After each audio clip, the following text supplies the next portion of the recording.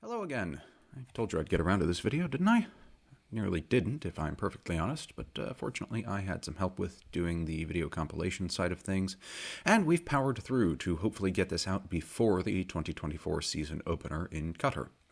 I've already started the 2024 IMSA video, as it's currently the end of January, and the not quite 24 hours of Daytona has concluded, so this upcoming season's videos will be more timely. Huge thank you to Racing Klaus for his help in doing all the highlight compilation work, and he will be joining me for the Le Mans commentary part of the video to help add some variety to this marathon, which should be clocking in at somewhere north of the 3-hour mark. I'll put the actual runtime in the subtitle here for those watching as it premieres, and you can plan accordingly. As with the plan for the IMSA video, it is all in one piece. I figured out a workaround so I didn't have to split it in two, and we will have a 5-minute intermission break thing after Le Mans for everyone that needs to refresh their bevies or do the needful. So hope you have a comfortable chair for this.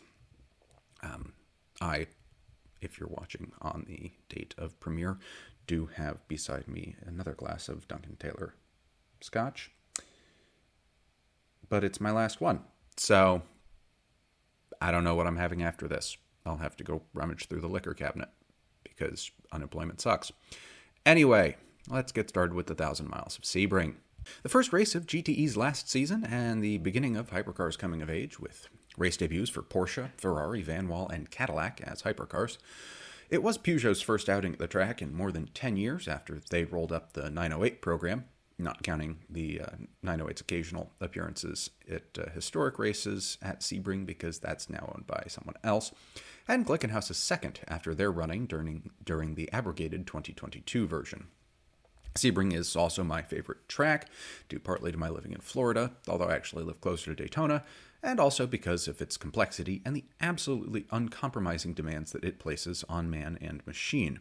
It is frequently said that the 12 hours of running at Sebring taxes a car and team far more heavily than 24 hours elsewhere, even Le Mans, and is the key reason that the 12-hour race has been, intermittently throughout the years, the season opener or the prequel race to Le Mans for teams aiming to capture victory at Les Arth. Circuit's 3.745 miles circulating around the old runways and access roads of Hendricks Army Airfield, comprised of 17 corners, of which 17 and 1 are particularly challenging, and of which the 345S's and erstwhile hairpin of Turn 7 produce some of the best action. We had 37 entries in total for the race, 11 in Hypercar, 12 in LMP2, and 14 in GTE AM. GTE Pro was no more, due to a lack of manufacturer interest, and as such I'll be referring to GTE AM as just GTE for most of this video. Toyota proved dominant in Hypercar during free practice, while Prema and Jota both had good showings in LMP2, and GTE was mixed, although an accident between the number 88 Proton Porsche and number 2 Cadillac led to the withdrawal of the former vehicle from the race due to substantial structural damage to the car. Surprisingly, the number 50 Ferrari outqualified the two Toyotas and set the fastest lap of qualifying or practice with a 1:45.067. It was followed by the number 8 and number 7 Toyotas and then the other Ferrari. United Autosports led LMP2 with their number 23 car, followed by Jota and Team WRT, while the Iron Dames led GTE, running Porsches this year instead of Ferraris, followed by Corvette Racing and ORT by TF's Aston Martin. ORT incidentally stands for Oman Racing Team, and TF stands for something else. I don't remember what. I think it's the team owner's name, but they run Aston Martins. As a reminder, 5-ish minute guides to all of the hypercars, as well as the Orca 07 that serves as the universal choice of the LMP2 field in the World Endurance Championship, are already posted on the channel and are there for your delectation, dear viewers. Although I do mistakenly refer to the GR010 Toyota as the TS050, either in the title cards or the voiceover for that particular video from time to time, so mea culpa. For BOP, we did have adjustments for the hypercar vehicles that participated last year, and assessments or assignments, depending on your semantic predilections, for those that are debuting. So here they are. Incidentally, someone on Reddit was kind enough to post all the hypercar data in a spreadsheet, and I have borrowed from that no memory of who did it, as I just took a screenshot, but on the inordinately unlikely off chance that you are listening, please do drop a comment and let me know so I can give you credit. I had to go pull all the GTE ones from the FIA press releases, which was loads of fun. So if there's any minor slip-ups in the graphing or details, well, my jimmies remain unrustled because these videos are a bitch to make, and the IMSA one got virtually no fucking views. So the fact that I labored for the better part of a month over that one, and have agonized back and forth over this one for several more, fortunately at least with assistance this time, thank you again to Racing Klaus, is something of a sore spot counterbalanced by my, whatever you want to call it, ADHD or completionist side or functioning autism or whatever various minor mental issues seem most appropriate to my general Weltschmerz this week. We're using maximum stint energy measured in megajoules, weight in kilograms, and maximum power in kilowatts for the hypercar BOP. I don't remember if that differs from IMSA LMDHs. I think it's quite similar, if not the same. I did that 4 months ago and in much better spirits, both in terms of my mood and what I've now poured into my glass. Anyway, GTE is controlled by maximum fuel in liters, air restrictor diameter or boost pressure, and weight in kilograms. Strangely, this is done by car or team car rather than by vehicle make and model as a form of success ballast, with which I do not hold. And in addition to disagreeing with it on a moral principle, it would take up an additionally further enormous amount of time to cover and graph for each race, and this video is already going to be incredibly tedious. So we'll just mention any changes briefly for success ballast and express general disapproval of success ballast and success penalties. Boo, hiss. The final metric for BOP for GTE cars is the minimum lambda, whatever the hell that means, so no shuttle tidariums for these beasties. Would the plural of that be tidariums? Tidarii? Triarii. Obviously, LMP2 had no BOP because it's just Formula Oreca. Anyway, here's the hypercars. From last year, the only cars with a set BOP were the Toyotas, Peugeots, and Glickenhaus, but with the influx of new competitors, both the Toyota and Peugeot saw power increases, up to 517 and 518 kilowatts from 509 and 515 respectively, while the Glick was at the maximum 520 kilowatts and remained there. The Porsche started on equal footing with Toyota at 517, while Ferrari started at 515, Cadillac at 513, and the Van Wall at 511. For weight, 1,030 kilograms is our minimum, where the Glick started, while the Toyota gained 9 cags to start the year at 1,062, and Peugeot stayed at 1,049 from the 22 Bahrain race. Porsche started a kilogram lighter at 1,048 kilograms, and the Cadillac was running at 1,038, while the Ferraris were second heaviest at 1,057, and the Van Wall started down at the lightest weight possible along with the Glick. Toyota started the season with the maximum stint energy of all the cars, 913 megajoules, compensating somewhat for the weight, up from 901 the previous season, while the Glick and Porsche found themselves at 912. The Peugeot 9X8 received 1 additional megajoule to start 2023 at 909, or perhaps 9X9 if you prefer, which I find mildly amusing. The Ferrari was at 908, Cadillac down at 905, and the Van Wall started well down the order at a mere 900 megajoules for their maximum energy. You'd think with a 4.5-liter Gibson V8 and no hybrid, they'd be given more energy to burn, but it is the French making the decisions, so who knows. For GTE, nobody had any interseason changes, and Aston started with the least fuel allowance, 88 liters, followed by the Ferrari at 89, the Corvette at 95, and the Porsche had the most to drink with 101 liters. Corvette's minimum lambda was 0.88, Porsche's was 0.89, Aston's was 0.94, and Ferrari's was a whopping 1.15, which means they did actually get a whole lambda. Hooray. Seriously, what is a minimum lambda anyway? We'll touch on restrictors and boost pressures as we move through the season, and they're changed as everything is quite engine-specific and competition is relative. Once again, eventfulness didn't wait even for the drop of the green flag, with the number 94 Peugeot experiencing gearbox issues on the formation lap. Something of a commonality for the 9X8 at this point in its development. After the start of the race, we had the number 60 Iron Lynx Porsche spinning early out of turn 1 on cold tires, and the Iron Dames battling Corvette for control of the lead of the class. This, too, is a commonality that we'll see throughout most of the season.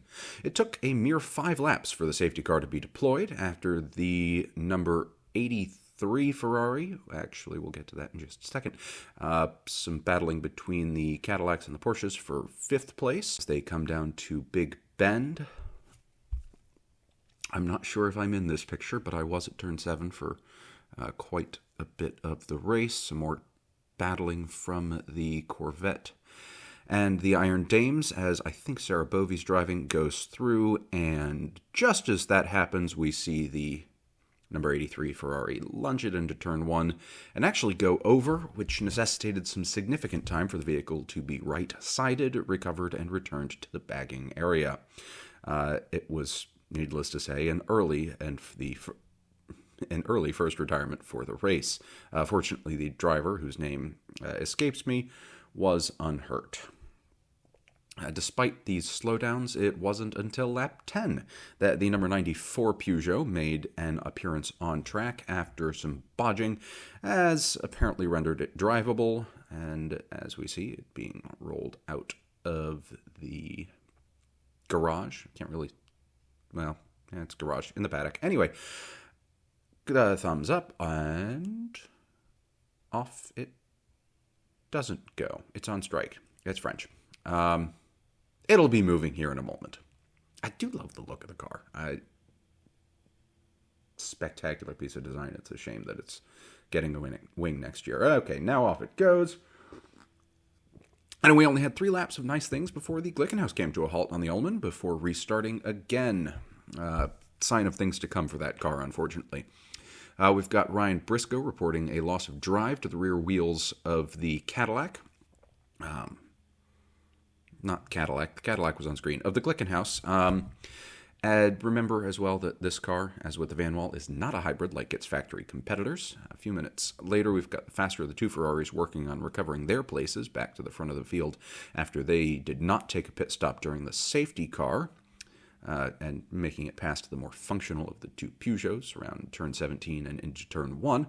And 3 laps subsequent to that, the AO Racing number 56, not yet wearing the Rexy livery, didn't quite respect the bumps enough and lost control, going into the tires at the entry to turn 17, but fortunately was able to resume, PJ Hyatt behind the wheel, and didn't collect any other vehicles as they did so. The Alpine is not up yet. This actually reminds me of a similar incident with the 2 Aimvaster-Sullivan Lexuses a couple of years ago. They both hit, I think there was some water on track from somebody's coolant, and they managed to go in pretty much right after another, almost synchronized to the corner in a very similar way. There goes the Alpine wide coming out of turn 5 to go under the Corvette bridge, which is quite easy to do, but at least he managed to avoid the mistake by spinning the wheels up compounding the mistake by spinning the wheels up too early and pirouetting into the tires on the other side, as we can see this chap doing at 2020 Sebring Historics in an old 911. We had full course yellow declared with 27 laps going, I think, for debris on the track, and that earned the number 50 Ferrari a drive-through for overtaking during full course yellow procedures. This clearly angered whoever was in the car, as he took out this frustration on what appears to be one of the Orlan LMP2s as he tried to go around the outside on the back corners of the track. We had damage starting to show. I think that's one of the Orlan cars. I think it's the number 9. Just a strange instance there, but things happen. Damage starting to show on the number 56 AO Porsche from their earlier spin, with the passenger side door mirror waving around like it's on a Mardi Gras float. And yep, here's replay of said spin, just in case we wanted to see it from a different angle. Boop. Let's see what else. The number 93, oh no, not the Peugeot yet. There's the Ferrari going round again. Hello, Ferrari. It is also a lovely looking car. I feel like they could have done something slightly different with the rear fin, but not sure exactly what. Yes, now it's the turn of the other Peugeot, the number 93, to go into the garage for repairs. I don't know exactly why. And the ORTTF Aston has developed a puncture heading down the start-finish straight after contact with... we'll have that up in a minute. Michael Dinan in the car. Yes, they had some interesting contact with the number 7 Toyota, as whoever was in that car, probably Sebastian Buemi, unless he's drives the 8. I don't keep track of these things. Had contact and sent him off the runoff area at, I think, is turn 10, but obviously a flat didn't develop immediately, which meant a whole lap of unhappiness until the Aston could get back to the pits for some new rubber. The full course yellow was back out at lap 39 to pick up some bits that fell off the Porsche, as well as possibly bits of tire from the Aston, although it does look like most of it's there and complete. There's the pickup of the very expensive door mirror. And the number 10 Vector Sport car is about to be heading down pit lane and behind the wall. Yep, there's some tire bits as well.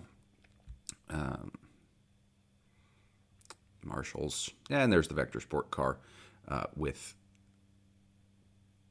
damage of some sort. I think it was engine issues. Anyway.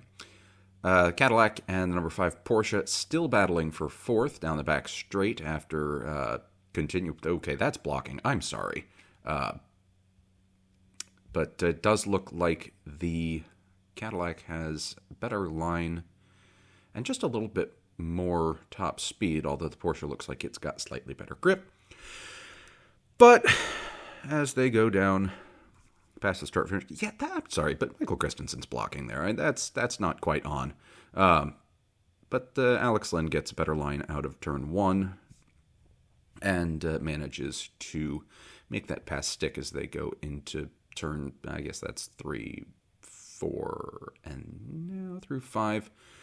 And on the way down to Big Bend, just starts to really draw away with not much in it for the number 5 Porsche. Now it's time for him to come and hunt down the number 6 Porsche, which is ahead in 3rd.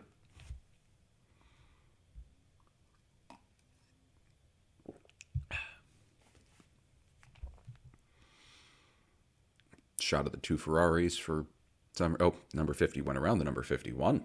Actually, that number 51 looks like it's not doing well. I think it may be brake-by-wire issues, although I could be conflating that with a different set of things.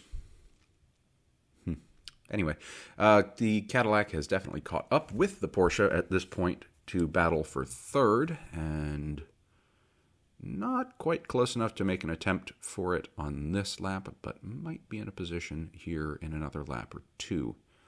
Okay, number 94 Peugeot had to go behind the wall for hybrid issues into what they call Area 51 and eventually retired, which gave us this brilliant bit of audio. Here again from the Peugeot team. Loic, can you jump out of the car? Jump out of the car, please. Do not touch the car, it is unsafe. You need to jump out of the car. Yep. Okay, if I die, guys, you have to pay attention to my kids and family, huh? While the Glickenhaus was in the pits for a driver change.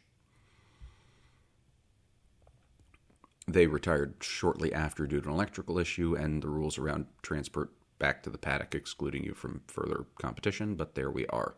Had some very close battling here between the Astons and Ferrari down into the hairpin. No, that's not. We're not quite at the hairpin yet. That's turn 1, not turn 7. And I say this is my favorite track. Shame on me. Okay, here we go through the S's, 3, 4, and 5. One of them's called Christensen Corner. I don't remember exactly which one. Hello, palm trees. But yeah, the Ferrari is kind of the meat in the Aston sandwich. AMR in the rear, and I think that's the D station car. Yep, D station car. If I read the side, I'd know that. And out goes the Ferrari, trying to make... You can't really pass on the wide outside of of turn 7. It's just not going to do you any favors ever. Vector picked up a pit lane speed penalty while we had 3 very red LMP2s going at it around the track, again down into the hairpin right here. And we'll continue to watch this for a little bit because it was actually a pretty decent battle. The number 7 Toyota's in the pits for regular service, as is the number 2 Cadillac.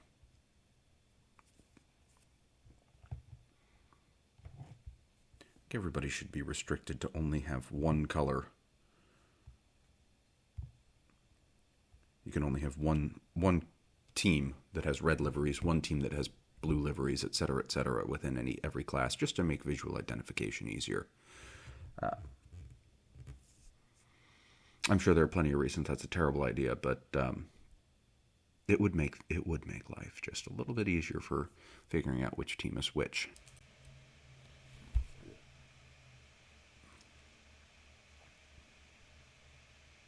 And the Iron Dames were leaving parts on track as they departed turn 1, rather, shall we say, wider than is recommended. In this instance, the entirety of the rear diffuser and bumper cover parting company and changing the aerodynamic signature of the car in a rather unusual way, I'd wager.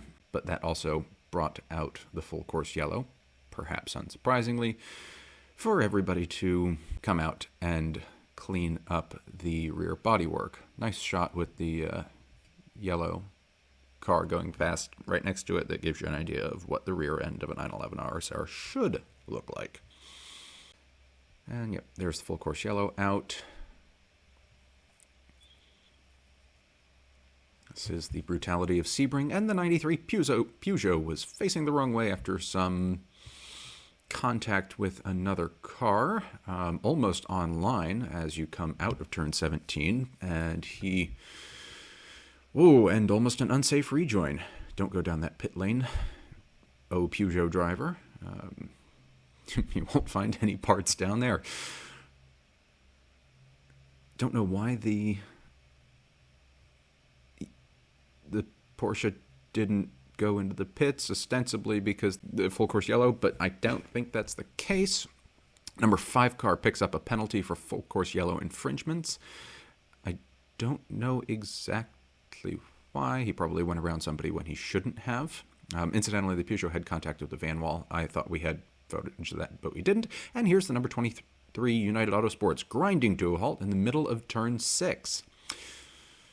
Josh Pearson's done a good job of pulling it offline, but nevertheless, it is not a good day for the number 23 as they had to retire after that instance with electrical issues. Got Northwest AMR car limping around with right rear puncture with Paul Dallalana at the wheel. No relation in that incident to the 23. That does not look comfortable either. Here we come down with the Ferrari. This is a couple of laps subsequent, and it sounds like it's struggling with its hybrid system. So just through turn 1, you hear it start to kick in? Yep. So that's just going to relieve the rear tyres. Yep. Let's listen again. That's on the brakes. Especially as he goes a little bit off. Tricky new cars, I'm going to attribute that to. One of these, definitely not Oricas. I swear they're Alpines, except they're Oricas, is now down the pits shortly after that. Incidentally, the timing has switched from lap count to actual timing because we've passed a miraculous distance or something along those lines. They're working on the spark plugs or coil packs or whatever they have in those Gibson engines. And here comes the AF Corsa Ferrari getting on the power just a little bit too early in front of the AO Porsche as it comes out of turn 10, but does manage to keep it out of the tires. Good on them. Let's see. Oh, and here's an Alpine, possibly the same car. I'm not entirely sure. Is off track at 17, going where others have boldly spun before. And bringing out, yellow flag. And I think we'll go for full course yellow here in just a moment. Yep, there we go. To help retrieve that car. Lovely shot of the Peugeot going slowly. As I said in whichever video I mentioned the Peugeot on last, I'll say it Peugeot as well, just right now for anybody who's bothered by my choice of pronunciation. Peugeot, Peugeot, Peugeot, Peugeot, Peugeot. There's enough of either to use them as you will. Dour-looking old chap waving the white flag or yellow flag in a white shirt.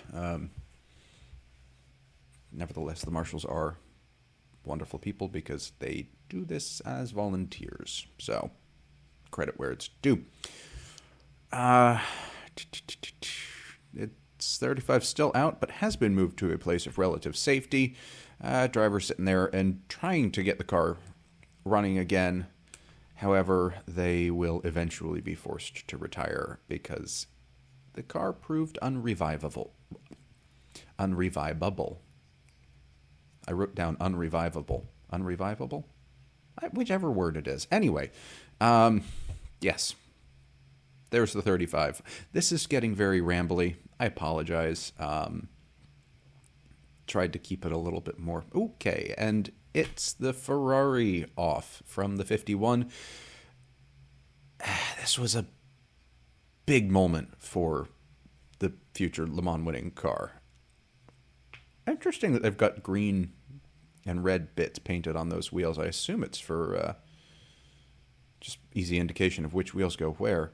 But yeah, as he tries to go around the number 83 Ferrari and just gets tapped, and then it also takes out the back of the AO Porsche as he went wide, which just, you know, all not great, Bob, for everybody involved, but they were then unable to get positioned well for pit entry and had to drive a full lap of the track with a lot of rear-end damage, which dropped them from contention within the race and necessitated another full-course yellow to clean up the debris.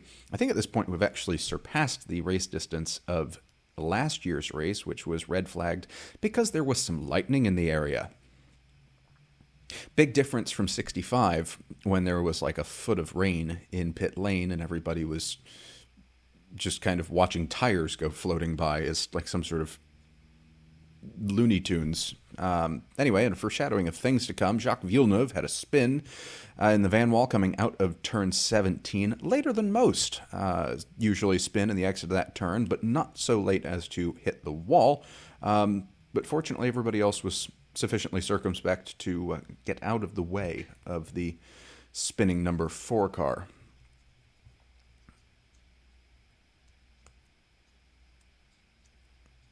The Ferrari 51 just got hit with a stop-and-go penalty for its collision with car 56.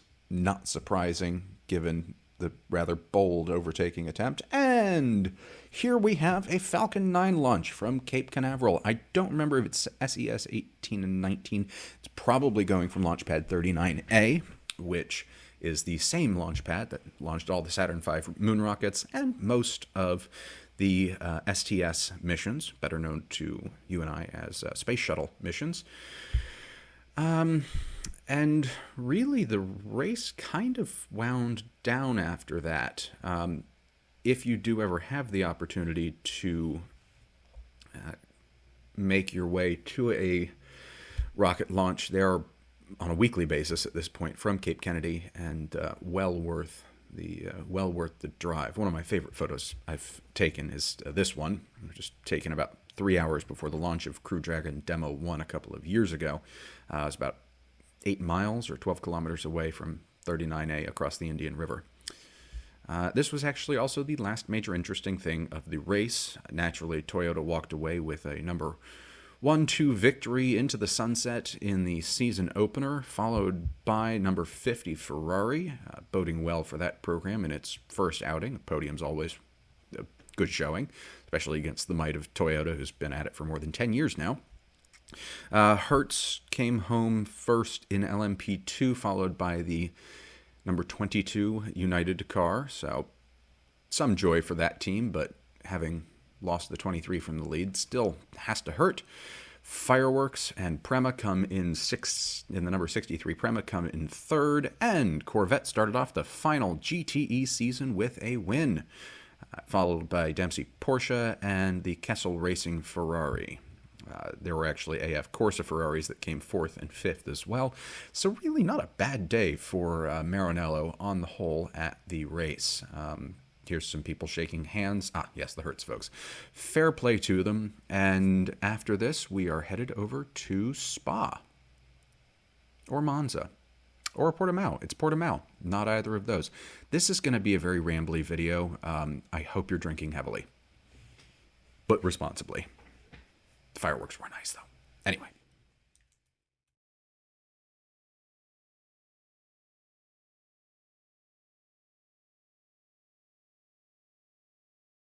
One quick note before anybody decides to bomb me out about social responsibility related to the vague suggestion of the consumption of alcohol. This channel skews literally entirely over 18, I think almost entirely over 29, so I'm not exactly being a bad influence. Incidentally, it also skews about 98.5% male, so the likelihood of anybody bombing me out about it's very low, but I want to clear my conscience. Okay. After a happily complete running of the Sebring 1000 miles for only the second time ever, we all picked up and canoodled over to Portugal for the first of the standard length races of the season, the 6 Hours of Portimão. It's also the last complete running of the Sebring 1000 miles for the foreseeable future, so that's fun, I guess. Honestly, I feel very mixed about the departure of the WEC from the Sebring, Super Sebring weekend, because while it did make for as I've said before, make for a great opportunity to see both main race series all at the same time, they did take up a lot of valuable paddock space and bring in larger crowds than I think the 12 hours would otherwise. Although if the attendance figures from this year's Daytona race are anything to go by, it could actually be just as bad this upcoming year. I won't know. I'm not going to be there. I may go to Petit Le Mans at the end of the year.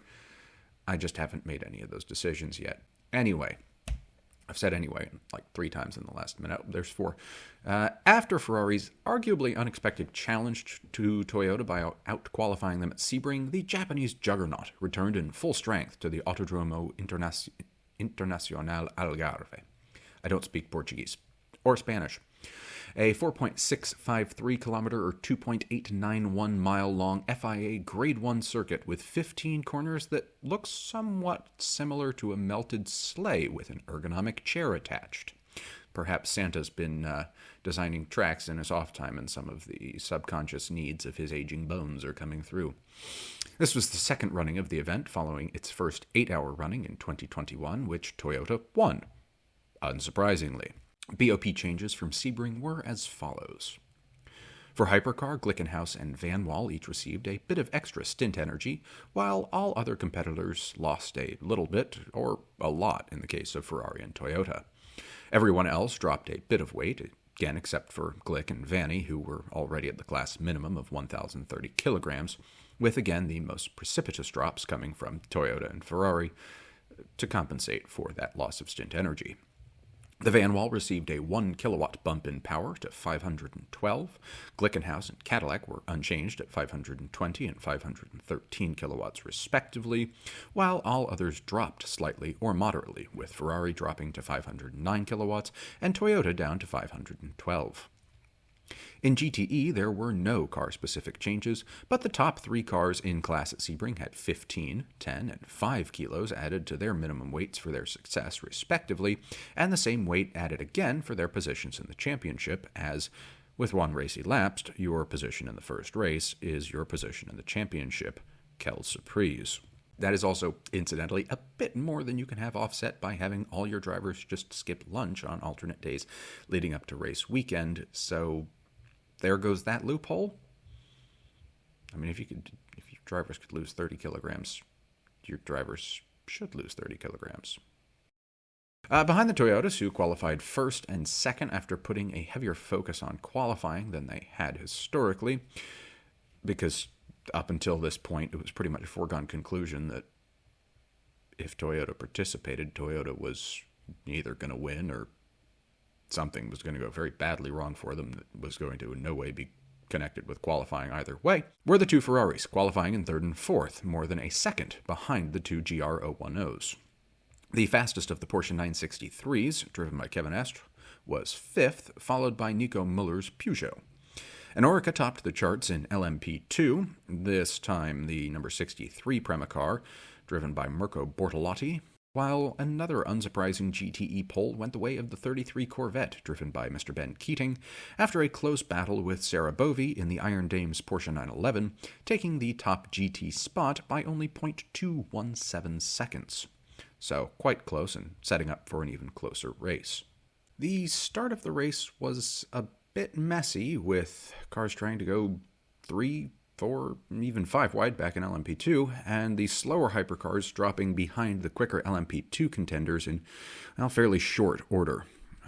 The number 93 Peugeot started 2 laps behind from pit lane due to repairs with its power steering pump, while the number 51 Ferrari, which qualified fourth, managed to jump its way to second, with the number 50 that qualified third dropping to fifth as the Porsche got its tires warmed up more quickly.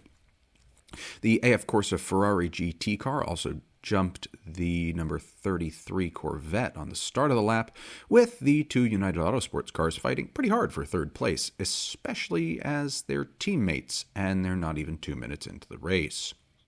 Good battling and some small contact between the Ferrari-Toyota battle for second place with only 4 minutes in, and Sebastian Buemi anxious, shall we say, to get his place back, and making a quick pass stick here in just a moment, I think.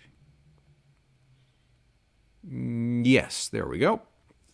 Just sneak on by you there, don't you know? And with 10 minutes elapsed, the number 50 Ferrari regained one of its places, with Nicholas Nielsen getting a good run on the Penske Porsche that had previously occupied fourth. And it took less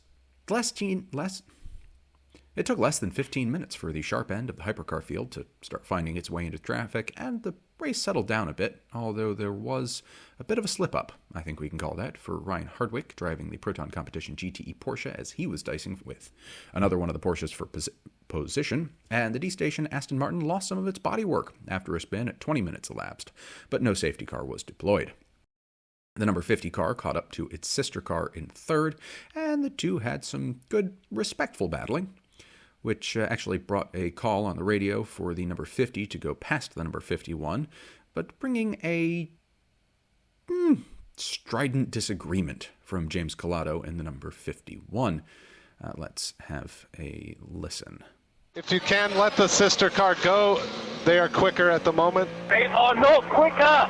I have traffic. Sometimes you get lucky, sometimes you don't. So a disagreement, shall we say, from James Collado about the state of the race, but an understandable disagreement, shall we say? And we can actually see the 51 pulling out a little bit of a gap again, as it does have a clearer track. So, an interesting dynamic. And I'd say that it's because the number 50 was being, possibly because the number 50 is being driven by an Italian rather than a Brit, but Nicholas Nielsen, as we can see there, is a Dane. And we have the number 10 Vector Sport car getting a flat just a couple of minutes after the battling between the Ferraris, and coming down into the pits to get a replacement. And here comes the number 50 to make it past the 51. And narrowly avoiding an incident, although perhaps getting a bit of a stern look for track penalties.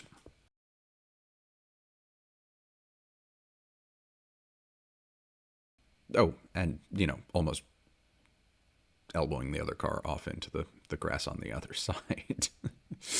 Kindness. Isn't it lovely? And anyway, we have the Toyota's executing a similar switch, but this time in compliance with team orders, about 10 minutes later. And moving along nicely. Sarah Bovey in the Iron Dames Porsche had gone past Ben Keating, and at the close of the first hour was in shouting distance of the leading GT Ferrari as the hypercars started to come in for their pit stops, which we'll see in a minute as the battle goes on. So even though Toyota left the pits first, that's because they were in first. The Cadillacs were actually fastest in terms of their total pit stop time, as were Glickenhaus, pretty quick. This was actually in spite of the Cadillac doing this, locking up its wheels on the way into the pits and nearly hitting the Peugeot in front of it, the pit lane speed limit sign, and, well, who knows what else. This flat spotted the tires and heavily impacted the car's drivability, as they had not planned to change tires in the first pit stop, and it cost the Cadillac some serious track position and the places it had earned through its pit work speed to the two Ferraris that it had jumped. Just on the other side of the hour, Paul Dalla was hit with the naughty stick for track limit infringements, and Ben Keating was coming close as well, but he managed to jump back to second ahead of the Iron Dames through the pit stop cycle. However, with the prospect of a drive-through penalty at the next instance of running wide, Mr. Keating kept discretion as the better part of valor and conceded the place back. With an hour and 20 minutes done in the race, the number 7 Toyota's prospects of victory came to a shuddering halt when they were forced to pit with a malfunctioning torque sensor. Ooh, steamy. There was no issue with the driveline itself, but the data that the race organizers used to monitor BOP compliance was no longer coming in as expected. Concurrently, the second of the Ferraris went round the Porsche that had somehow got ahead of them for a time, leaving Toyota's number 8 in front, and now they are both at least nominally on the hunt for the leading Toyota, the number 8, as the number 7 is rolled out of the garage. This repair took about 11 minutes and 7 laps. Oh, wait. Yeah, 7. I've got number 8 written in the script, but that's not accurate. It's the number 7. Number 8's still on track. Now the number 7 has rejoined and has quite a task up to it for its work to get back to the front of the field. At an hour and 45 elapsed, a hard-charging Lilou Wadou made her way through the GTE field in the number 83 AF Corsa Ferrari and took over the class lead from Alessi. Alessi, I don't know, Dante? We'll call him Dante Alessi. It's probably not Dante. But anyway, who had been essentially unchallenged in his position after taking the lead early in the race, and she just pretty much flew away after making the pass. The majority of the field did then pit around 15 minutes later for driver changes. But apart from that, the race actually stayed pretty calm for a while. We'll scroll up and pretty entertaining battle for 5th through 8th and LMP2 here in just a moment after the pit stops. Here we go. This is between United Prema and Team WRT, which is actually redundant because WRT stands for W Racing Team. I think Welter Racing Team? So Team WRT is redundant, but everybody seems to run with it. So, anywho, again, going to complain for a moment about too many red cars. Ooh, mind your head. United almost forcing off the faster of the two WRT cars there, but that might be looked at with some sterner eyes than otherwise. But the number 23 United back in the lead. And shortly thereafter, we had the number 6 Porsche moving back up to third to take position from the number 51 Ferrari after its performance started to diminish due to the worsening issues of its brake-by-wire system. This would actually continue to plague them for much of the remaining race and cost them something in the neighborhood of 10 to 15% of their functional range relative to the other hypercars, as it impacted their ability to deploy hybrid power, despite attempts to repair it as they pitted here with 3 hours and 20-some-odd minutes remaining. I wonder if they've got anything out to try and cook over the heat of those brakes, because actually with that kind of dust coming off of them is probably carcinogenic. But yeah, spicy braking. But they're sending it back out with, if memory serves, orders to just try not to overcook the brakes, because look at the darn things. Anyway, we had one of the Toyotas moving pretty slowly out of the pits and causing some traffic for the LMP2s that were in the midst of battling us, presumably the number 22 and the faster, the WRT cars. Phil Hansen and Robin Freins, so all the way down in battling for third now. Good for them. But they did not manage to make any change in the running order, with Phil Hansen doing a brilliant job of defending. 3 minutes after the halfway point, we had some really nice battling between the Peugeot and the Cadillac. Nice to get a little bit of focus on some of the hypercars a little further down the field than just the Toyotas and Ferraris. But and I do like the blue color on that Cadillac. It's simple but compelling in its way. The number 2, obviously a reference, and there he goes past the Peugeot. Nice clean pass for whoever's driving it. It's Alex Lynn, probably. I don't know. That's the only Cadillac driver I can think of at the moment. The Van Wall's annoying the drivers fighting for third in LMP2 as it does its usual job. With Phil Hansen in United Autosports now defending against both of the WRT cars, and the Van Wall serving as effectively a rolling chicane without being slow enough or respectful enough until just a moment ago to actually get out of the way, despite being a less maneuverable vehicle.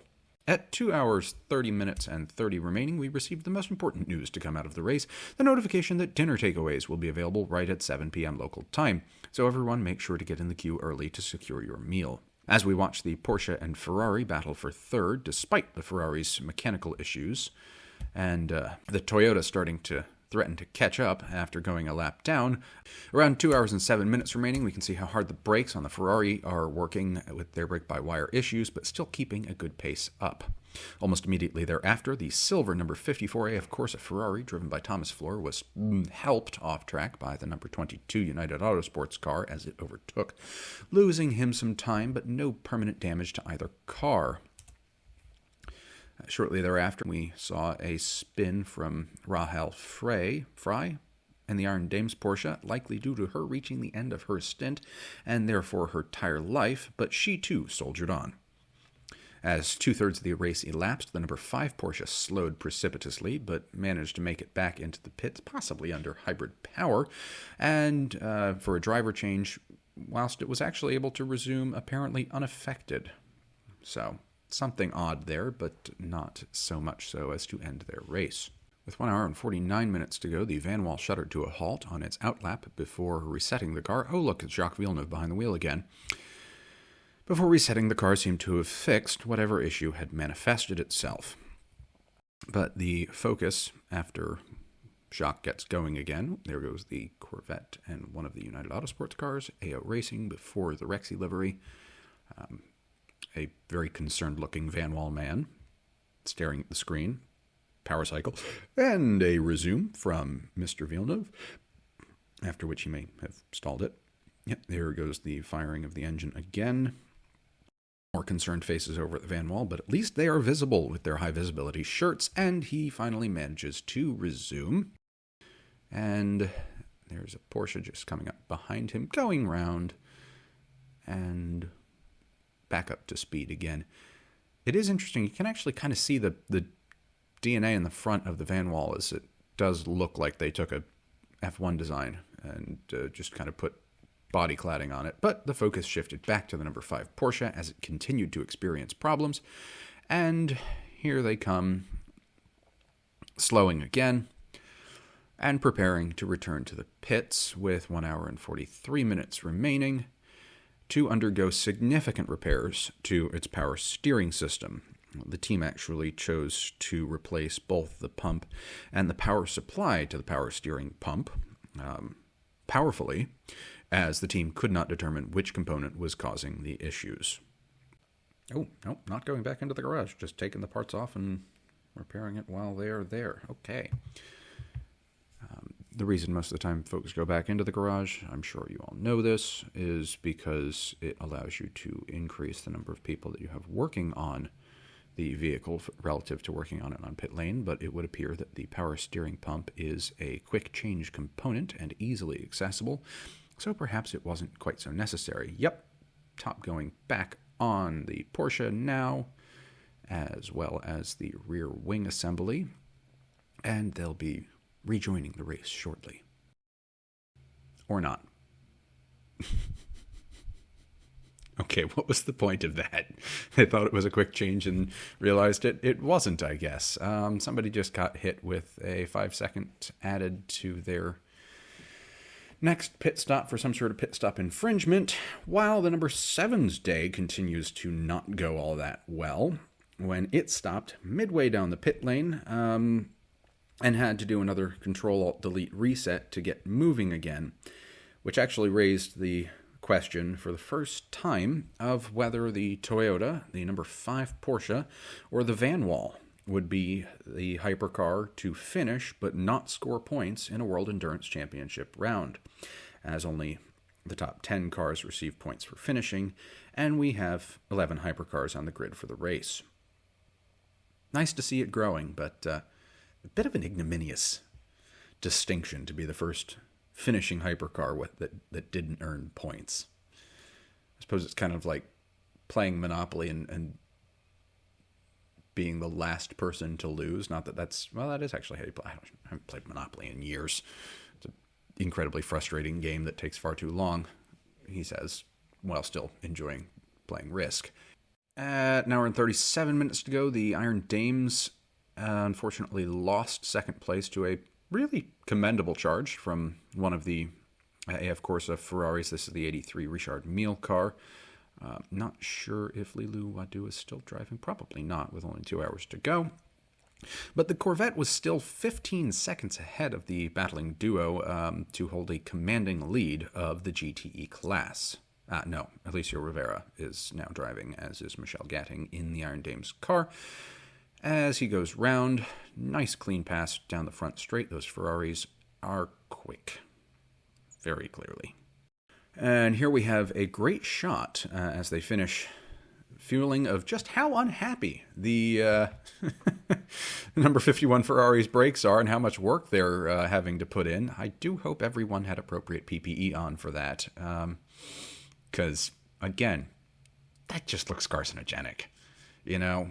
But they remained in a rather commendable 5th place, despite all of the challenges that they've been facing that, honestly, with as much dust as they're putting up, they really seem to be putting an effort to turn Portimão into something more resembling a Turner painting.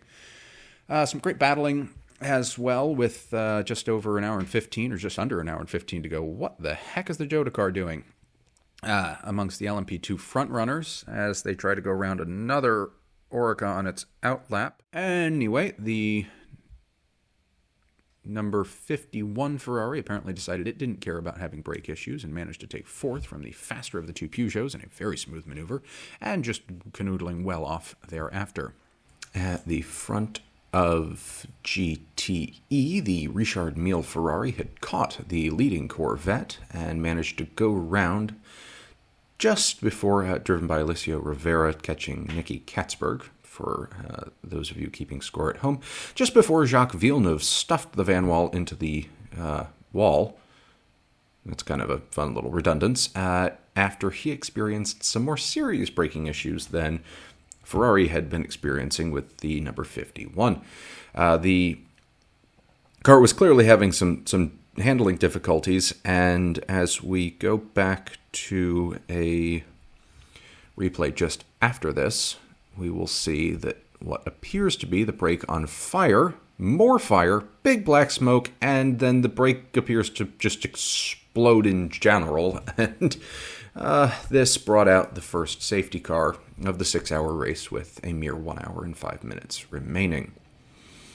Happily, Mr. Villeneuve was okay, but it was quite clearly day done for the Vanny. Safety car returned to the pits at 53 minutes and 24 seconds remaining, with the leading Toyota heading a cadre of hypercars that took the opportunity to duck in for their final pit stop, including both of the Peugeots and the Cadillac, but neither of the Ferraris or the remaining Porsche, who inherited first, second, and third, respectively. The next lap around, the leading number 50 Ferrari and the number 6 Porsche then took their turn to go into the pits, with the number 50 Ferrari, after the number 6 comes down,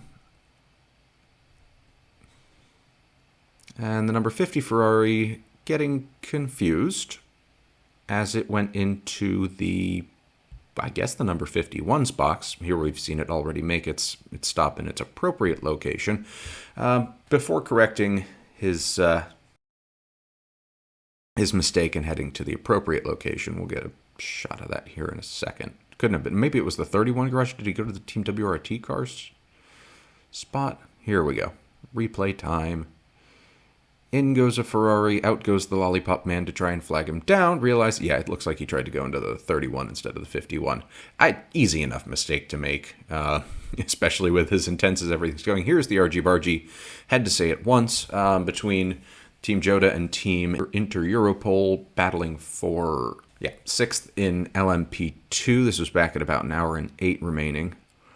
But obviously didn't get a view of that as we were watching Hypercars. And kind of hard to call. I guess that might count as blocking from Fabio Scherer. Anyway, 40 minutes remaining. Car 56 gets a drive-through penalty for track limits. That's one of the GTEs, I think. Pit stops for GTE actually also saw the Corvette shuffle back to the front yet again due to their high standards of work in the pits, taking an 8-second lead over the Iron Dames, who had regained second. Interesting shot of the brakes of the 51 Ferrari there. And they quickly lost that place, the Iron Dames, to the indomitably quick, I believe, 83 Richard Mille Ferrari.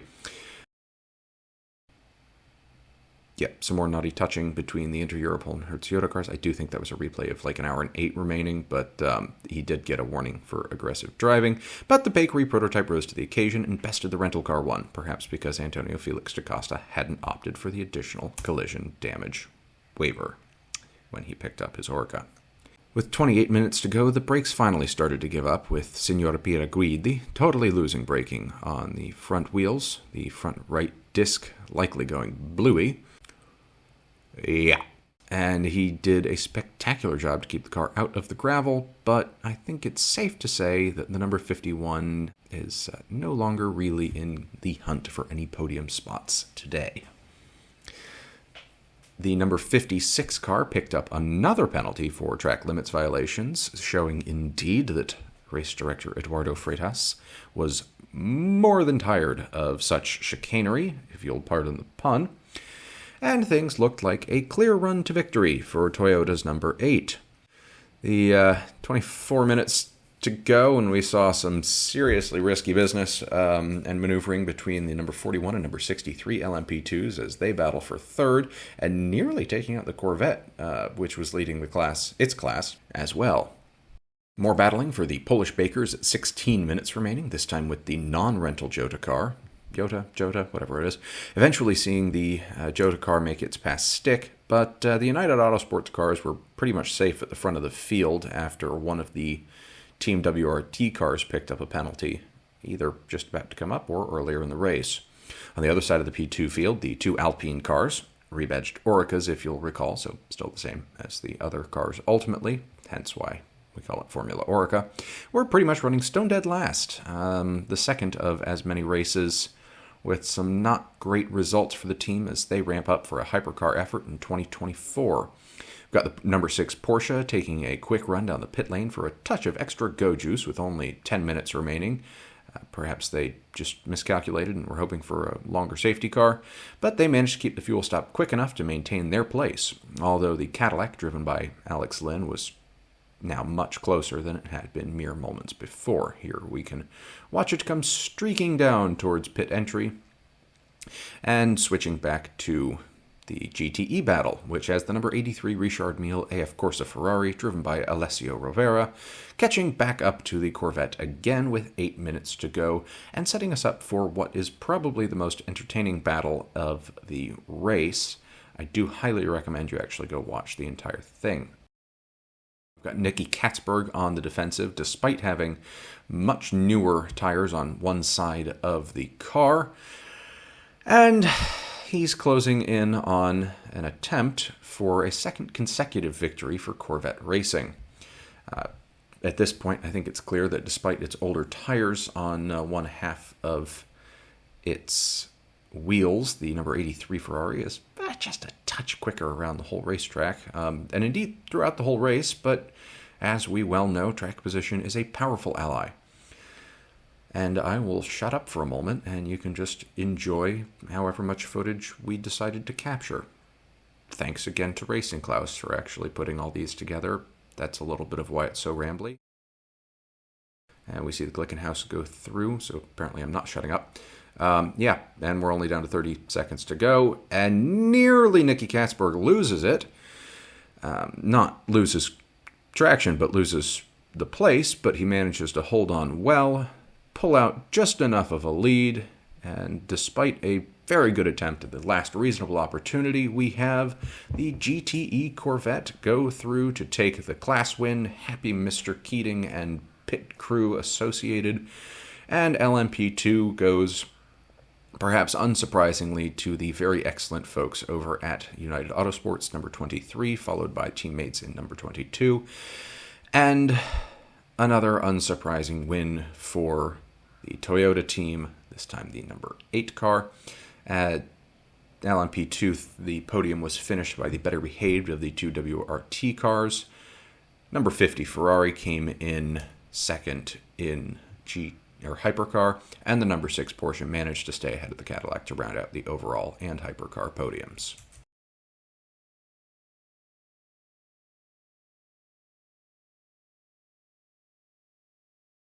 In continuation of the European theme, the third round of the championship creeps closer to Le Mans, both in time and geography, bringing us to that birthplace of speed, Belgium.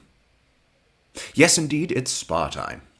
Just over 7 kilometers, or 4.352 miles of Grade 1 circuit draped over the hills and dales of the Wallonian countryside. The circuit to Spa-Francorchamps, unless, of course, it's actually in Flemland, or whatever the heck they call the other half of Belgium. I don't think it is, though. I think it's in Wallonia.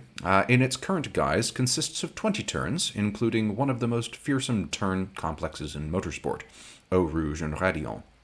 Personally, I think it's a more challenging technical circuit than La Sarthe, but I've, of course, only driven it, actually either of them virtually, so it's a moot point. It's like a cow's opinion. You know, it just doesn't matter. It's moo. BOP actually went unchanged for the hypercars in Spa, and I believe it was intended to remain that way for the rest of the season, although that indeed did not come to pass, but hey, it's something. Aston did get a bit of an adjustment in GTE, seeing 1 liter added to their fuel allowance, up to 89 liters, and a slight bump to their boost pressures. Ballast was added on a team basis, which meant the Corvette was getting a bit heavy and was now the only car tipping the scales at over 1,300 kilograms, while the lightest cars were all the Astons at 1,245 kgs. Going into the race, we also saw Paul Dalla Lana, stalwart of the GTE Am paddock and Aston Martin in particular for many years, announce his retirement after Portimão, with his WEC entry going to Heart of Racing, who got the notification a whopping 5 days before the race weekend started, and, as mentioned in the IMSA video, are having a really very good year overall. Or had a very good year overall. I'm recording this in early 2024. Anyway, with temperamental weather for much of the race week, the number 3 Cadillac had an engine bay fire during one of the practice sessions, echoing the same colored car from the IMSA 12 Hours of Sebring, and 3 cars failed to set qualifying times after crashes or incidents. One of the AF Corsa Ferraris, the number 8 Toyota, which crashed at Radion, and the Project 1 AO Racing Porsche, which in fact had such a crash running through Eau Rouge and Radion that driver PJ Hyatt fractured his collarbone and the car had to be retired before taking the start. The Corvette failed to take pole in GTE for the first time so far in 2023, with ORT by TF's Aston, the first pole position in international motorsport for an Omani driver, fun fact, the Iron Dames Porsche and Proton Competitions Porsche taking 1, 2, 3 respectively. United Autosports topped the LMP2 charts, while the non-sliding Toyota led hypercar, pursued yet again by both of the Ferraris, then both Cadillacs. We also had the debut of our first privateer Porsche hypercar, the Hertz Team Jota car, which managed to put in a respectable 7th position in qualifying, just behind the number 6 Penske Porsche and ahead of Glickenhaus, both Peugeots, the number 5 Penske car, and last but possibly least at this juncture in the season, the Van Wall. All of the hypercars did, however, qualify ahead of the LMP2s, and by a meaningful margin this time. It had been quite close at Portimão between Van Wall and the Prema car that qualified in pole on LMP2. Race day dawned similarly gray, cold, and depressing, with the race declared officially wet, and thereby allowing teams to choose between starting on slicks or wets, with mixed choices between the teams. We can see the Jota car starting with their grooved wets very clearly. Race control also prescribed 2 formation laps to help clear the track of dampness and liquidity, with 37 cars taking the start. We can see the 2 non-qualifiers leaving from the back of the grid, and it took less than 1 lap of the safety car, or the pace car at that point, for the slower of the 2 United Autosports cars to lose traction and canoodle off into the wall, happily with just slight damage, but perhaps providing inspiration for Tower Motorsport's later endeavors, both at Le Mans and throughout Petit Le Mans. Not that they really needed any help. He has got going again, however, so the safety car, all things being equal, would be back in, except for the fact that the number 60 Iron Lynx Porsche, the slowest of the qualifying cars, managed to almost get stuck in the gravel, with the Porsche hypercars also struggling as they started on slicks. Note that's the Porsche Penske cars, as I already called out, the Jota started on wets. The Ferraris also started on wets, as did at least one of the Peugeots, and the Cadillacs split their strategy.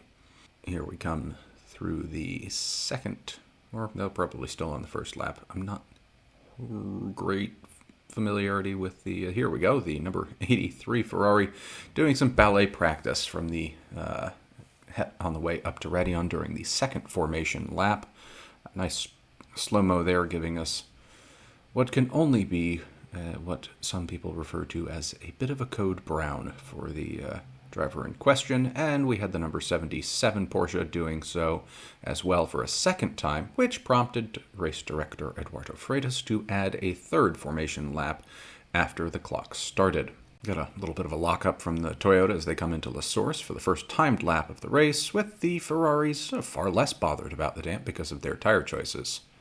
The number 8 was getting rather hamstrung at this point all the way in the back, as it was unable to go past the slower GTE cars under safety car rules, but the GTEs were struggling, in fact failing to keep up with the safety car. So not a great day to start for the slower of the 2 Toyotas. Christian Ried took his number 77 Porsche out for its third spin and as many laps, but since this isn't baseball, he was not struck out and continued around quite well behind everyone else, with racing beginning properly at this point. Zoom, zoom. Slicks clearly not standing the Toyota in good stead for the race start, with both Ferraris and the rain-shod blue Cadillac, which maybe we should call it the Sapphire or Cobalt or Lapis Lazuli Cadillac to keep up with the allegedly gold that's definitely not a gilt killer of the number 3, going around it as though it were parked, and the Hertz Porsche following shortly thereafter. And actually, I mean, pretty good battle between the number 2 and the number 50 Ferrari for third at this point, although not making it stick. And then here come the Frenchies. The Peugeots are on advance as well, with the first going round within like half a lap, and the second getting caught up behind as they head out onto the straight, flashing his lights, but clearly not something that whoever's starting the number 7 wanting to do, pushing him quite wide. Bit of a bold move, but arguable on whether it was unsporting. Then we have the number 88 Proton Porsche that started from third in class, getting its spin on, going wide and round at I know not where. The slick-shod Toyota, Cadillac, and Porsche, or I suppose that should be Toyota, Porsche, and Cadillac based on their running order, have all rather grouped up behind those that aren't running on slicks, and similarly, the Corvette had jumped to the lead, I don't have footage of it, in GTE due to the same set of, as Ben Keating called it, safe tire choices. The D-Station Aston looked like they were getting a little squirrely as well, probably they're on slicks rather than wets, and the had another off, this being Thomas Fleur in the number 54 VistaJet Ferrari, followed closely by the number 60 Iron Lynx Porsche yet again. This time, however, Claudio Schiavone managed to get stuck deep enough into the gravel at Pivpov to strand the car, and requiring the first proper deployment of the safety car of the race. Isn't rain fun? And the safety car deployment gave everyone to catch their breath and cool their heels, such as it is, for better or for worse, and racing resumed with 5 hours and 37 on the clock, through which we saw the track decidedly dry out relative to the official start 20-odd minutes ago. The slickshod Toyota, had its tires back up to temp quite quickly, and the D-Station 777 Aston took the lead of GTE back from Ben Keating in the Corvette in no short order, confirming my previous here we go, taking the lead back without much difficulty as Ben Keating is on grooved wets and the D-Station Aston clearly isn't. On the first lap of returning to running, he is going to lose several more places. There goes one, and the Peugeots are experiencing the same issues back up at the front of the hypercar field. I think at this point we can say that the wet start was emphatically done. Yep, there's the Peugeot folks getting ready for slicks. And the slower of the two Ferraris was in the pits as well, the number 50, while the number 51 lost its place and was fighting a rather fruitless rearguard action against the might of Japan. Bit of a Yamato versus Littorio situation, if you will.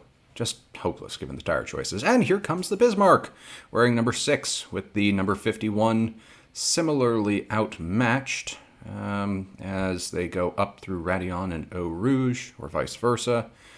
And Loris Vantor in the number 6 Porsche makes the pass, makes it stick as they come into whatever the next turn is named. I don't know the circuit as well as I should. But here we are, and I'm going to, I'm going to continue this horrible metaphor because I wrote it out with the number 3 USS Iowa coming right on through after this. In this increasingly silly metaphor, but thank heavens most of the main naval powers of World War II also happened to end up with some of their national automakers building prototypes. Hooray! The Richelieu Porsches, or Peugeots, Jesus Christ. The Richelieu Peugeots are well down the order at this point, but that's because they've both pitted. Note the position of the Ferrari and Hertz Porsche for reinforcement of this. And disappointing ship metaphors aside, we do see the number 50 car, we see the Peugeot leaving the pit lane. And now we see the number 50 car really struggling after getting its new shoes, getting passed by a couple of GTE cars, while the number 51 car is getting ready to box for a similar change of footwear as well. I don't know why they went for hard slicks given these conditions. Mediums would have been a better choice. I mean, the Peugeot just went around it like it was not even there, as did the Porsche, which, to be fair, the Porsches are harder on their tires, but I mean, it looks like he's just really struggling. Just got passed by the VistaJet Ferrari that was really not doing well to start the race. Anyway, the number 21 AF Corsa Ferrari that started without a qualifying time earned a hit with the naughty stick, actually the first of the race, with a 30-second stop and hold penalty for the accident that it caused during qualifying. Glickenhaus and Van Wall, surprisingly, were up to 4th and 5th, respectively, but under threat from the number 6 Porsche and number 8 Toyota, resurgent after the track had started to dry. Here we can see the number 50 Ferrari still running like it's using French gasoline or something. The yellow Cadillac just goes sailing by without so much as a by your leave, while the number 22 United Autosports car, while the number 22 United Autosports car is finally getting repairs for its formation lap damage.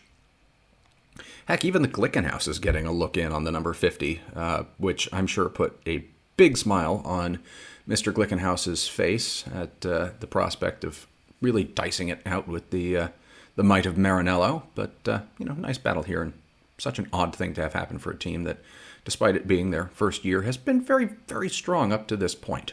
I do like the looks of the Glickenhaus with that blue livery, but it's such a shame that they're throwing in the towel. Here we get a bit of a look of the Hertz Porsche having some difficulty up into Radeon.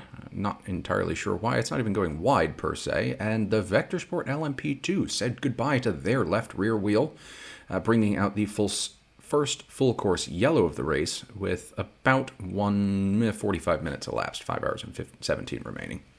It was, however, lock up from the Glickenhaus and the Porsche as they try to get the full course yellow just trimmed just so. But it was a quick yellow with green flag running, resuming at 5 hours and 15 remaining, and Michael Christensen's Porsche taking a place on the Glickenhaus after being just a bit quicker on the resumption. Romain Dumas did put on a great defense, but did have to give up the place after going slightly wide, headed towards Eau Rouge at 5 hours and 13 remaining, with the number 8 Toyota breaking into the top 5 for the first time, and also quite on the hunt. Let's see if Sebastian decides to complain about anything this go-round. No, but there he goes. The Ferraris, meanwhile, had gone well back at this point, now running mid-pack with the GTE cars. But such are the vicissitudes of fate, I suppose. Meanwhile, at just in a couple moments, and again a few moments later, we got to hear Seb Buemi and the number 8 Toyota take a couple of moments to bitch about having to actually compete against other cars on an equal footing. In this instance, the number 5 Porsche in fourth, something with which he'd become somewhat unfamiliar over the past few years. Let's have a quick listen. This guy in the Porsche, completely mad. He's fighting for his life. Completely mad, that guy. And keep your head down and drive. Maybe the race is still long. Don't see anything on the data. Yeah, I'm doing 3 hours of testing to get under steer like this, but okay, yeah, fine. Brief shot at 5:03 of some pit warm-ups, which always amuses me endlessly. And that takes us to the end of the first wholly frenetic hour. Nice battle as we tick over the hour mark between the Iron Dames and ORT Aston for the lead of GTE. Meanwhile, a few minutes later, let's just watch this for a moment.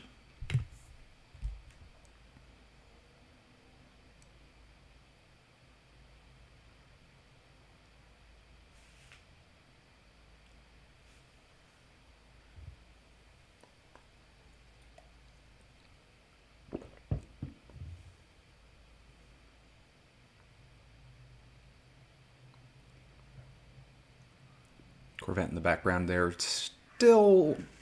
Oh, no, actually, they're a lap down. They screwed up their tire strategy, something fierce.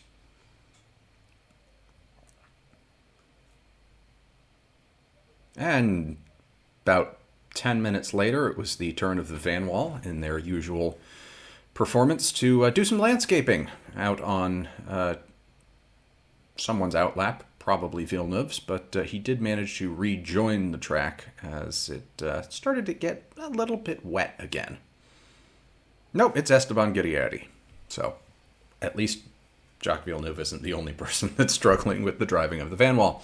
Despite this, everyone seemed to cotton on to discretion being the better part of valor in these changeable conditions, and the racing did settle down a little bit. At 4 hours and 30 minutes remaining, there was some close racing between the ORT Aston. Okay, no, that's not racing. That's fighting. I'm sorry. That's elbows out, punching each other in the side of the head kind of stuff between the ORT Aston and Iron Dames Porsche, which unsurprisingly brought a stop-and-go penalty to the ORT car for blocking. Again, quelle surprise.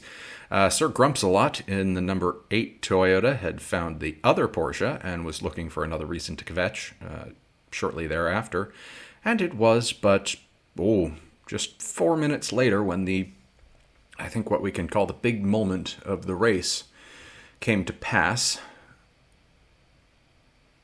Well, we'll see if he's got anything to say first. Nope, there it goes, with Renke van der Zande losing control of the number 3 Cadillac, heading up to Radion/Eau Rouge, and having one of the biggest crashes in the WEC that we've seen in the past 15 years. It does put me in mind, obviously safety car called, remarkable certitude, and this is from second in the race. It does put me in mind of the absolute disintegration of Alan McNish's R18, I think in 2011 at Le Mans, and in the same vein, and quite happily, Mr. van der Zande was miraculously unhurt, despite the number 3 car clearly being a write-off.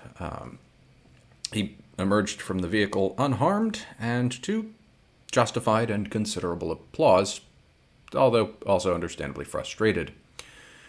Needless to say, the safety car was out for the second time, and this was a little bit of a longer deployment for the vehicle, with green flag running, resuming at 4 hours and 5 minutes remaining. Amazing how safe these cars are nowadays, though. I mean, it's completely wrecked, but you can see very clearly the safety cell just wholly unharmed. It's thank God for the invention of the Hans unit, because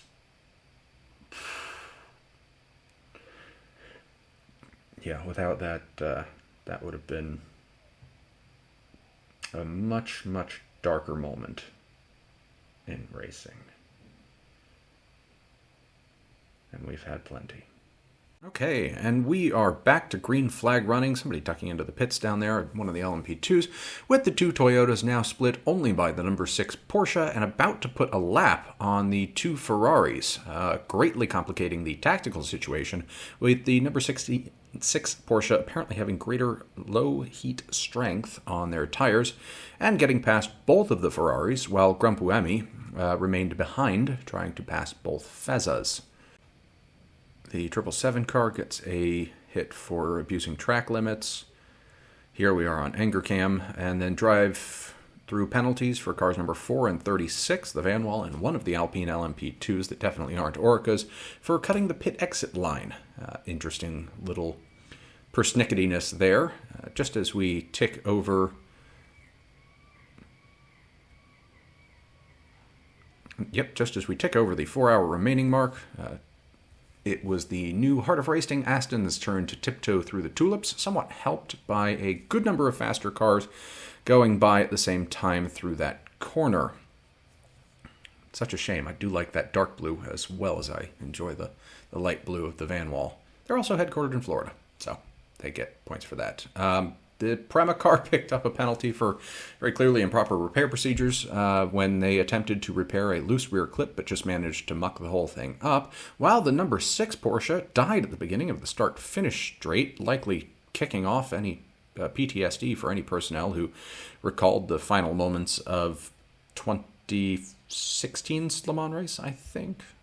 Heartbreaking, whichever year it was, when they, pretty much went dead stick at exactly the same point with a minute left on the clock. But almost in sympathy, we had the Vanwall going off at Le Combe on its cold tires, whee, and managing to strand itself to bring out the race's second full course yellow, the number 50 being highlighted here for some reason. We had the number 8 Toyota in for emergency service, along with the Inter-Europol car, and the number 6 Porsche being pushed behind the wall under steward's assistance. The Vanwall managed to resume, remarkable actually to be able to get it out of the gravel with such low-slung vehicles, and so too did racing, with 3 hours and 38 minutes left on the clock. We get a bit of a look here at wrecked Ferrari wheel. I think that came off of the number 50 car, but not exactly sure how it occurred. Maybe just taking the corners. No, it's off the 51. We can see a little sticker. Maybe just taking the corners just a touch too hard. Hard to say. But interesting little behind the scenes look there. And then 4 cars, 3 GTEs and an LMP2, I won't go and name them all, picked up penalties for improper safety car procedures, most notably the number 33 Corvette, just because they're in the lead of the championship for that class.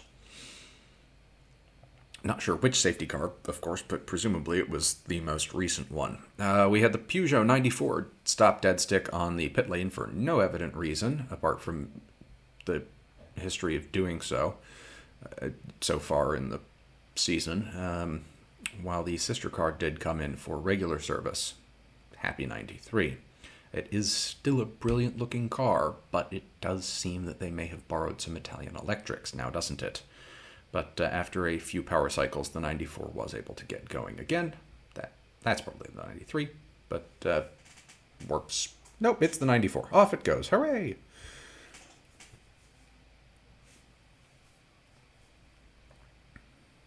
The number 50 car, on the other hand, clearly forgot what it was supposed to be doing and narrowly avoided a wall on its pit exit, and everything just seemed to be coming apart somewhat for everybody. I guess this would count as understeer, but it's the weirdest darn understeer I've ever seen. Just before we go over to 3 hours remaining, we've got the literally deposed Prince of Austro-Hungary moving up into the lead of LMP2 as Ferdinand Habsburg took over the lead from the other WRT Orica, but didn't hold on to it for a huge amount of time, as we see here, when Louis Delatraz, not wishing to just give the royal wave by, took the place back about 6 minutes later. At this point, we had some damn stupid driving, which I'm sorry to say, but one of the GTE Porsches just decided to push one of the Ferrari 499s into the pit lane as it decided to come in. Yes, here we go. I don't know how this happened. Iron Lynx, get it together, man. No major issues, but that's really rather lucky given the circumstances. Here's the Heart of Racing Aston as it pits to remove all of the grass clippings following its little excursion through the landscaping. And we had a brief full course yellow to do some track cleanup.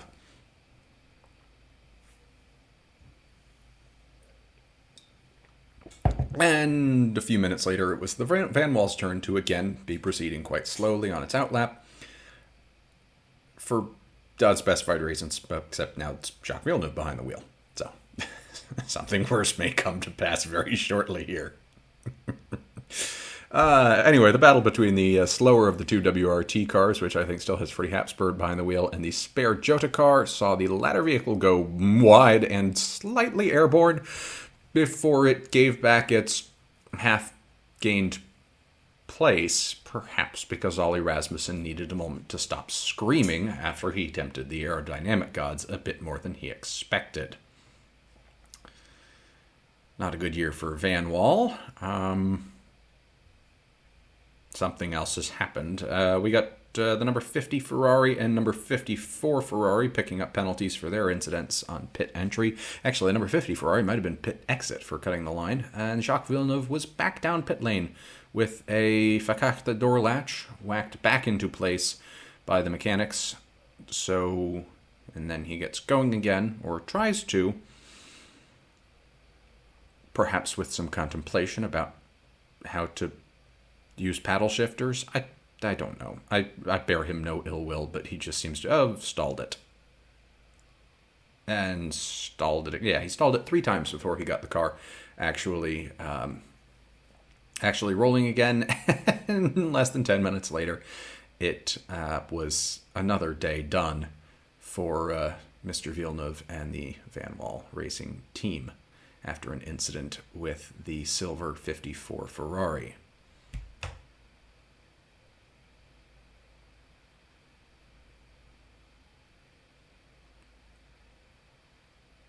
Here we've got onboard. Again, I can't really fault Villeneuve for this one, because I do think it was the 54 that just kind of drifted into him. But the 54 was able to resume, albeit with a flat and some bodywork damage. So, yeah, what a mess. Okay, no, I take it back. That was not on.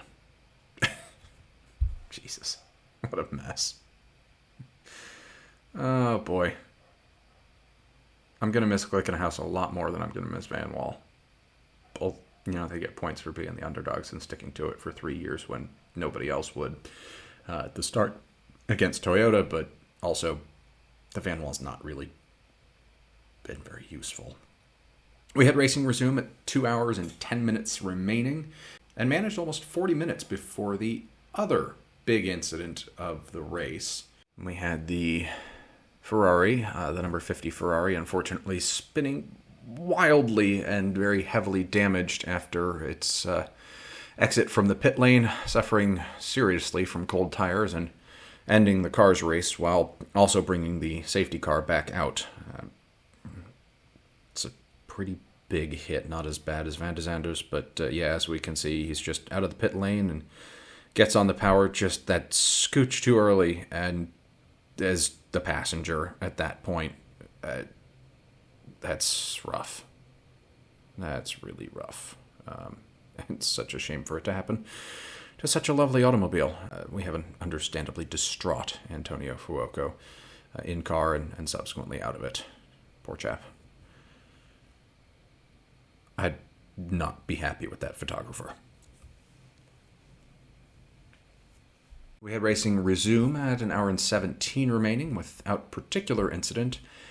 And, Team WRT held the lead for LMP2. Toyota was in the lead for Hypercar, 1-2 for Hypercar at this point, surprising nobody. Porsche in third, which is, nice.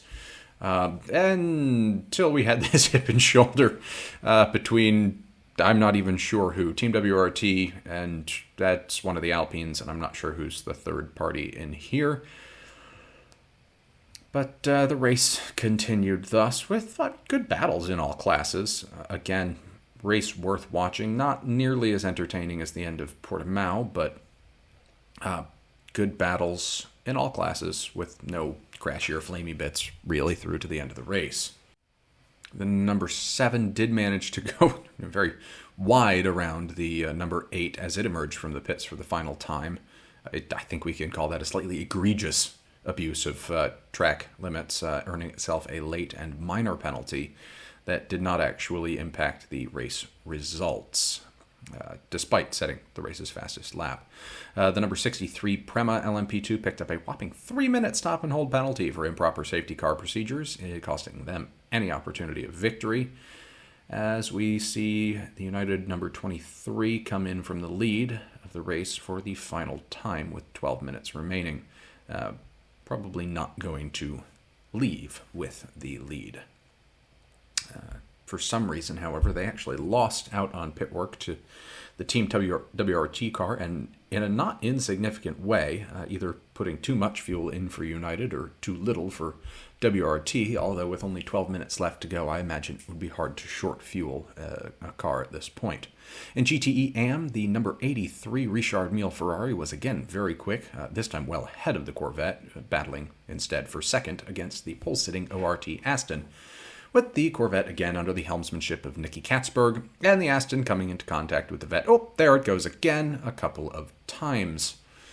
LMP2 came down to a battle for third between Prema and the Polish bakers of Inter-Europol. Nice lockup with a few small instances of contact and pushing each other wide in the lead up to the end of the race.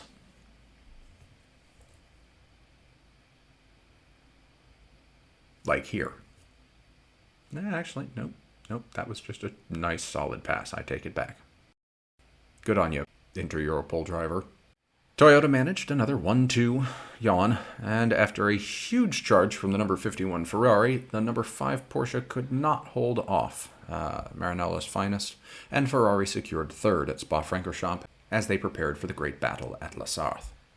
The number 83 Ferrari came home first in GTE, largely unchallenged, bringing with it the first instance of a female driver, Lilou Wadou, taking a class victory in the WEC, but the entertaining battle between Corvette and Aston brought another brilliant last-minute defense from the Corvette team to secure second place.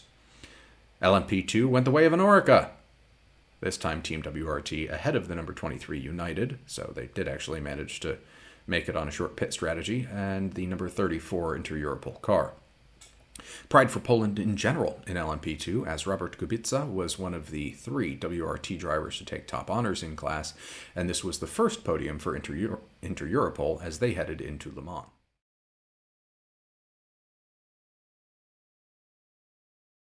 Time for the big dance. I'll cover BOP briefly, and then I'll be joined by Racing Klaus to talk a little bit about free practice, qualifying, and the race itself. BOP adjustments were announced for Le Mans, somewhat unexpectedly, a mere 4 days before test day. In addition to tire warmers being brought back, the latter more due to complaints from the teams afeared of the cold of the night, and the former due to ostensible greater than initially anticipated performance gaps between the cars. Hypercar saw Ferrari, Cadillac, and Toyota all gain a few megajoules of stint energy over their assignment for Spa, with no changes to the other cars. At the same time, Ferrari and Toyota both got hit with big weight penalties, 35 kilos for the Toyota, up to 1,080 kilos, where it would remain for the rest of the season, and the Ferrari having 24 kilos added, up to 1,064. Porsche and Cadillac both saw a few kilos added, while Peugeot, Glickenhaus, and Vanwall all stayed the same. There were no changes to maximum power for any cars. For Le Mans, success penalties in GTE were eliminated, with all vehicles of a given make and model running the same weights, but a minimum rear wing angle was added to the regulations. This would not, however, be carried over for the rest of the season. The Porsche was running heaviest at 1,300 kilos, followed by the Corvette at 1,289, the Ferrari at 1,264, and the Aston at 1,262. Ferraris were running with a decrease of 1 liter of fuel, however, and slightly lower boost pressures. The Astons had an extra 8 liters of fuel on board in case anyone got thirsty, and additional boost, while the Corvette and Porsche had 1 extra liter on board, and no changes to their air restrictor sizes for the Vette, and a 1/10 of a millimeter larger for the Porsches. One other quick piece of admin, there are a few, hopefully minor audio balancing issues with this section of the recording that I didn't have time to fully correct. Apologies, and thank you for your patience with them, and regular audio quality will return for Monza. Hello everybody from a different audio platform than I usually use. I am joined by Racing Klaus, who very kindly and through all the wonderfulness of himself donated quite a bit of time and effort into helping me work on this video, doing all of the compilation work, for which I extend my most heartfelt gratitude. And he is here to join me to talk about this year's big race. Hello. Yes, hello. It took quite a bit. Yes, it has been a long time coming. We kicked this project off 2 months ago now, maybe even a little bit more than that, and through some fits and starts, are finally on the home stretch. So glad to have you joining me here, and let's talk first a little bit about what we think about the Circuit de la Sarthe. I mentioned a little bit earlier in the Spa video, I don't think it's as complex a track as Spa, but is, of course, iconic just by virtue of being where the world's big race happens every year. Yes, exactly. It's also not a very technical track, as you said. Very high speed. Yeah, very high speed. I think the most technical part of the track, and really the only interesting from an engineering perspective, from a suspension setup, is really the Porsche curves, and then as you head into the final chicanes. But apart from that, you really aren't faced with that many difficulties around the track. Dunlop, a little bit challenging, but outside of that, it's just full braking or full throttle for so much of the track that Spa really, I think, deserves more credit as a technically challenging circuit. Sebring just beats you up. Yeah. I also like Indianapolis very much, just because you have the fast right-hander, which you can easily lose it under braking. I had one other interesting thing to say, and it's gone now. But it is, of course, a circuit that's really quite nice to cycle and walk around, as it does, wend its way through the French countryside in a way that is not entirely unique, but certainly becoming less and less common with historic racetracks. Obviously, you have the Nürburgring very close by, and that's even more so a big draped over the countryside kind of track. But we've lost most of the street-based historic design circuits that cover the rest of the track. So I spent some time when I was there cycling around from the main enclosure down to Porsche Curves at about 1 in the morning, and I've never cycled at 1 in the morning before, but it was a very interesting and rather pleasant experience. Although I did break 2 bicycle spokes over some of those high quality French roads. Yeah, I gotta say, France still has a lot of street circuits in terms of racing. I mean, there's Pau still, Le Mans, Monaco. Yeah, Monaco's, comparatively so short though, and I think they do a better job keeping those roads in good shape. I've only been to Monaco once, so I can't really speak too much to that. And it wasn't for the Grand Prix; it was a train layover, if you will. Yeah, but in other European countries, yeah, France still sticks out as a country with a lot of street circuits. That's fair. Yeah, because Germany, you have the Nürburgring, kind of. No, it's not really a street circuit. No. It's technically public roads, but it's not made out of the bits of the Autobahn or something. I don't think there might be 1 or 2 in Spain. There was the Formula 1 street circuit for Valencia. And I suppose you could count the Isle of Man, the Tourist Trophy track does technically count as a street circuit, but yes. That's a full island circuit, so that's a little bit of a different animal as well. For this year's centenary edition of Le Mans, we had 16 hypercars, which kind of nice after having 5 last year. We had 2 Glickenhauses, 2 Toyotas, and the Alpine that definitely wasn't an LMP1, but also, was. Mm-hmm.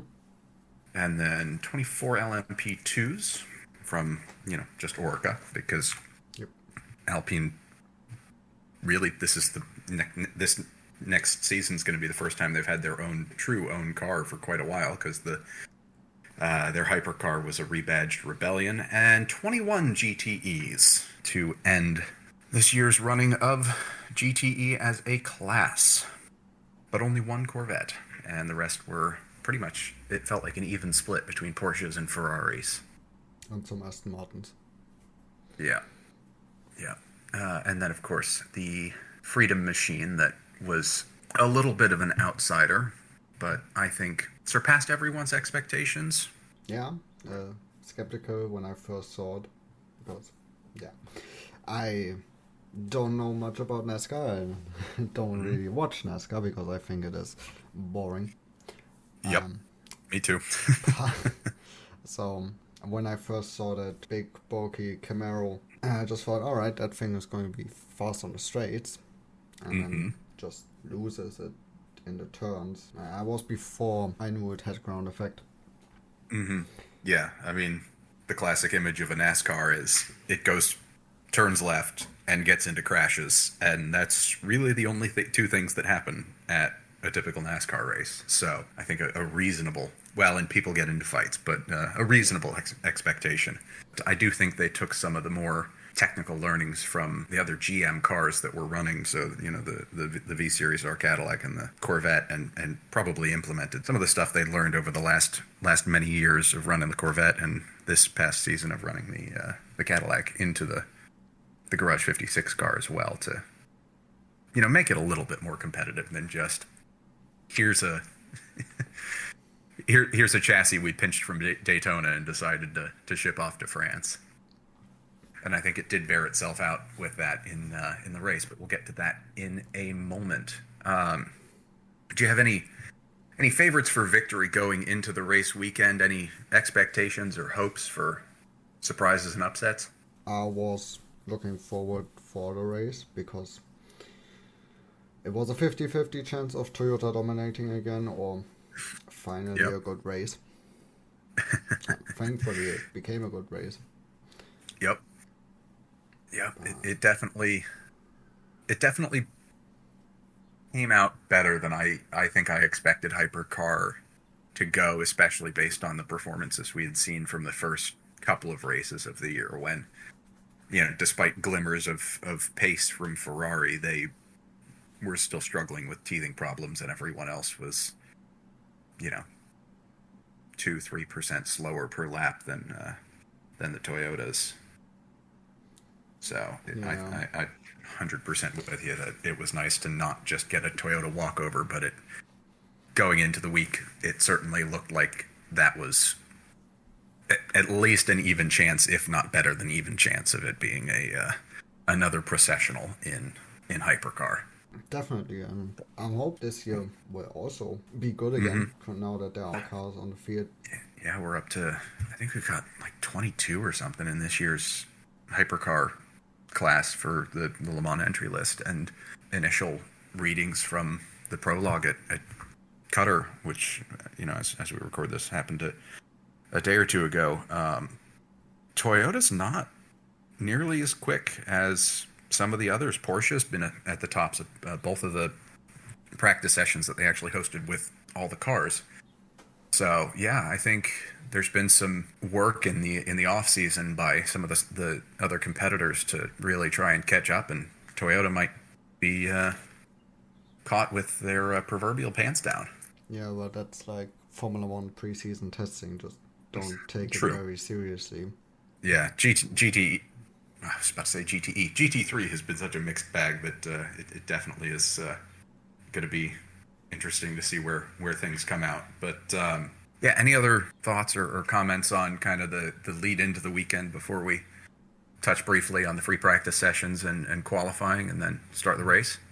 Before the weekend, I was betting that the Garage 56 NASCAR didn't make 10 laps before breaking. Yep, and happily it surprised. It did.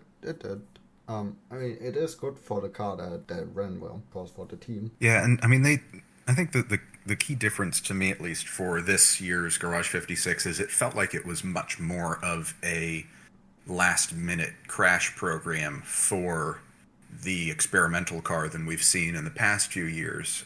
Obviously, the Nissan Delta Wing probably lingered in development hell for longer than it should have, and that, I think, may have cost it somewhat when it came to performance versus going for more of an iterative design process. But then the last few Garage 56 entries have all just been, cars that are, the last few ones I think were cars designed for paraplegics that, have missing the use of a couple of their limbs, which is by, no means a small engineering feat and quite a commendable one as well. But you're still running with the inherent mechanical underpinnings of a car that has already been built and designed to last for the race, whereas the Garage 56 NASCAR definitely seemed like they kind of flew a little bit more by the seat of their pants in the build and the design of it. Absolutely. So. And it'll be interesting to see what we get next year. If we get another garage, maybe Toyota wants to bring one of their NASCARs, because they are, the only, I think NASCAR's just 3. It's Ford, Chevrolet, and Toyota are the only participants. So maybe they want to bring theirs. It's still the same car underneath, but it'd be an interesting contrast to the hypercars they've been running, or the LMP1s that they were running previously for so many years.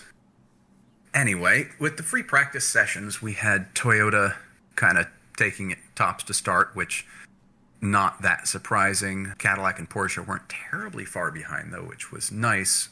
Some Oricas were fastest in LMP2, surprising no one. And an Aston, a one-off entry for the race, was fastest in GTE, I think due to some of the BOP changes for the car that just came along for this race. The only other thing I wanted to call out, because it's, as well my personal bugaboo, was Tower Motorsports, and they bringing their typically high-quality driving over to offend the French for the race, drawing first blood for the event when Stephen Thomas managed to smack into the T-Station Aston, which is one of the full-season WEC entries, after he crashed on the way into Tête Rouge.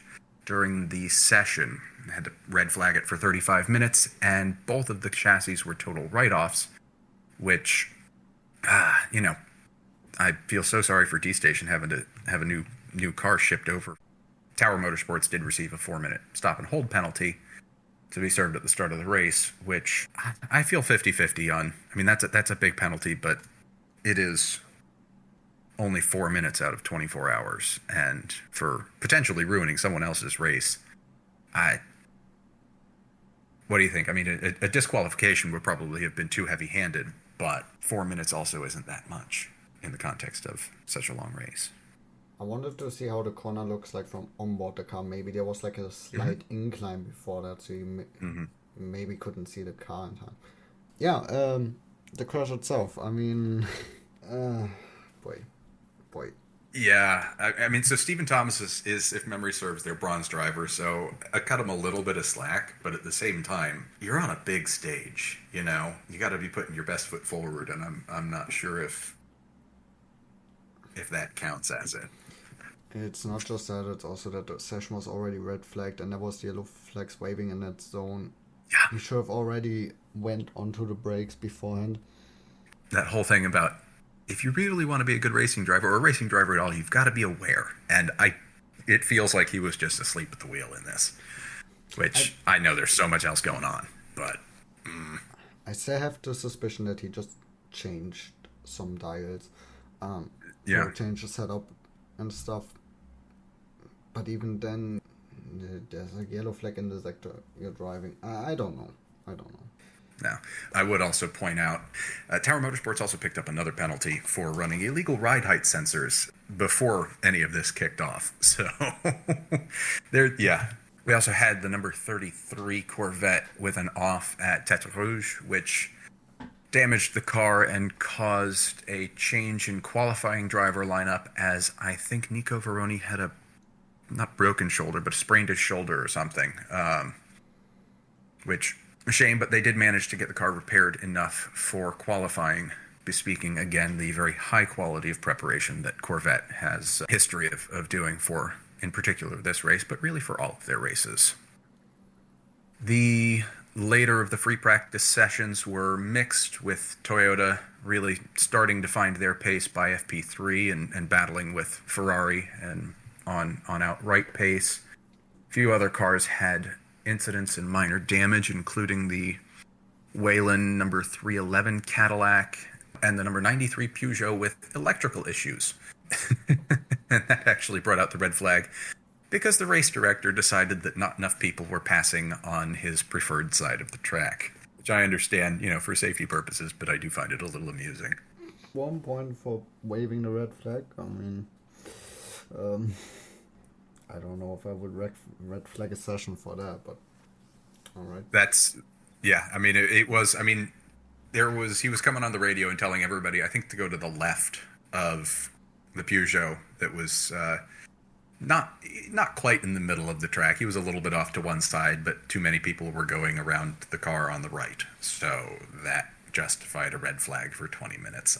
I agree, might have been a little bit much, but if you're trying to retrieve a car at the same time and you can't get your emergency vehicle around and have people working, I kind of get it too. But that was at the back end of the fourth free practice session as we headed into qualifying and hyperpole, which did see the Ferraris take tops again and set themselves on pole position for the first time in a half a century at Le Mans, with a class lap record of 3:22.982, the only car to break the 3:23 barrier, and with the Toyotas a little bit further down in third and fifth, split by the number 75 Penske Porsche. This, I don't think, was terribly surprising, given, Toyota's never been huge on qualifying pace compared to some of their rivals, and Ferrari maybe a little bit more so. I mean, didn't Toyota set the lap record? So they have the absolute lap record from back in 2019, but that's with an LMP1, and even that's not that much further down or further fast than what we were getting from some of the 919s and the R18s before they left. So the lap record for hypercar went to a Ferrari with qualifying. They ran a 3:22.9. Yeah, of course, but I mean, Toyota qualified first since the last 5 years. Not with not with a huge amount of competition though. No, it's there. I mean, and then at the other end of the field, we had the slowest of the hypercars, which was Van Wall. Again, not surprising much of anybody. We had the number 3 Cadillac catching fire, the third or fourth time this season between IMSA and the World Endurance Championship, with a fuel hose coming loose in the engine bay and setting things a bit smoky, which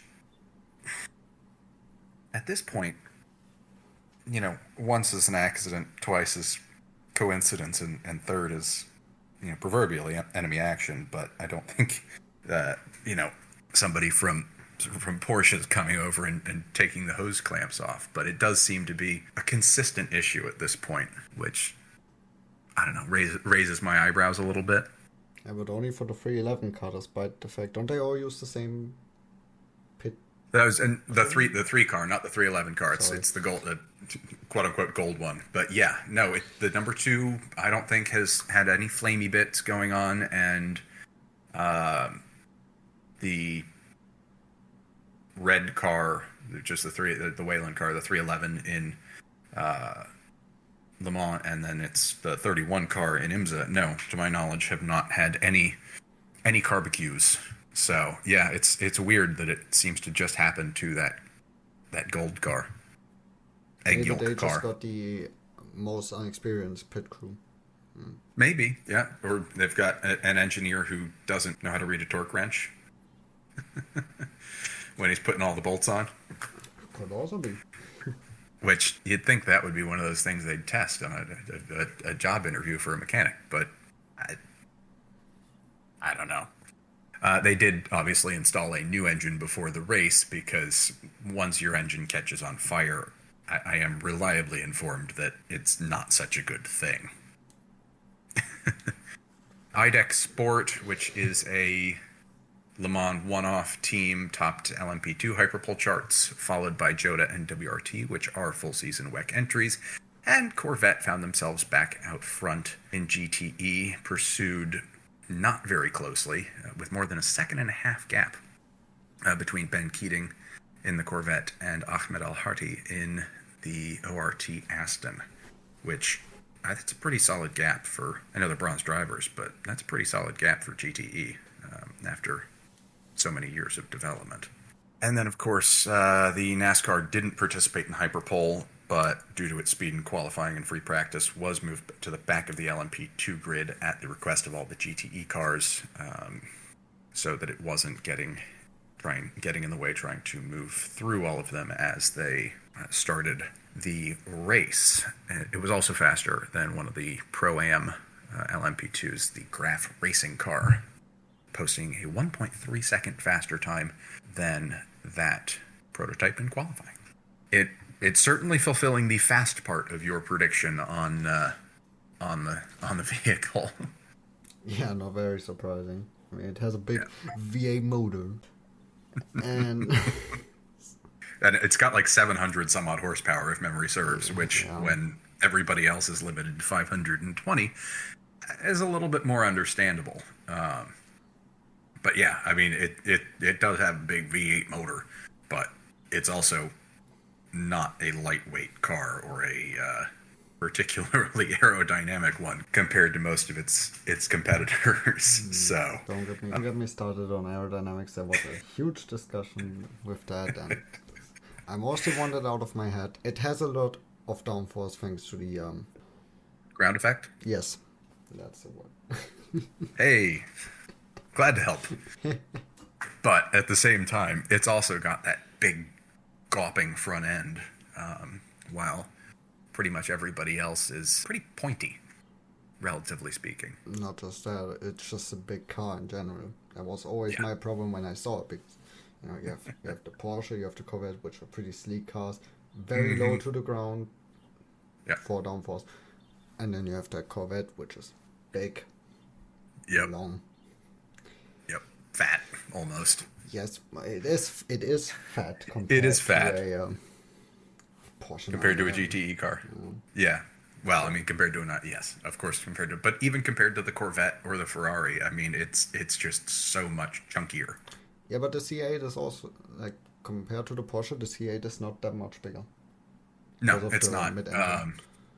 Right. Well, even with the front engine, it's just proportioned so differently that it does look bigger, but I don't think the wheelbase changed, but maybe a few centimeters between the C7 and the C8. But yeah, every time I see a C8 on the road, I do kind of look at it, and if you squint, I think it looks a little bit like a 458 Ferrari from 10 years ago. A little bit more angly, as is Corvette's design language of late, but definitely not a bad looking car for what it is.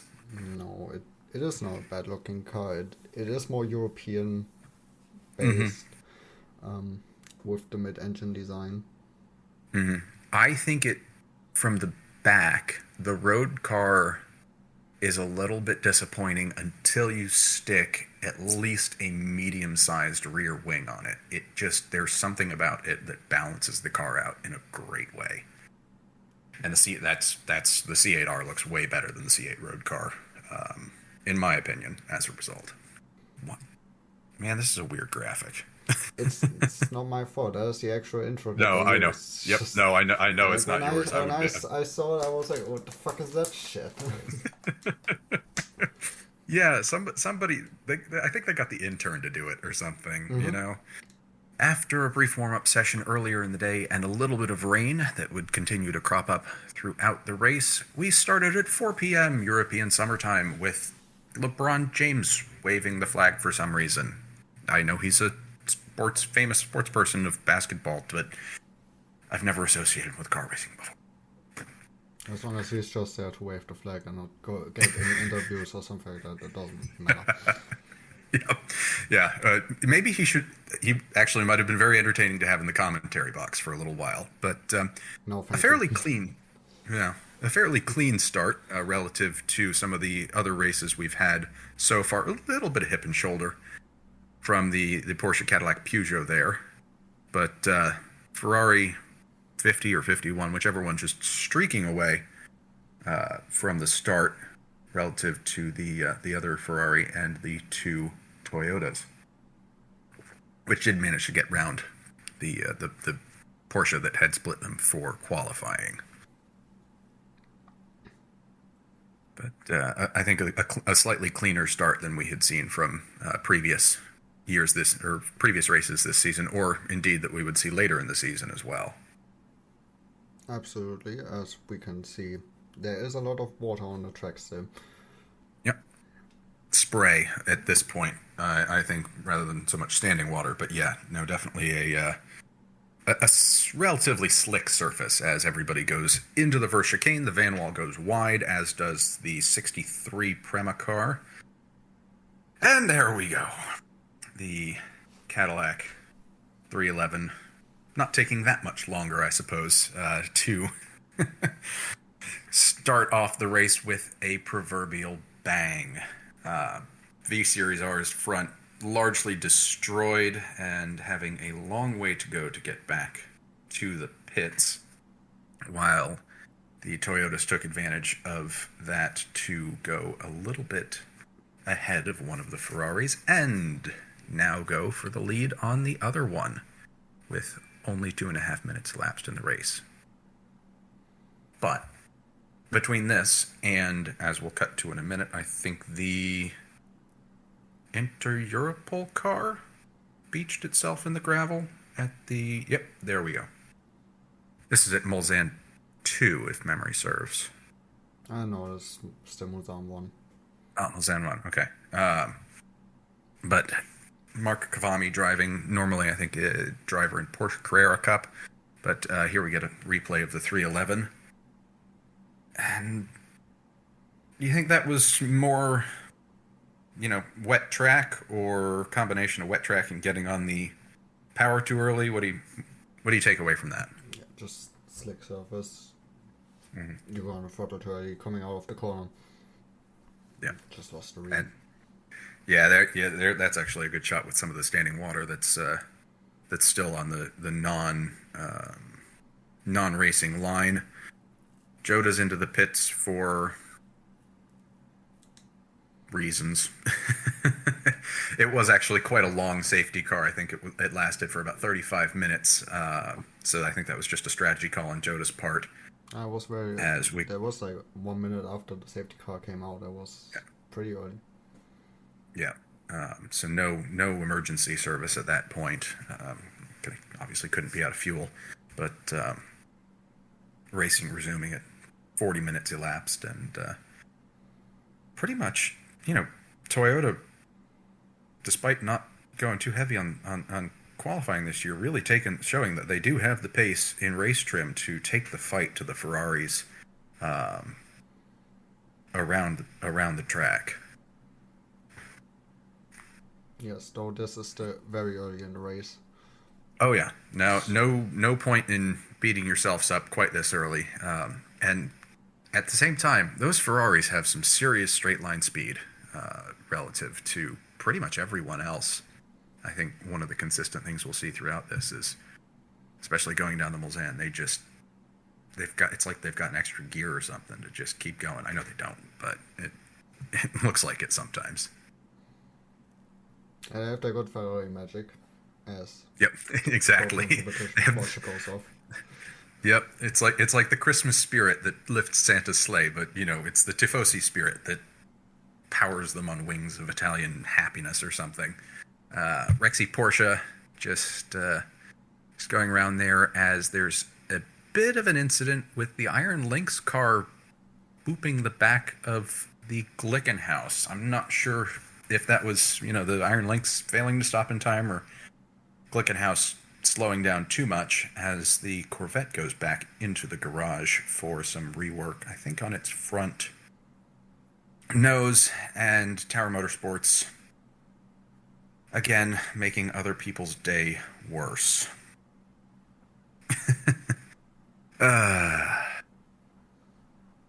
That's the LMP2 car. Yep.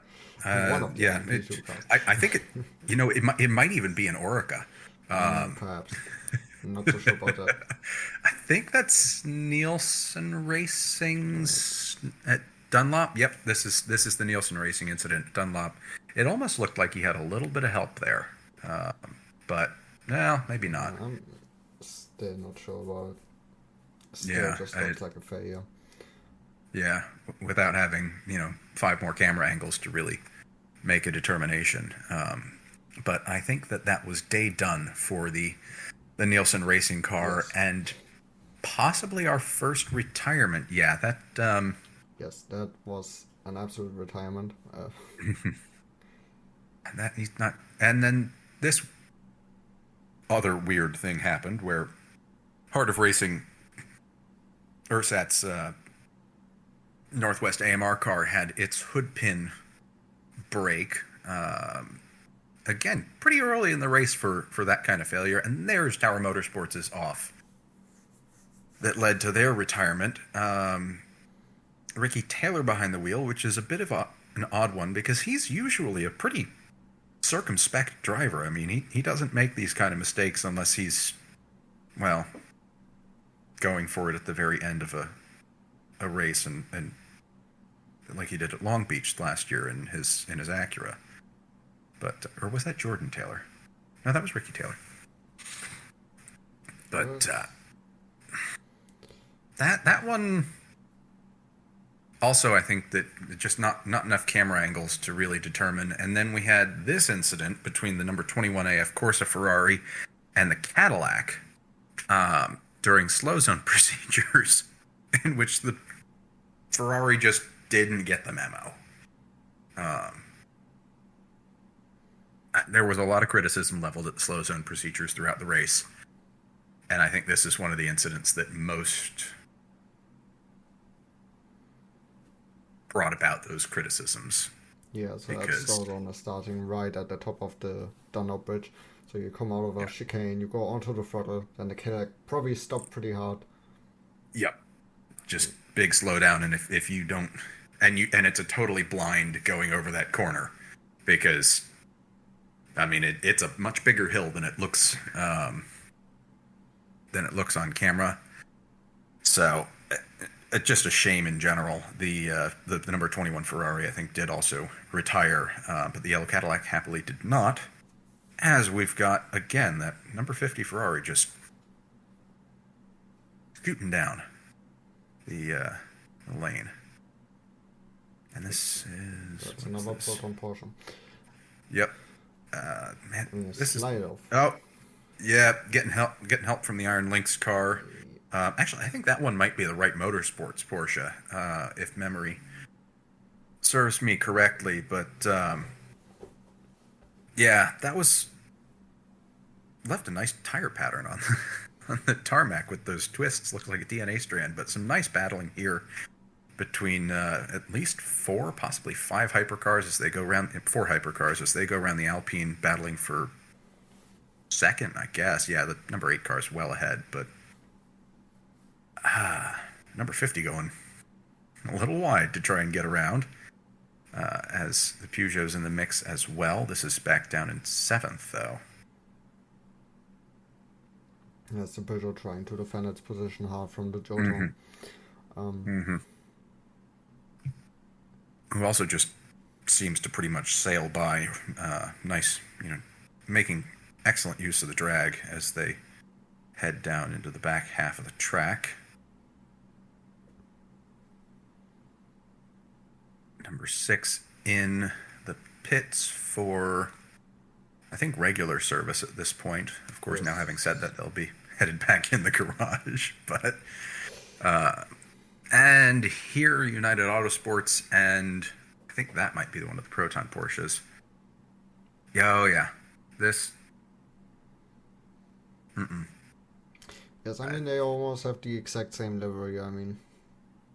Yeah, they do. Which that I think there should be some expectation of making your livery differentiated. But yeah, that I think the United Autosports car just went way too hard for this early in the race and for that kind of an overtake as tire comes off of the black and blue Porsche. I'm going to stop trying to remember who's driving what.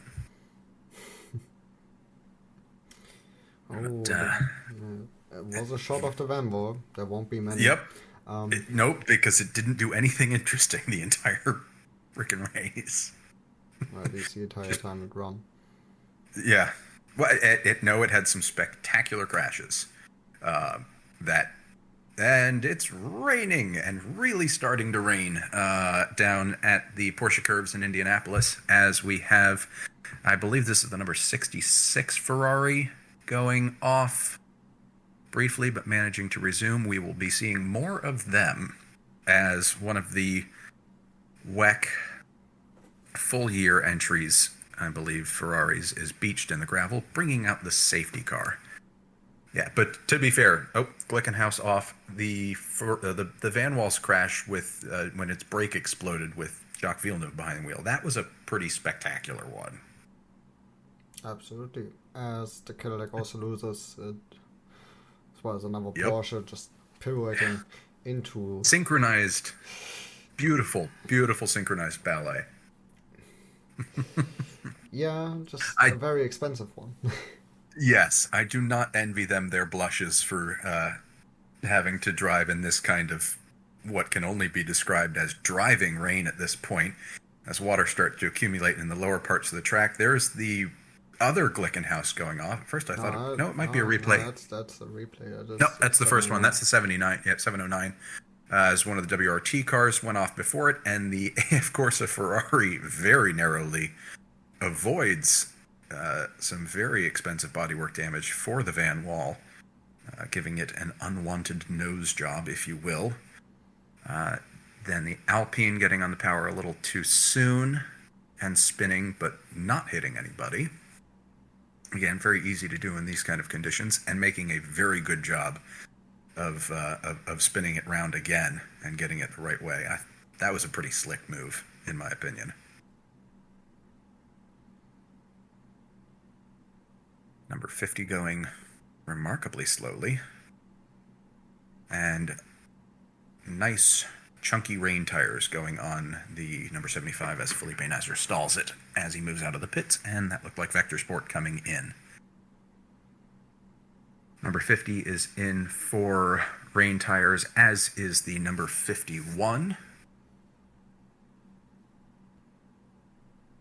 So we get some more nice shots of just how wet it's becoming out there.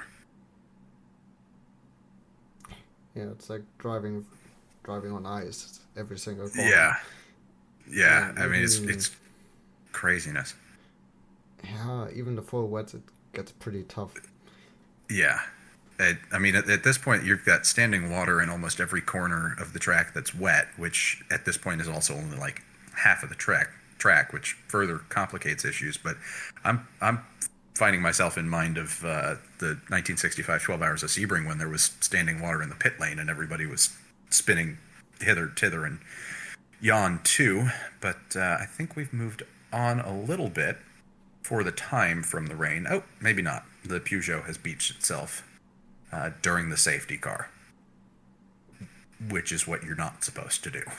So I've been informed. Incidentally, this chap who's from Pontoise, which is a lovely little village just north of Paris and well worth staying in if anybody ever ends up there. Lower cost and easy to get in and out of the city. That's your travel tip from the top today as we watch the Peugeot go round. Yes, it goes around, and it's a very rookie mistake from Joe Aikburn. Normally you don't expect such a mistake from a well-experienced platinum driver. Yeah. But, tricky track surfaces nevertheless, as the Peugeots have managed to group themselves together, although not, I think, grouped in the running order. No, the 94 is a lap up on the 93, possibly 2 laps up, and under pursuit by 2 Porsches. Well, thanks to the safety car formalities and systems. Yeah, the unique way that it functions. I'm surprised they didn't actually try and move the 93 to be just ahead of the 94 so they could pass it around and get the lap back, but maybe that just wasn't quite feasible with how things went. Oh, that was bold from the 5 car. A little pushy, in my opinion. But made the move, and yep. Like, as long as it works and nobody gets hurt, it's like fair. But we do still have 18 hours to go, I think, at this point, and too many of those moves, your luck is going to run out at some point, as Julian Canal in the 36 goes into the wall and watches Bibendum wave at him as he goes by. 311's off again at Zan 1. Yep. As is number 7. That's the number 5 again. It's probably still wet there. Taking out Neva's banner. If the Jota Porsche had done that, I would say that it was just the Hertz sponsorship reverting to type and trying to take out some of the advertising for its competitor. But Penske owns owns rentals in the U.S. too. So maybe it's just some competition. There was some parts flying off there. Yeah. The tire blew in the number 6 car. Yep. And only 3 laps in too, which has got to be kind of frustrating on to lose a new, or until very recently new, tire like that. I still think this is a bit of a weird instance too, because it looks like it just went by itself, not necessarily getting hit by anybody, but I don't know. Yeah, it just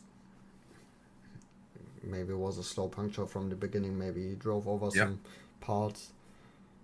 Yep. or yeah, it could have been anything. Hard to know.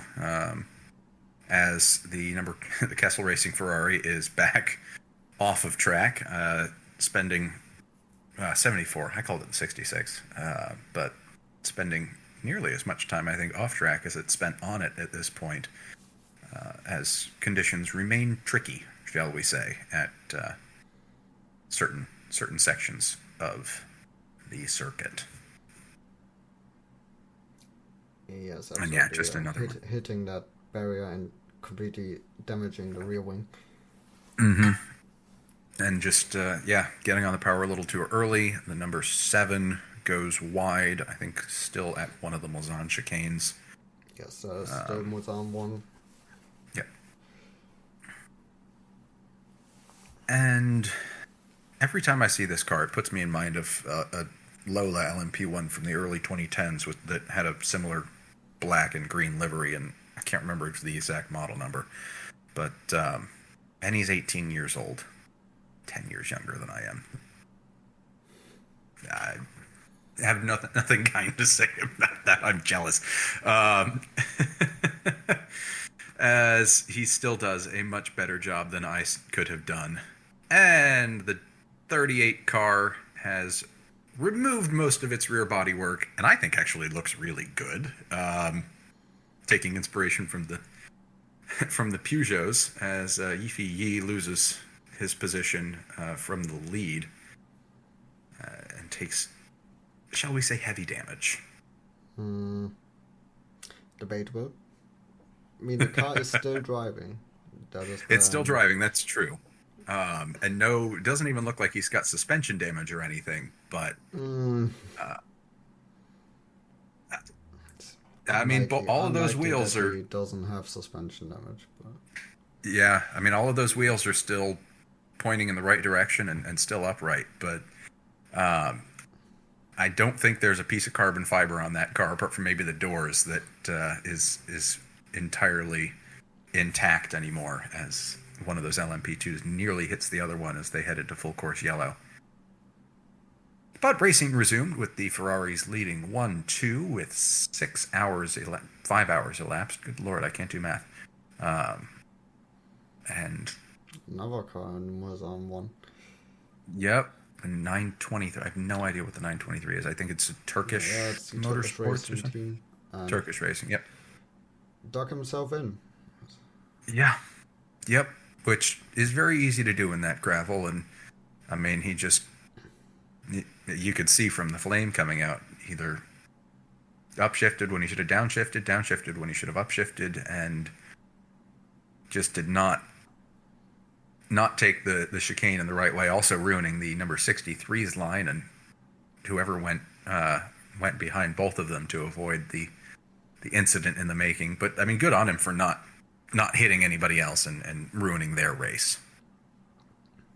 Yeah, it looked to me like a bit of hard defending and too late braking, so he had to brake harder to actually make the corner in. Yep, no, that's fair. Getting into what, as a photo-inclined person, would be called golden hour, with the sun starting to set, and the number 5 moving very slowly, possibly with another puncture.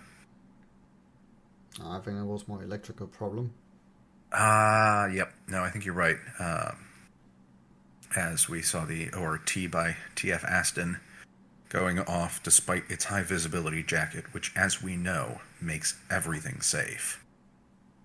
But clearly not high vis enough. Maybe he should have gone for yellow.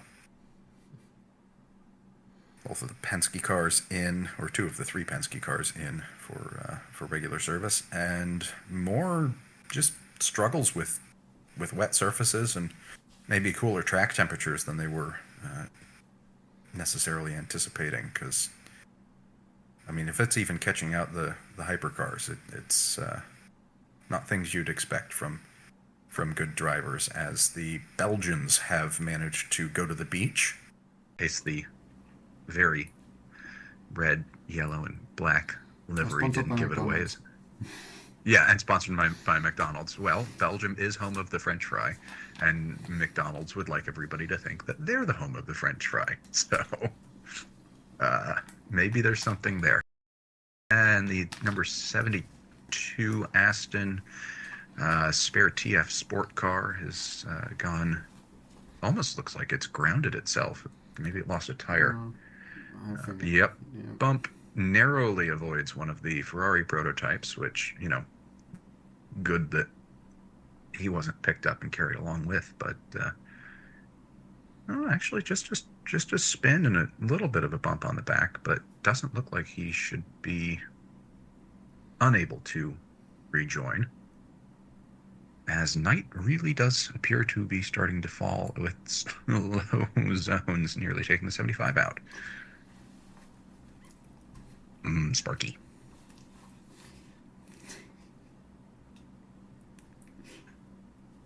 So back to Dunlop and the Freedom Machine about half an hour, 45 minutes later, and really starting to get dark. How did you feel about Jenson Button getting so much attention? I don't mind.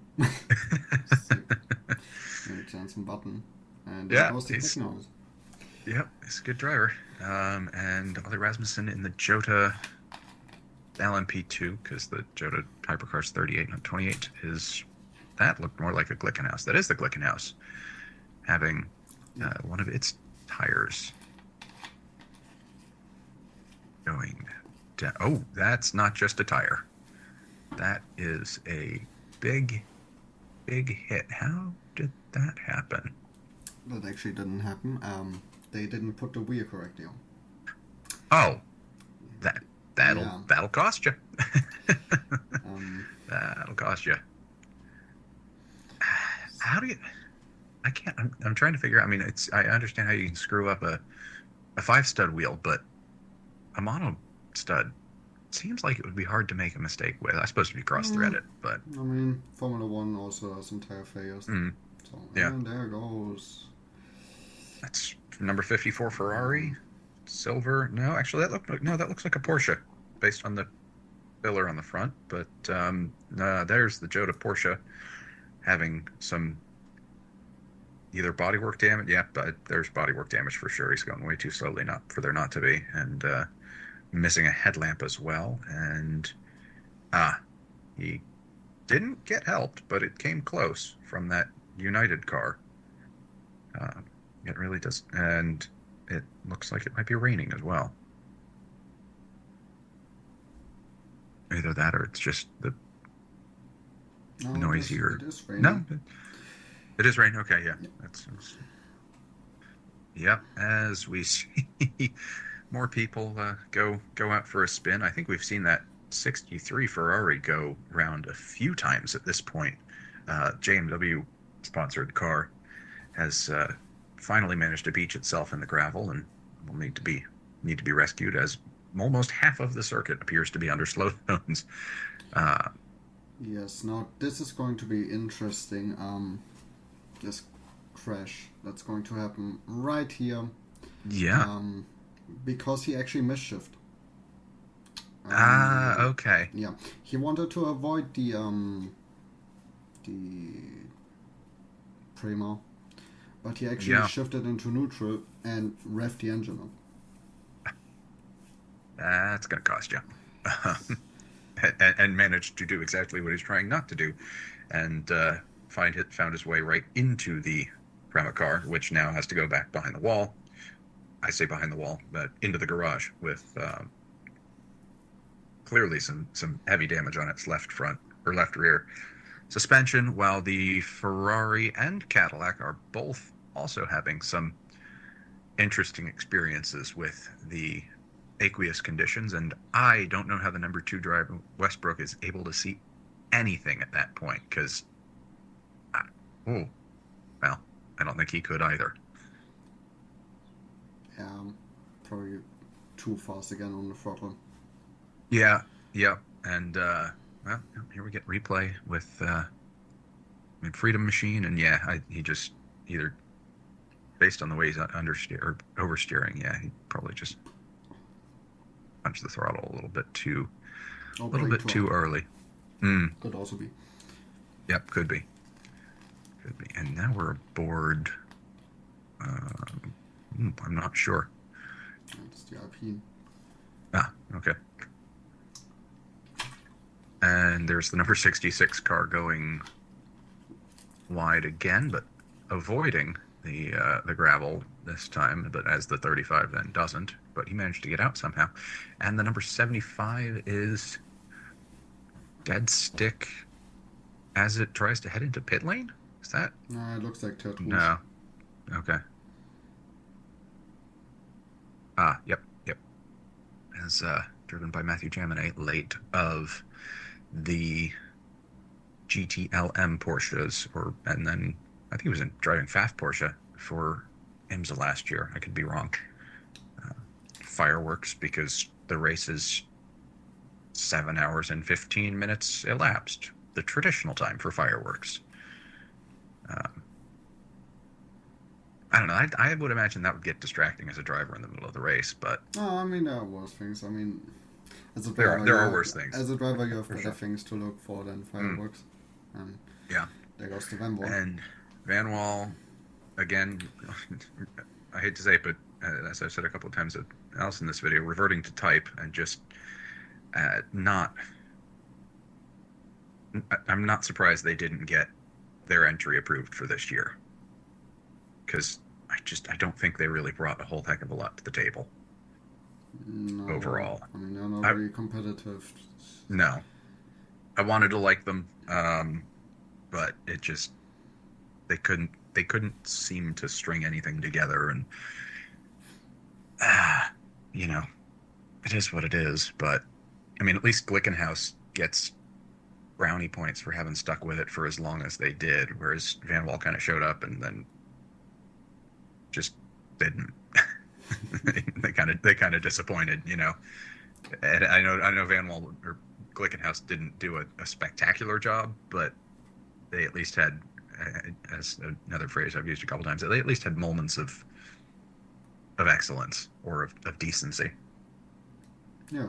Whereas, I mean, the Van Wall it seemed like every race they were, off in the gravel for a while. They had, when Jacques Villeneuve was driving for them, they had they seemed to have a lot of braking issues. Fire. It's a 66. And this, it's the 66 car again. 66 Ferrari. Speaking of just no good, terrible, very bad days, and the number 7 as well. This wasn't the squirrel incident, was it? No. This is the Toyota incident. Yeah. Kobayashi-san getting... he got hit like a couple of times in... It was a weird... how did the 66 car get up like that? Because it got hit. Yeah. It got hit because this was a slow zone. Yep. And I think the Toyota and the Ferrari slowed down and the cars behind it didn't. Yep, that makes sense. Because, the numbers... Oh, and no, that's United Autosports or an Alpine or Chetlar. I think that's a Chetlar car. And, oh man, the Ferrari mounted the back of the Chetlar LMP2. And I think actually it looked like it's still on top of parts of it. And there goes an Alpine round the side, undamaged, or relatively, but this was the end of the day for the number 7. And I think pretty clearly for the JMW Ferrari as well. Okay, that Alpine nearly didn't make it either. But fortunately just picked up some not insignificant bodywork and tire damage and was able to make it back to the pits. Apparently, Kobayashi-san was trying to get, I think I told you this, was trying to get on a bus to get back to the pits because he had lost his radio, and the bus driver wouldn't let him on because he didn't have a general admission ticket. Yes. The boss of the team that has kept this race going in prototypes for the last 5 years doesn't have a general admission ticket. I mean, he's got race overalls on. Clearly, he's not just some random guy. No, it could be a fan. You never know with fans these days. That's true. So. Feel sorry for him, though. And number 28, Jota car, is again off. Some of the same, although that one he got help from. I can't tell. Yeah, exactly. It was an Orica. That narrows it down. Prema going airborne very briefly. Yep. And the number 5 headed back into the garage as their not very good day continues. Ooh, that doesn't look good either. Number 911. Yep. Rear diffuser getting jiggy with it. And the other, or the 63, this is their retirement after they had an off in Porsche curves, yeah. And they had some pretty heavy rear damage. I think this is as they, yep. And lost the right rear pretty clearly, and day done for sure. The number 50 goes back into the garage for a damaged brake radiator. This would cost them 6 laps in total. I appreciate they've got the lollipop man in yellow with red contrast, whereas everybody else is in red with yellow contrast. That looks good. And Porsche battle. Yep. Or actually the lead of the class, I think, between the Rexy and well, that's the number 3 kill that gets a little smack. Yep. Little bit of help off sideways from his. That almost looked like it was the 311 that knocked him. I don't think it was, but no, that's a GT. That's a GT car that did the helping. But no, it's an LMP. It's an LMP2. It's number 41, which is another Orland sponsored. Yeah. Huh. Which explains the red that I saw, but and battle for second. Let's see, for passing the Peugeot. Yep. So yeah, battle may be a little bit complimentary, going around the flying past. Yep, the Cadillac in third, possibly still trying to, find his pace again after getting knocked off. And the number 38's day also continues to be a bit of a struggle, despite having run at the front for this a little while at the start. That's 32. I don't think we have a 32 LMP, so it would have been someone else. Maybe it was 23 United Autosports. This is quite possibly day done for the 94 Peugeot as well, as he lost it going into chicane 1. Yep. He tried to keep it going too. Yeah. And just didn't quite, and he got it going again, but it's a long way back to the pit straight from the first Mulsanne chicane, for sure, and a tire goes off to seek a better life. That's a cooking engine. It is. Yeah. That is some warmth coming out of that little top thing, which I think is supposed to hold the cameras for those cars that are running onboard cameras. But they got it repaired in actually fairly short order. That was only like half an hour of repair work to send it back out. Number 48 putting out lots of flames. So this was something I didn't quite understand. The 48 car, and I think there was one other, was running a Delage sponsorship, which is a very old automaker, defunct for a long time. But I haven't heard that they're planning on making a return in Hypercar or in GT3 or anything. I don't think they're gonna make a return. I think the brand still exists. Yeah. So maybe just because it was the mall, they put their branding on the car. Yeah, maybe. Then Cool Racing, I think, is day done for them as well, or Yeah. as they run over bits of their own bodywork. And this was... No, that is the 47. That is... Yep. Porsche corners again. Yep. Just... That one didn't look like he had help. He just kind of off by himself, but back into the garage, and they're going to attempt to repair it. If you can I wonder. repair something. I wonder what the average attrition rate on parts is. Like, how many clips and front noses and everything else do you go through on an average 24-hour race? Several. I think with like, let's say each team brings 4 per car, just in case. That makes sense. But yeah, that just looked like he kind of had himself off. It didn't look like he was pushed. That was a huge braking issue. Yeah. And he goes the Kimi Räikkönen way, leaving the racetrack. Yep. He's decided to go for a coffee, and the Corvette almost hits the car guy's Ferrari and spins himself instead. Oh no, there was contact.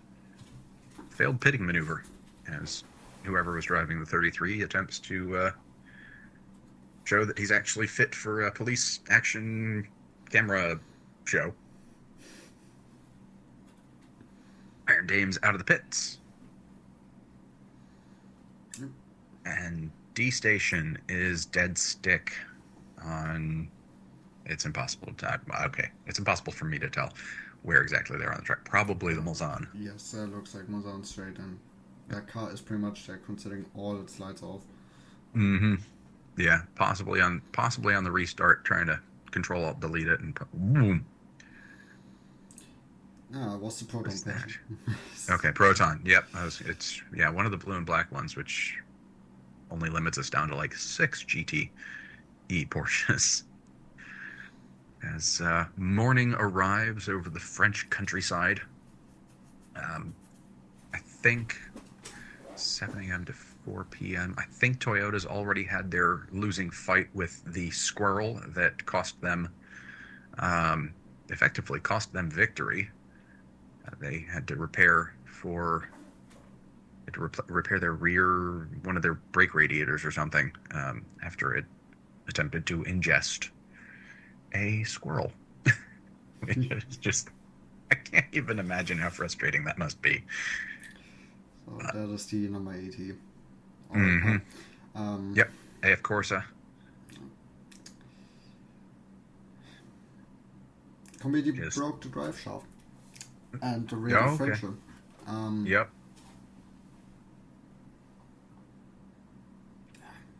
And the Polish bakers and the WRT car going for...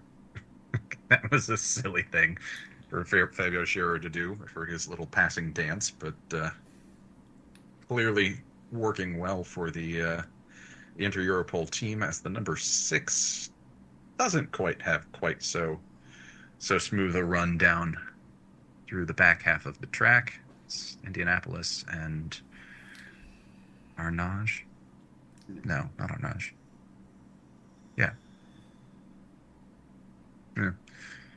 And that's day done for the van wall, as it would appear that their engine has gone bluey. Yeah. Either that or they're trying to elect a new pope. But given that last time I checked, which admittedly hasn't been for a little while, Francis is still in fairly good health, I don't think it was necessary at the time.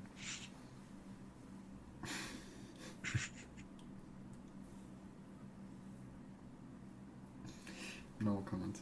No comment. Yeah, fair enough. Raised Catholic, you know. That number 6 Porsche was in the garage for 45 minutes, and the number 51 has taken the lead, which it will trade back and forth with the number 8 Toyota for pretty much the rest of the race as the Rexy Porsche goes off at Arnage or Indianapolis and then gets going again. Nice slow motion spinning. And the number 6 Porsche's day just continues to be disappointing with a pretty big lockup there. Yeah, Kevin Estre seemed to have a few problems during the race. Yeah, just not quite the level of... here's the incident, I think, where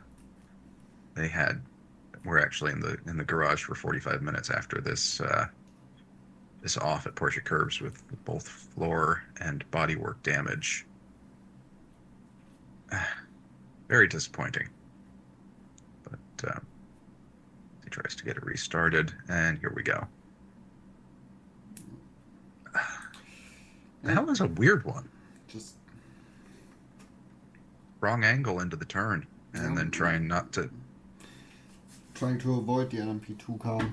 The WRT. Losing downforce as he went off the throttle. Yep.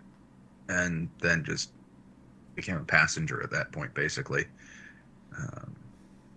As he headed towards the wall. Yep. And the number 6 is now going in for its repairs.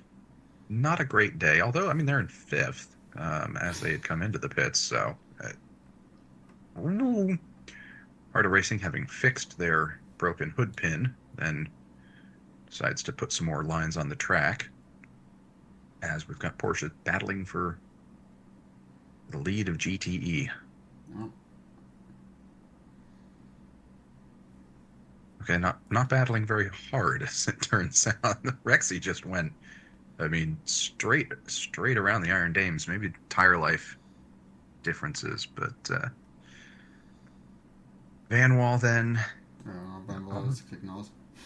Yeah, almost at the end of their stint, with only 11% of their stint energy left. Just, overcooked it, got into the gravel. And... such a shame. I do like the little winglet, finlet things they've got on the back of the on the rear spoiler. Remind me of a Subaru WRX, the STI. I think they had very similar ones on some of their rally cars. Although I don't know what the heck was up with the children's drawings on the stabilizing fin on the rear. It's an interesting design. It's better than just basic blue livery. Yeah, no, I do like that blue color. I mean, I'm partial to it. One of my cars is almost exactly the same color, but I think it's a good, it beats the heck out of red and black and red and white, and everybody seems to have red liveried cars. As Toyota now going to black with red, which hopefully doesn't foreshadow them doing the same thing that Audi did after they went to black and red for their LMP1 program. Not that colors are indicative of future results, but it did seem like as soon as Audi went to away from white and red to go to black and red, their performance started to really suffer. Yeah. So Cool Racing did manage to resume despite the rather heavy damage that they suffered, and then spent some time adding more gravel to the track in the mid-morning hours, and the other Glickenhaus was now off at the same point that the 708 had been. Yeah, maybe Indianapolis is just not the right place for the Glickenhaus to be at. I think you might be right. Slightly different procedure for the off, but same location, and start of it looked pretty much the same. Ben Keating goes around PJ Hyatt to take second, as Rahel Frey is still well out ahead in GTE. He had way more brakes than PJ Hyatt did in the Porsche by the looks of it. Or he's just a much bolder driver. Or maybe a combination of both. Maybe Porsche wanted to do it safely. Yeah.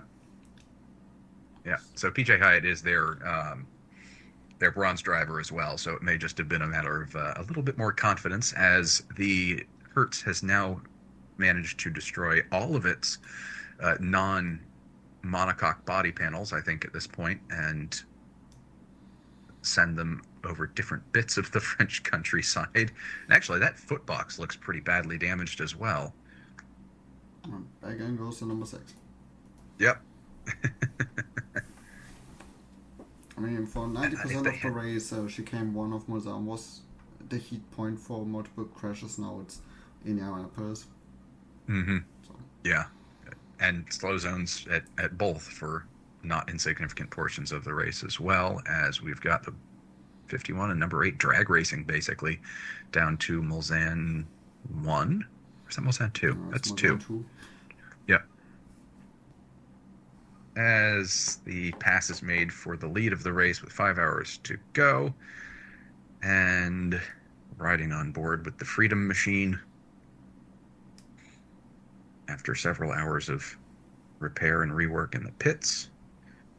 And of course, they've chosen this angle just for Mr. Button to be able to do that. Such an odd choice of way to shift, but maybe he's trying to tell us something. Or maybe he's just showing off. Yeah, maybe he's just showing off. And yeah, that is Michael Fassbender's Porsche. He's earned that. And this is, which one is this? Michael Fassbender's Porsche. Yeah. I'm so used to seeing him in like a dark green and gold one. But yeah, no, that's looks like he's going to be able to get it back to the pits, though. Yep. That wasn't that big of an impact. I mean, no. Pretty much no, it just destroyed half the car, but... I think the marshals might disagree with you that we're just on the other side of that corner about the... Because they looked like they were pretty uncomfortable. But the car was still able to run. And right, exactly. Back into the pits. Yeah, and the 311 was able to run right into the gravel. Yep. And have to then be fished out. It is nice that they let you get fished out now and not have to retire, because I feel like for quite a while, if you received any external assistance, you weren't allowed to continue the race. And if that was the case, the race would have been over at this point. I think the 51 Ferrari would still be in it. That pulled out.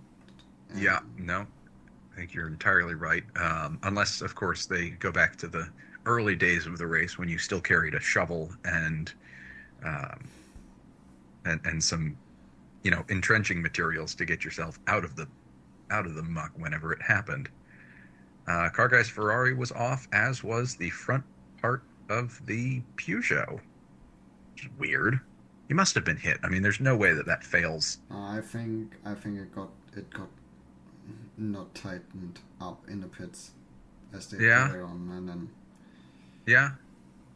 or correctly tightened. Didn't those quick releases didn't quite get de-released, as we see one of these Delage sponsored cars with its left rear deflating after, that'll do it. Spin just pushed it. It's actually, the tire's probably, not fine by the time you get back to the pits, but it just looks like he spun it off with a wheel. That is actually on pit entry. All right. There goes the Belgian car, trying to avoid it. That's Toyota. Yep, and this was where the race was essentially lost by, not by Mr. Reed, because that's the 8 car, not the 88 car of Ryo Hirakawa. And I feel a little bit badly for him, because he was under a lot of pressure just out of the pits with trying to make up ground to the 51, and unfortunately lost it. Which gave bonnet. Yeah, both Astons too. So maybe there's something to be looked at for the V8 Vantages with just some as he nearly chops the nose off the Iron Dame's car in pursuit of maintaining second. And the number 5 Porsche, I think honestly the 6 and the 5 both just really had bad days. It's going very slowly. I mean, look at all the retired. 41 on back out of, 62 cars? So yeah, it's 22 cars, 21 cars, all retired at this point.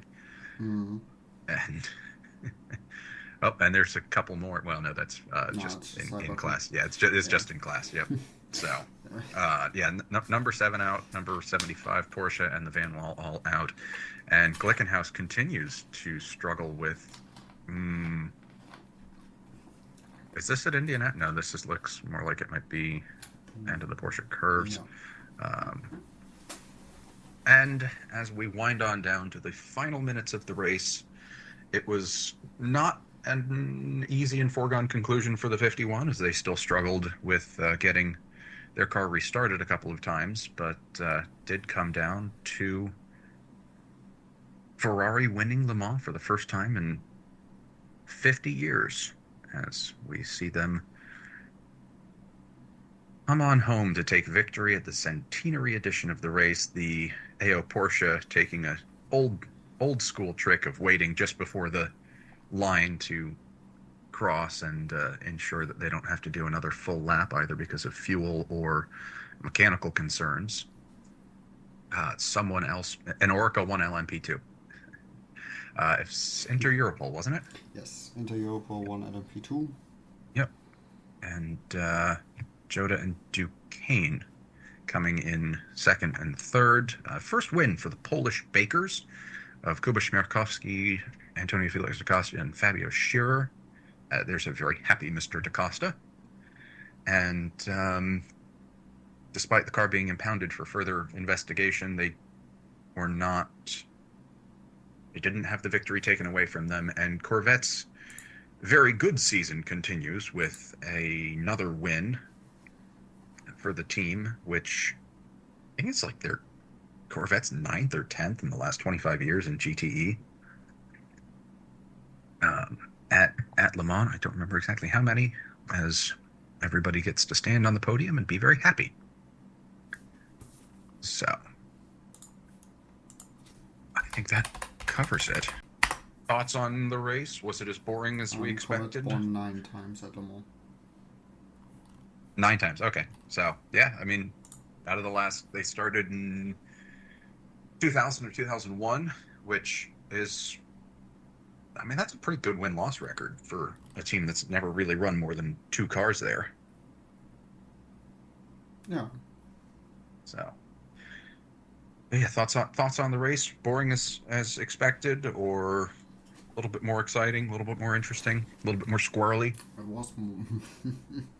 was more interesting than expected, because coming from those 5 years of boredom. Yes, of Toyota just winning constantly. Yes, and there being no competition pretty much. Mm-hmm. It was refreshing. Yep. It was something else. Yeah, no, I do think that the safety cars and the slow zone procedures just could have been done better. I can't say exactly how, because I don't have a proposed solution, and I try not to be the person that just says, oh, this was done wrong, without having a proposed solution. But it did feel like we spent an inordinately large amount of time under some sort of safety car slow zone or otherwise. But I mean, they be can that as it may. They can go the Nürburgring way and just go with no safety car. Yeah, and just do code 60s. Yeah, just do code 60s and just have intervention cars, but that is probably a bit difficult. Yeah, presents a different set of challenges, especially with the I was going to say with the way that the track's laid out, but at the same time, the Nürburgring's longer and more complicated. So, anyway, cool. Well, thank you for doing this with me. This was provide a nice split in the coverage between just listening to me talk for an inordinate amount of time. Yes, thank you again to Racing Klaus. This is me after the fact for helping out with both the video compilation for all of the video, as well as joining me for this extended ramble of Le Mans. Now back to the regular coverage after a brief intermission, which I'll talk about shortly. Okay, as this is probably about halfway for video length, or more likely slightly or moderately over halfway, I'll put the total runtime in the subtitle down there to remind you where we are. Give yourselves a pat on the back for making it this far. Thank you for sticking with it, and we'll take a short intermission that actually works this time before we canoodle on down to Monza. This is the intermission I originally intended for the IMSA video, but it got too cumbersome within the file. Anyway, back in 5.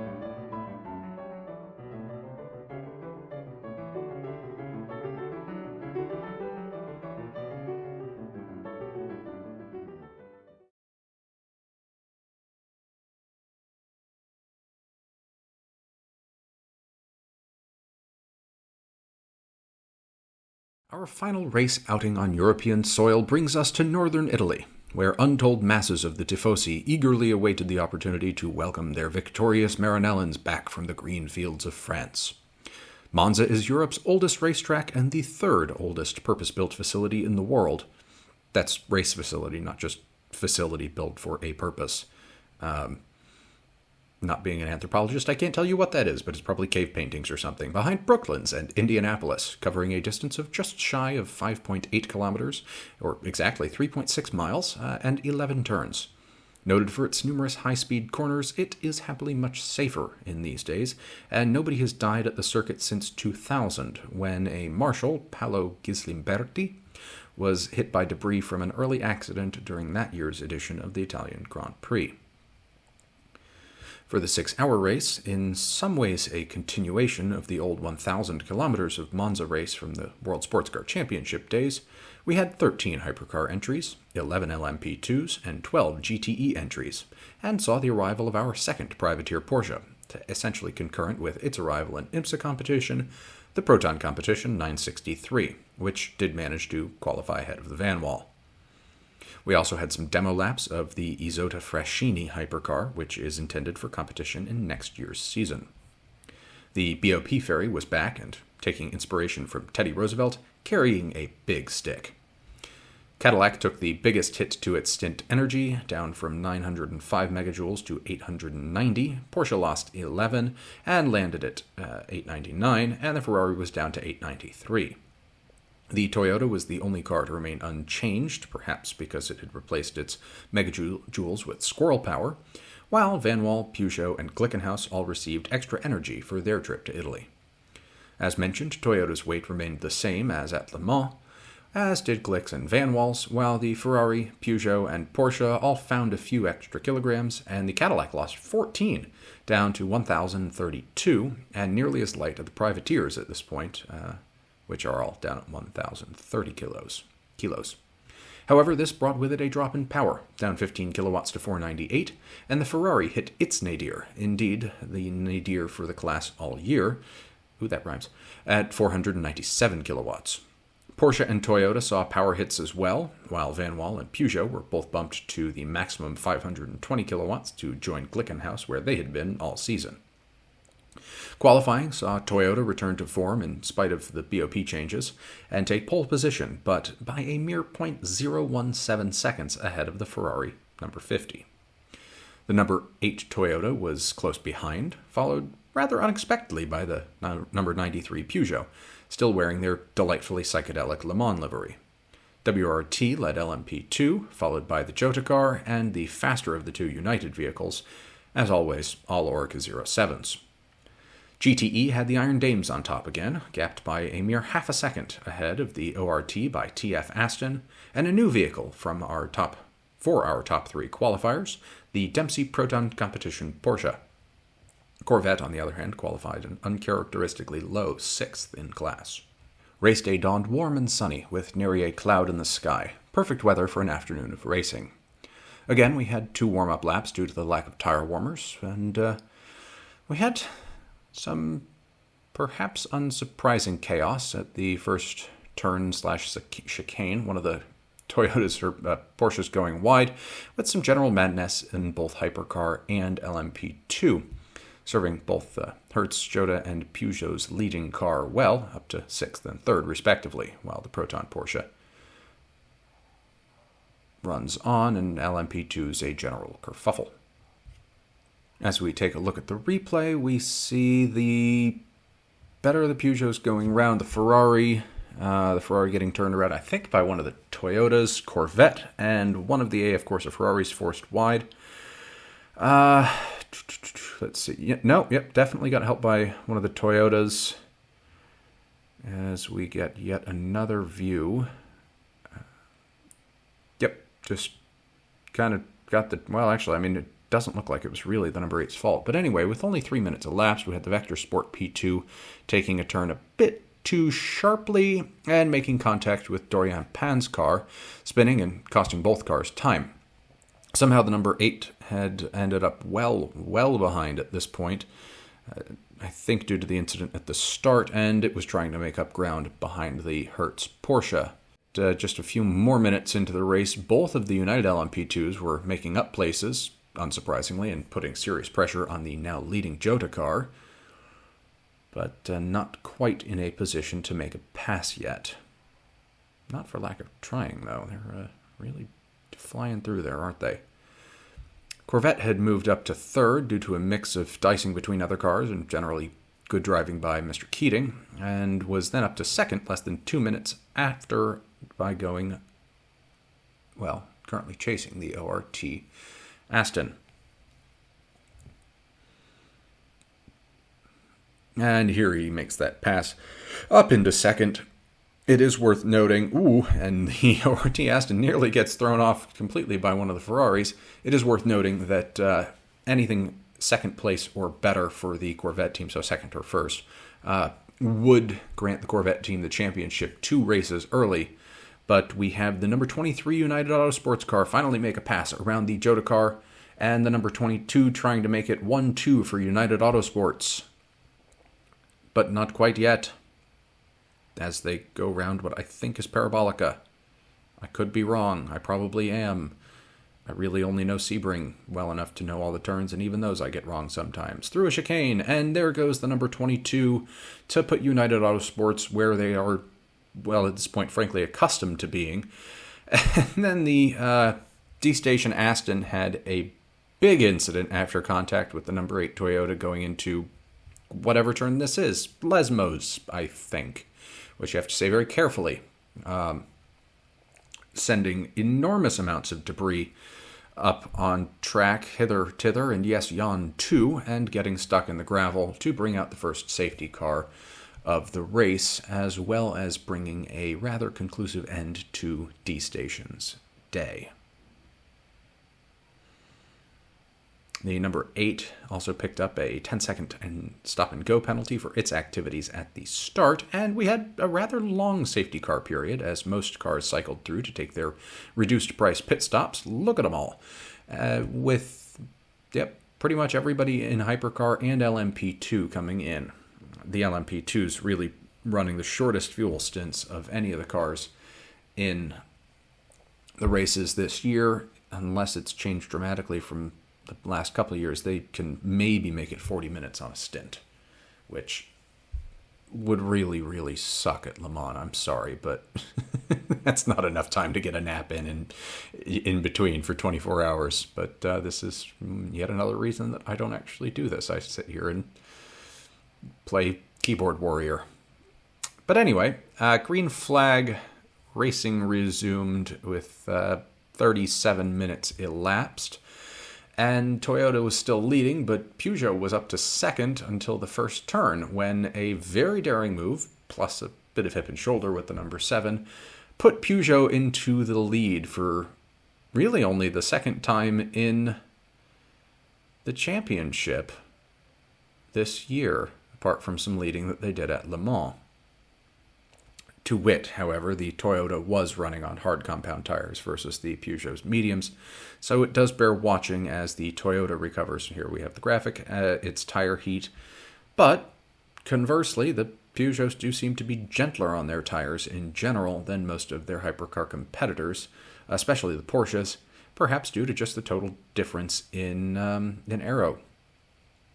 The pit stops had sent everything more higgledy-piggledy in the other classes, with United now second and fourth, following one of the Alpines and the Jota car respectively, and Corvette had dropped back out of the top 5 in GTE, with the ever-quick 83 replacing it in second.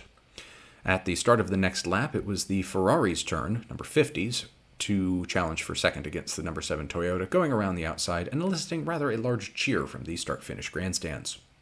The number 8 Toyota, driven by Sebastian Buemi, had an additional 1-minute stop-and-go penalty tacked onto its increasingly bad day for the incident with the 777 Aston, which we will get on board of in just a moment, and dropped the car well down the back of the hypercar field and very nearly lost it a lap. I mean, we have on board of the 8 right now, but we'll have on board of the... there's the penalty up there. That might actually have been the first time I may have misread early, but see just quite how egregious that that moment was. Here we go. Well, we start with the Jota car, which isn't quite as useful, but still, I mean, it just comes barreling through there. What a mess. Anyway, the Peugeot, meanwhile, had pretty much just flown away, looking fantastic, and was putting Buemi under pressure for that full lap just here, which he finally made stick, as we see it here, with 50 minutes elapsed in the race. We had United making their way back to run 1-2 in LMP2, with the number 22 passing the previous P1, now P2, Alpine LMP2, and running off with first place. And P2 as well. The number 23 had almost 10 seconds at that point on the rest of the field. Very excited to see them this year, in IMSA. Mr. Keating made a solid pass on one of the many AF Corsa-affiliated Ferraris to make it back into fourth in pursuit of championship lockdown, and once the leading GTEs that had skipped the safety car pit stops pulled in to take their fuel and tires, cycled the Corvette up to second. The number 94 Peugeot was starting to have some gearbox issues, but not losing too much time yet, although it was overtaken for 8th place by the number 7 Toyota, as we can see here. Incidentally, the number 93 car had its gearbox replaced just before the race, although it's not entirely clear whether this was preemptive or due to the onset of any particular issues. Racing settled down then for a bit, although the number 22 United car started to struggle on pace, losing 2 places to the Jota and very shortly here to the Inter-Europol prototypes, as they go around him just before they make their pit stops, perhaps just having a little bit of extra speed with emptier fuel tanks. In fairness, the Jota car did come dangerously close to overcooking it, but still, credit where it's due. At this point, both of the Peugeots were starting to run into reliability issues, and the number 7 Toyota finally caught up to the leading number 50 Ferrari and tried but failed to make a pass, with 4 hours and 10 minutes remaining as they both came down to the end of their stints. The ill-fated number 94 Peugeot went into the garage after refueling with further gearbox issues, which pretty much put them out of contention for places or points, unfortunately. Obviously, you do your standard refueling before you take the car back into the garage for any additional work, because that's best practices.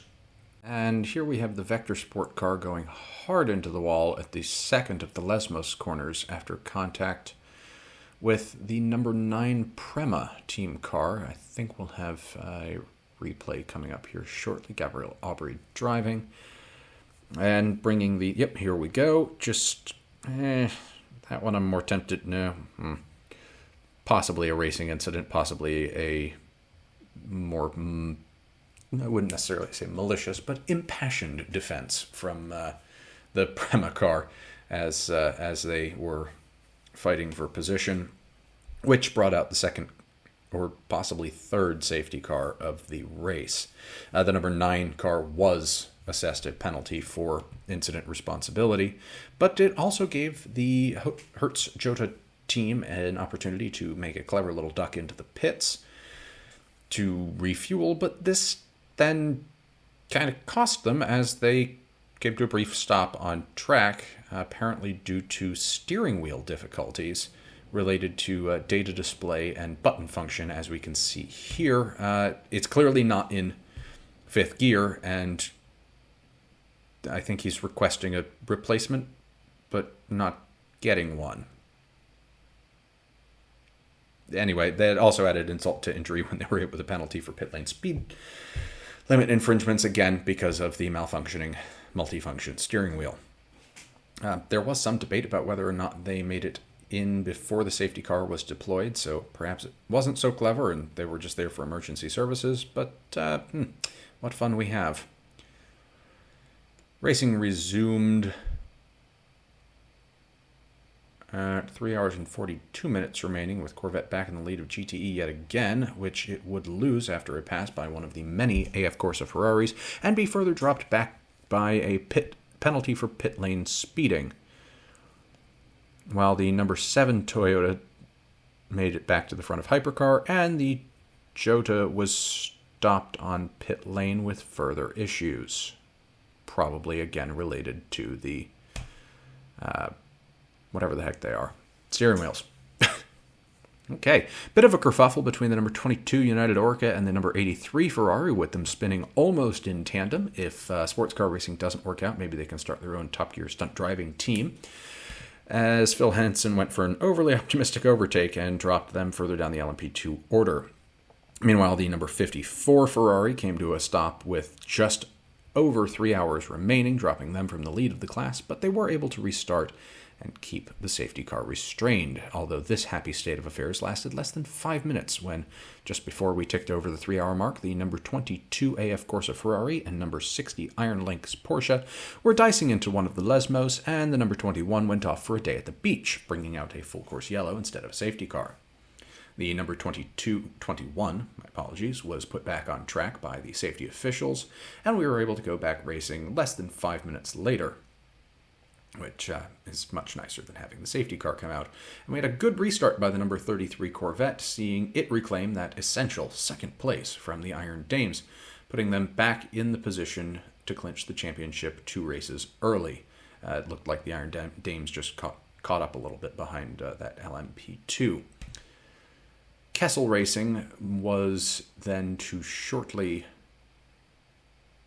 retire their Ferrari around 2 hours and 40 minutes remaining due to a broken water pipe, but I didn't have footage of that, while the number 99 Proton Porsche ground to a halt on track with 1 hour and 55 remaining shortly after they had emerged from the pits, and despite attempts to restart the car's electronics. Meanwhile, there was more entertainingly, quite an LMP2 battle going on the other side of the track between United Autosports in first, so the number 23 car, and Ferdy Habsburg driving the WRT car in second. Let's take a watch. Okay, yeah, that almost goes landscaping again.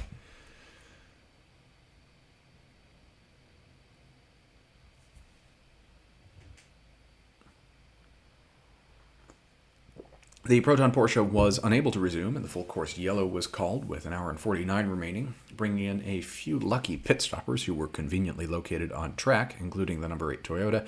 And of course, as soon as the full course yellow was out, the Proton Porsche was able to get rolling again, but only to stop a little bit further down the track. I think it might have made it like 100 meters. Then, of course, this led to the safety car being scrambled, as the number 99 was now stopped on the main track surface, at which point it decided that it was going to get going again properly-ish, until he made it about 2/3 around the track and had to retire the car and pull it behind the wall. It's a comedy of errors with this, new car teething issues, but you couldn't write this stuff. Yet again, the Corvette had managed to work its way back up to the lead of the class through magic, cleverness, who even knows, and number 23 United remained in command of LMP2, with the number 7 Toyota holding court at the top of the overall leaderboard. We had racing resume at 1 hour and 34 minutes remaining, with Corvette again in the lead of the class, not that would have changed during the safety car, with Iron Dames in hot pursuit, and the number 50 in hot pursuit in hypercar of the leading Toyota. Ice pops were distributed at Corvette with 1 hour and 28 minutes remaining, kind chaps that they are, and really the penultimate hour ticked down without too much further incident. Some nice battles here and there, especially in GTE and LMP2, but nothing particularly of note as we watch the number 7 streak along its merry way and go into the pits, despite the fact that it's got 33% of its virtual energy tank remaining, so they are definitely short timing to the end. This did promote the number 50 Ferrari to the lead, but They were then in just a moment or two later, also with a strategy call to try and short fuel, as they looks like they overshot their box a little bit.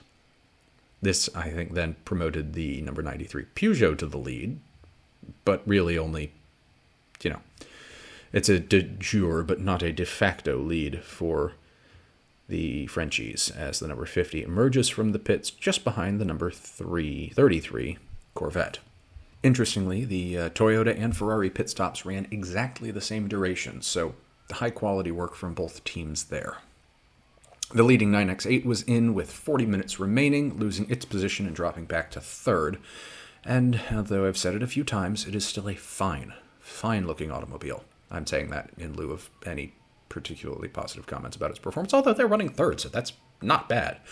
This cycle of pit stops did largely neutralize the speed differential between the Toyota and Ferrari, with the Toyota resetting the fastest lap with just shy of half an hour to go.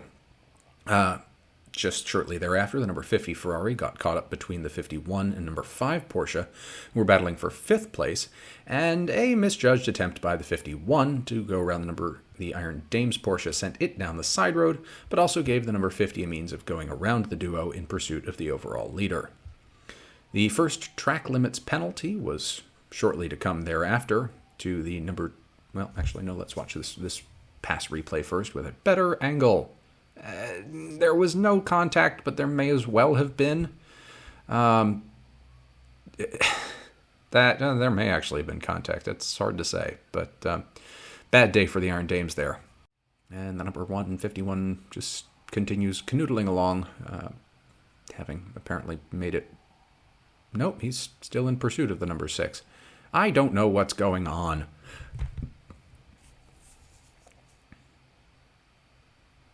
I think with 26 minutes left to go at this point, we can kind of go ahead and guess that Toyota's going to win again. But yes, here we go. Drive-through penalty for the car number 21 for abusing track limits. Actually, our first one of the race going to one of the GTEM Ferraris. I don't know exactly which one, but I'd be willing to bet it's sponsored by AF Corsa, and it's probably red.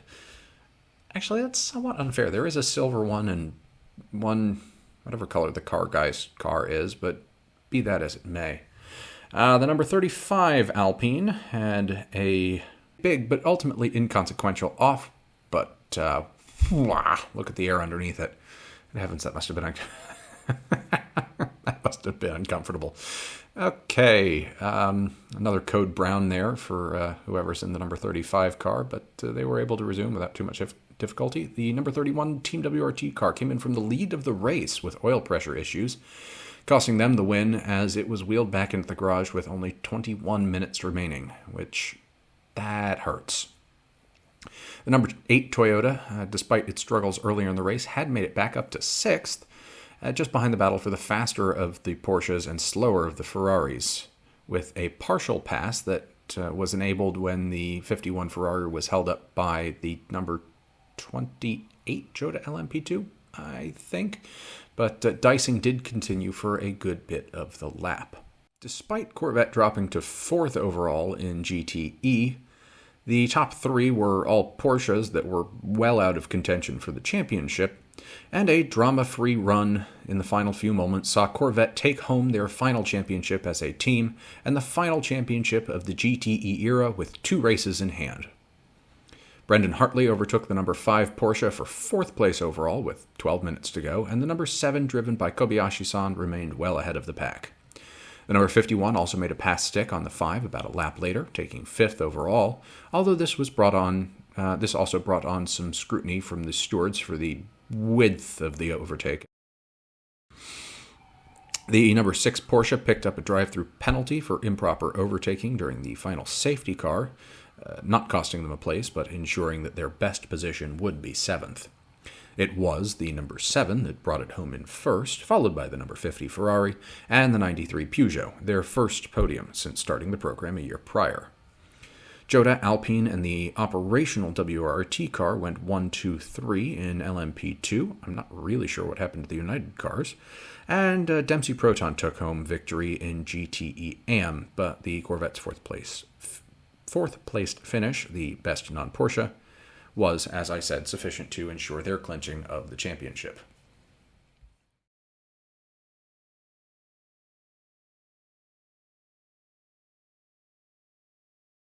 And now it's time for us to bid goodbye to European shores and head over to the Far East, where the penultimate round of the championship takes place at the Fuji Speedway, which is in a country called Japan. Or so I'm informed. With 16 total turns across a length of 4.563 kilometers, or 2.835 miles, the track also features one of the longest straightaways in motorsport, 1.475 kilometers along the start-finish straight.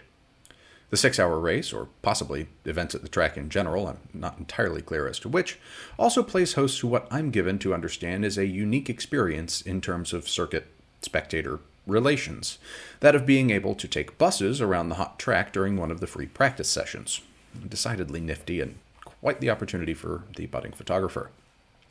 Hypercar BOP saw somewhat more minor adjustments to the vehicles, with Cadillac, Ferrari, and Porsche gaining a few megajoules, but Van Wall, Toyota, Peugeot, and Glickenhaus losing slight to moderate amounts.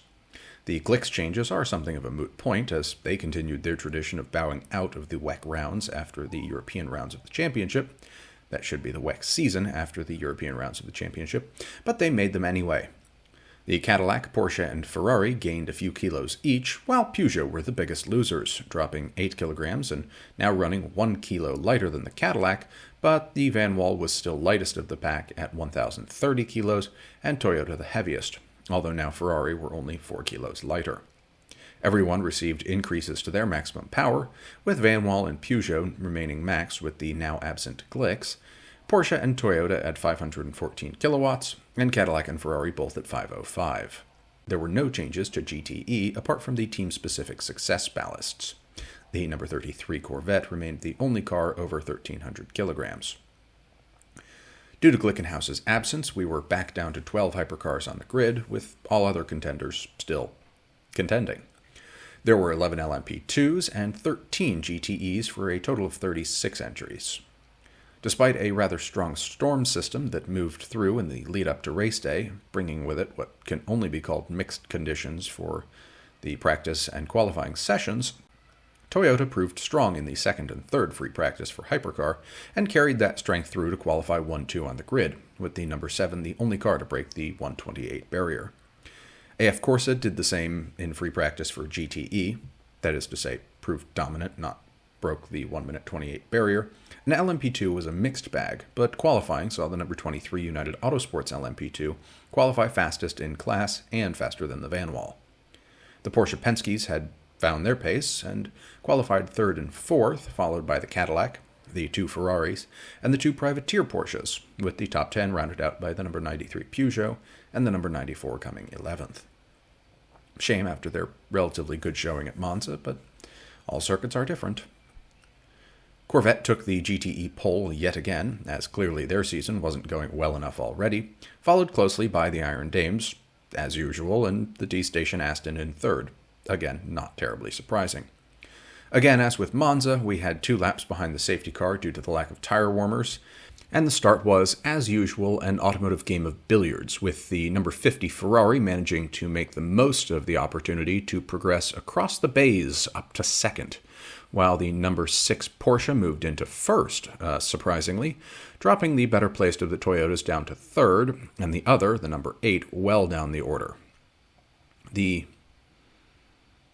replay here, we can see the other Ferrari kind of bumping into folks, and then pushing, that's interesting, shall we say. The 2 Peugeots made contact at turn 10, apparently pushed by the number 8 Toyota, but no major harm was done, until the safety car was quickly deployed as the 83 Ferrari GTE, typically well at the front of the GT field, managed to get itself stuck in the gravel. Messy. The number 5 Porsche picked up a right rear contact puncture in the bargain as well, although the safety car's deployment avoided the loss of a lap and dropped him to the back of the pack. Racing resumed at 5 hours and 54 minutes to go, with the hypercar running order Porsche, Ferrari, Toyota, Ferrari, Cadillac. I don't think we've had that combination yet. LMP2 was united to WRT United, which I know we have had, while the D-Station Aston had moved to the first in GTE ahead of Corvette and the Iron Dames Porsche. Shortly after the restart, the number 51 Ferrari managed to take third from Toyota, while Sarah Bovey in the Iron Dames. Porsche also took second from Ben Keating in the Corvette, albeit briefly, with United now running 1-2 in LMP2. A few minutes subsequent, we saw the Jota Porsche go past the Peugeot, lose the place down the main straight, and then pull back to make the pass stick for 8th place.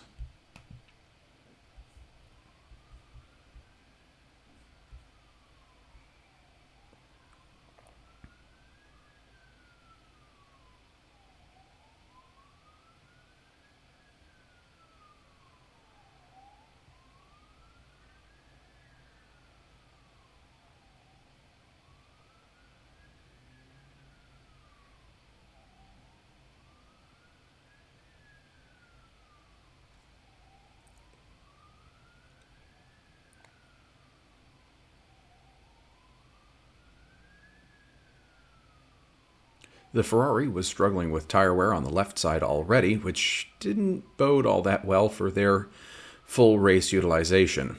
The Peugeots really seemed to be struggling for pace as the number 99 Proton Porsche also went sailing right by the slower of the Peugeots at the end of the start-finish straight to split the pair of Frenchies. Either that or the Porsches are just really well suited to this track, which is possible as well. And the number 99 went around the other Peugeot about 8 minutes later to put both privateer Porsches ahead of both Peugeots. The Toyotas were starting to make up ground, with the number 7 coming in to start a battle for second place with the number 50 Ferrari driven by Miguel Molina, Mike Conway in the Toyota. He was finally able to go a little bit broad, or narrow, I suppose, on the pit apron, if you will, to make a pass stick on the Ferrari for second place, while the number 8 was putting consistent pressure on the number 51 to make it up to 4th. The number 6 Porsche had about a 13-second lead over the battles behind it. However, when he pitted with 51 minutes elapsed, the first of the more or less on schedule hypercar pit stops.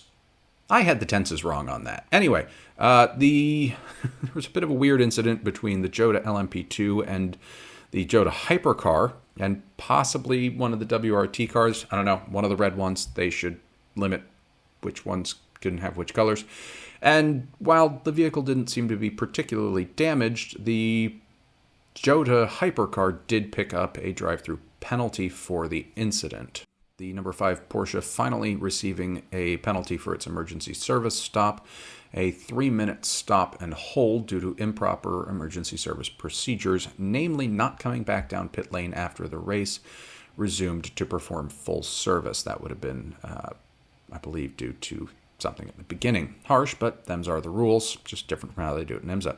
Number 50 Ferrari had a bit of an off and dropped a place to its sister car, subsequently dropping another to the 99 Porsche, who seemed to be having a generally good outing thus far.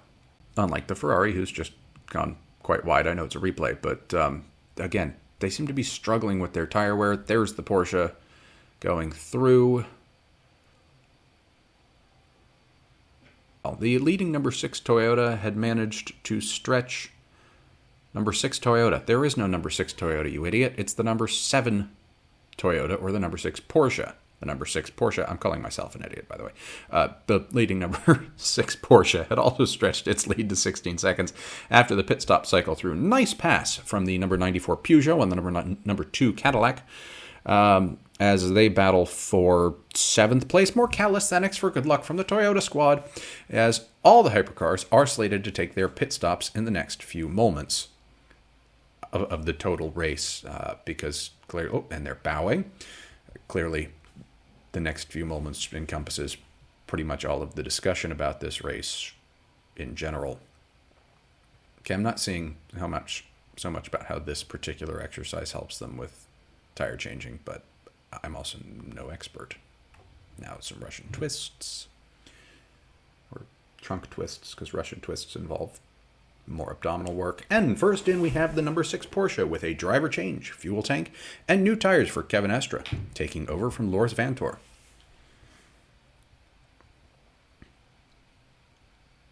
Issues with the Proton Porsche's pit stop.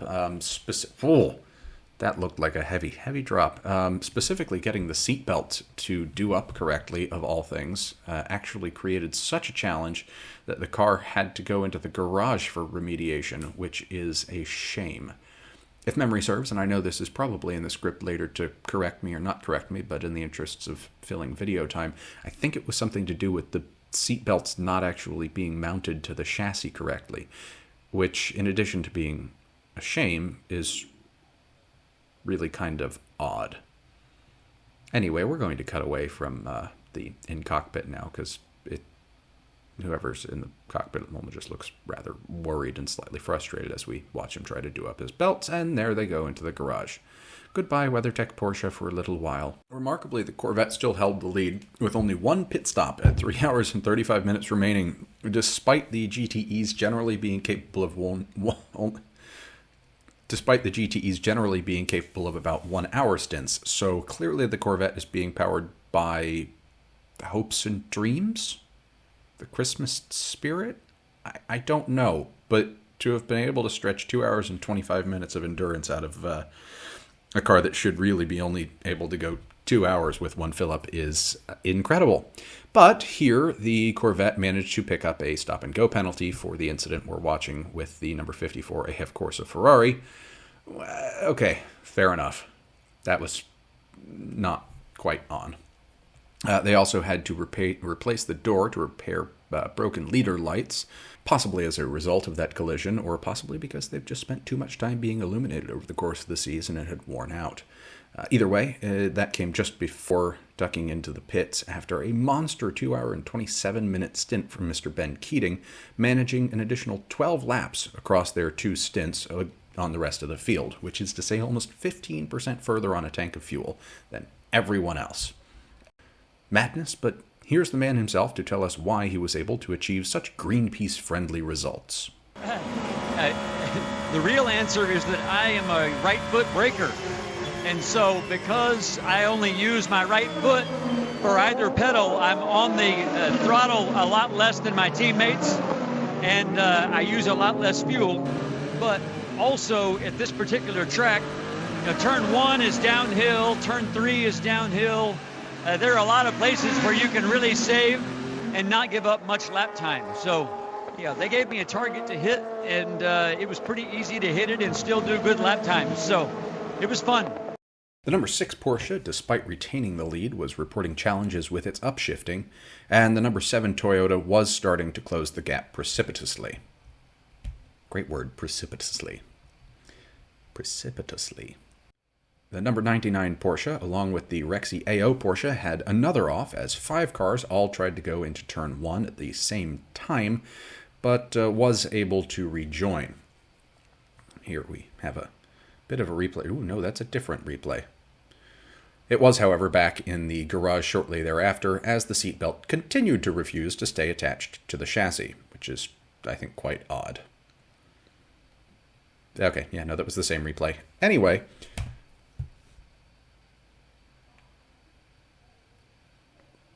with brake, smoke, steam, heat pouring off of them as well, so it's clearly not just a Penske problem, it's a Porsche problem. The number 7 Toyota was in early to try and short stint against the number 6 Porsche at around 2.5 hours, or around 3 hours to go, apparently deciding that they couldn't quite make up their track position against the 963 on total lap speed. Quite nice to see it not just being Toyota and Ferrari battling. End of the season, or nearly, but,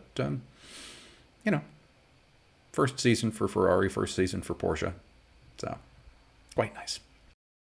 And then we see the number 8 have a big lockup as they came into the pits to do the same pit stop cycling thing, generating some rather valuable questions on what exactly was going on after the last stints for both of those cars. But anyway, the Van Wall decided to make the number 23 United Autosports Orica's day worse, while the Van Wall also had some time off track but didn't go round. This did have the effect of closing the gap between the number 6 and number 7, I think as the number 6 was just behind, with close battle commencing around 2 hours 45 remaining for the lead of the race. The battle did continue for a good while, with the closest attempt at a pass not for some time. We'll come up to it in a moment. But it does evoke some of the Porsche Audi and Porsche Toyota and Porsche Audi Toyota battles that we had at Fuji back in 2013, 2014. I think it was 14, possibly 15, that there were some just really, really great competitive work. I was 14 because 15 Audi switched to their black livery, if memory serves.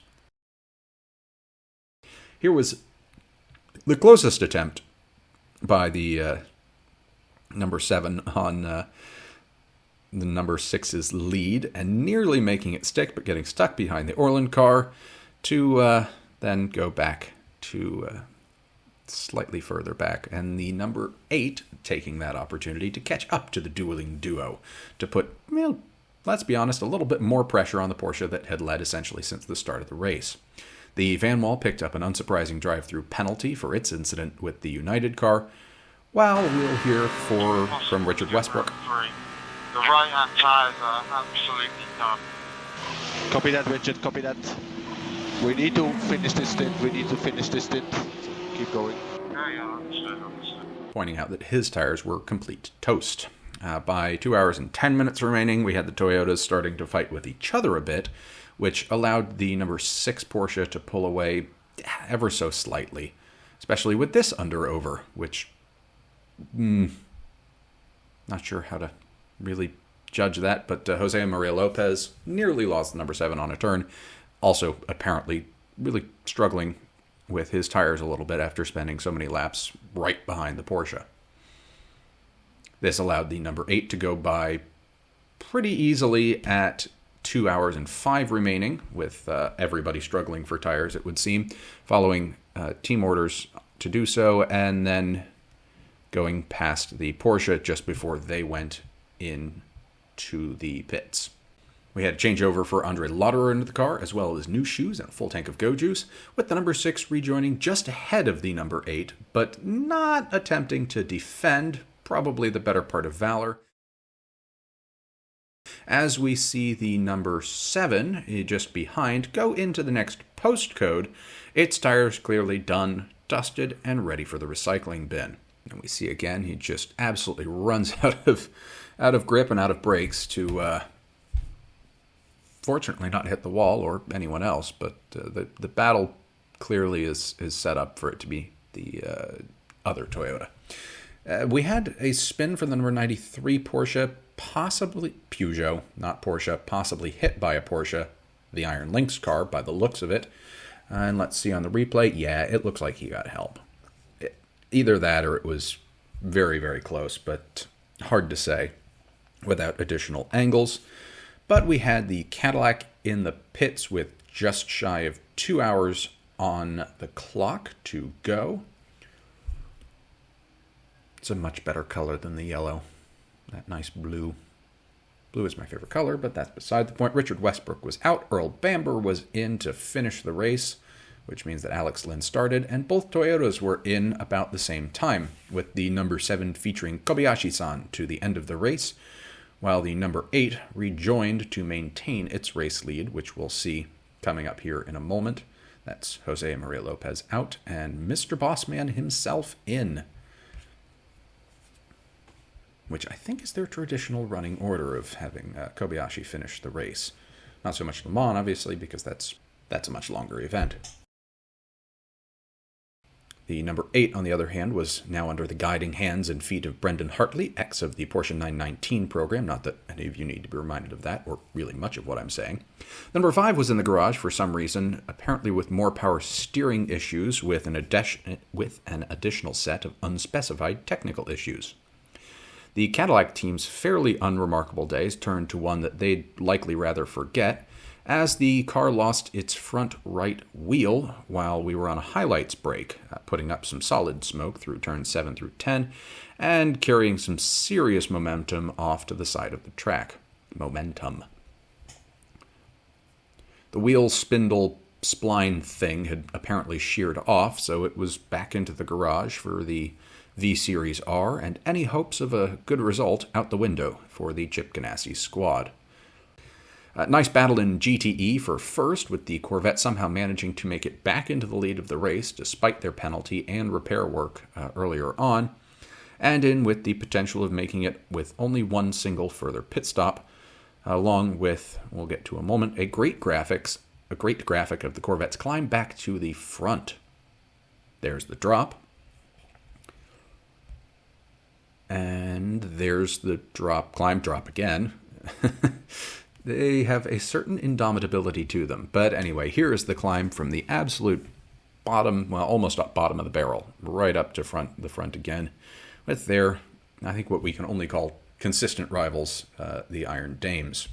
We had the number 7 go through to the lead again with some team orders to ensure the proverbial transfer of power, although the number 8 was also reportedly starting to struggle with its balance as it dropped back into the possible clutches of the number 6 yet again. Corvette picked up yet another penalty, putting GTE back in contention, and the Van Wall was also struggling with its brakes, in for the last time with just under an hour remaining, and not brakes, that was actually smoke from the engine bay as it headed back into the garage, leaving a bit of a liquid slick, oil coolant hard to know behind it, on pit lane. Meanwhile, the Peugeot number 93 was having its clutch and hydraulic fluid topped up, but despite all of the final pit stop gubbins, the running order remained largely unchallenged, or perhaps more appropriately, unchanged. On goes the back of the Peugeot again, and the rear, not wing, because it doesn't have one of those winglets. Because I think that's the only thing we can really call those side things that definitely are, a bit of a wiggle. The number 31 WRT car was battling hard for third, with Ben Hanley driving the presumably slower of the two United vehicles. Yes, which now put United going second and fourth, with WRT going first and third. We had a spin from the Dempsey car after a little bit of contact with the number 56 Rexy Porsche, but with no particularly notable damage. Kind of hard to, again, without more camera angles, apportion responsibility for that, but it may have just been a braking failure on the part of the Rexy Porsche. Not that their brakes actually failed, but failure to stop in time. The Van Wall was actually unexpectedly able to rejoin with around 40 minutes remaining, while the, here we go, number 77 Dempsey Proton car picked up a penalty for track limit violations. After you get spun, it's kind of hard not to abuse the track limits. Be that as it may, the number 5 Porsche also managed to rejoin, 27 laps down, but setting things up for a race with no retirements as time ticked down to 0. The Cadillac also picked up a pit stop infringement penalty as well. We had a full course yellow come out as there were some Van Wall parts sitting on the track. There's a marshal with an inexplicably 15th century broom, just in case he has to scare away any roustabouts or bands of wee tattered minstrels looking for wassail in the middle of the summer. And a minute and a half later, we resumed running. Frankly, puts a good example out for making the case to institute either full course yellow or Code 60 procedures in American racing. We could never have a sub 2-minute safety car. We had an aggressive pass by the Alpine on the number 23 United car, but the place quickly reverted to United, not without further backing and forthing, until we had neither quarter asked nor given by the Alpine.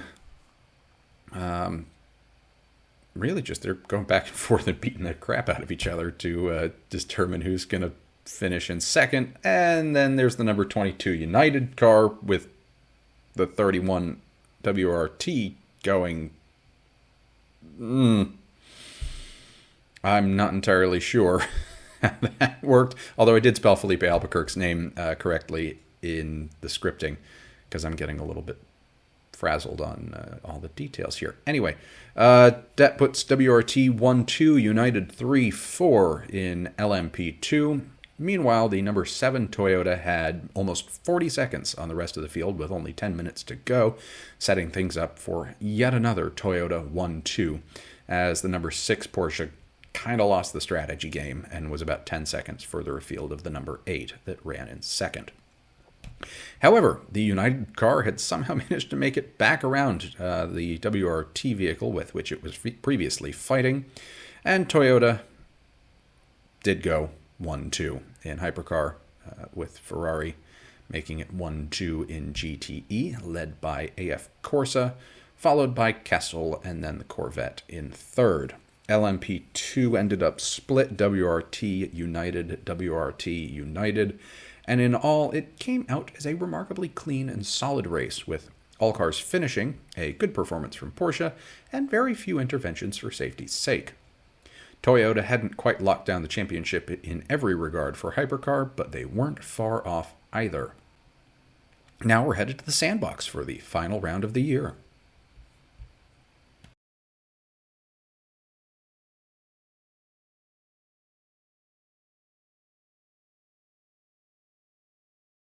Okay, final round. Anyone tired yet? I certainly am.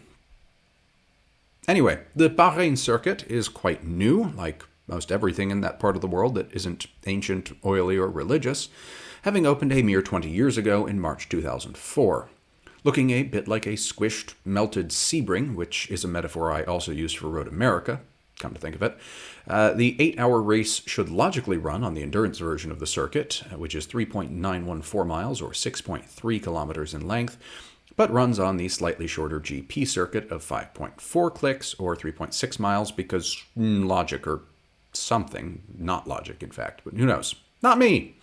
It's a whopping 24 turns in the case of the former, or a slightly more digestible 15 for the Grand Prix track.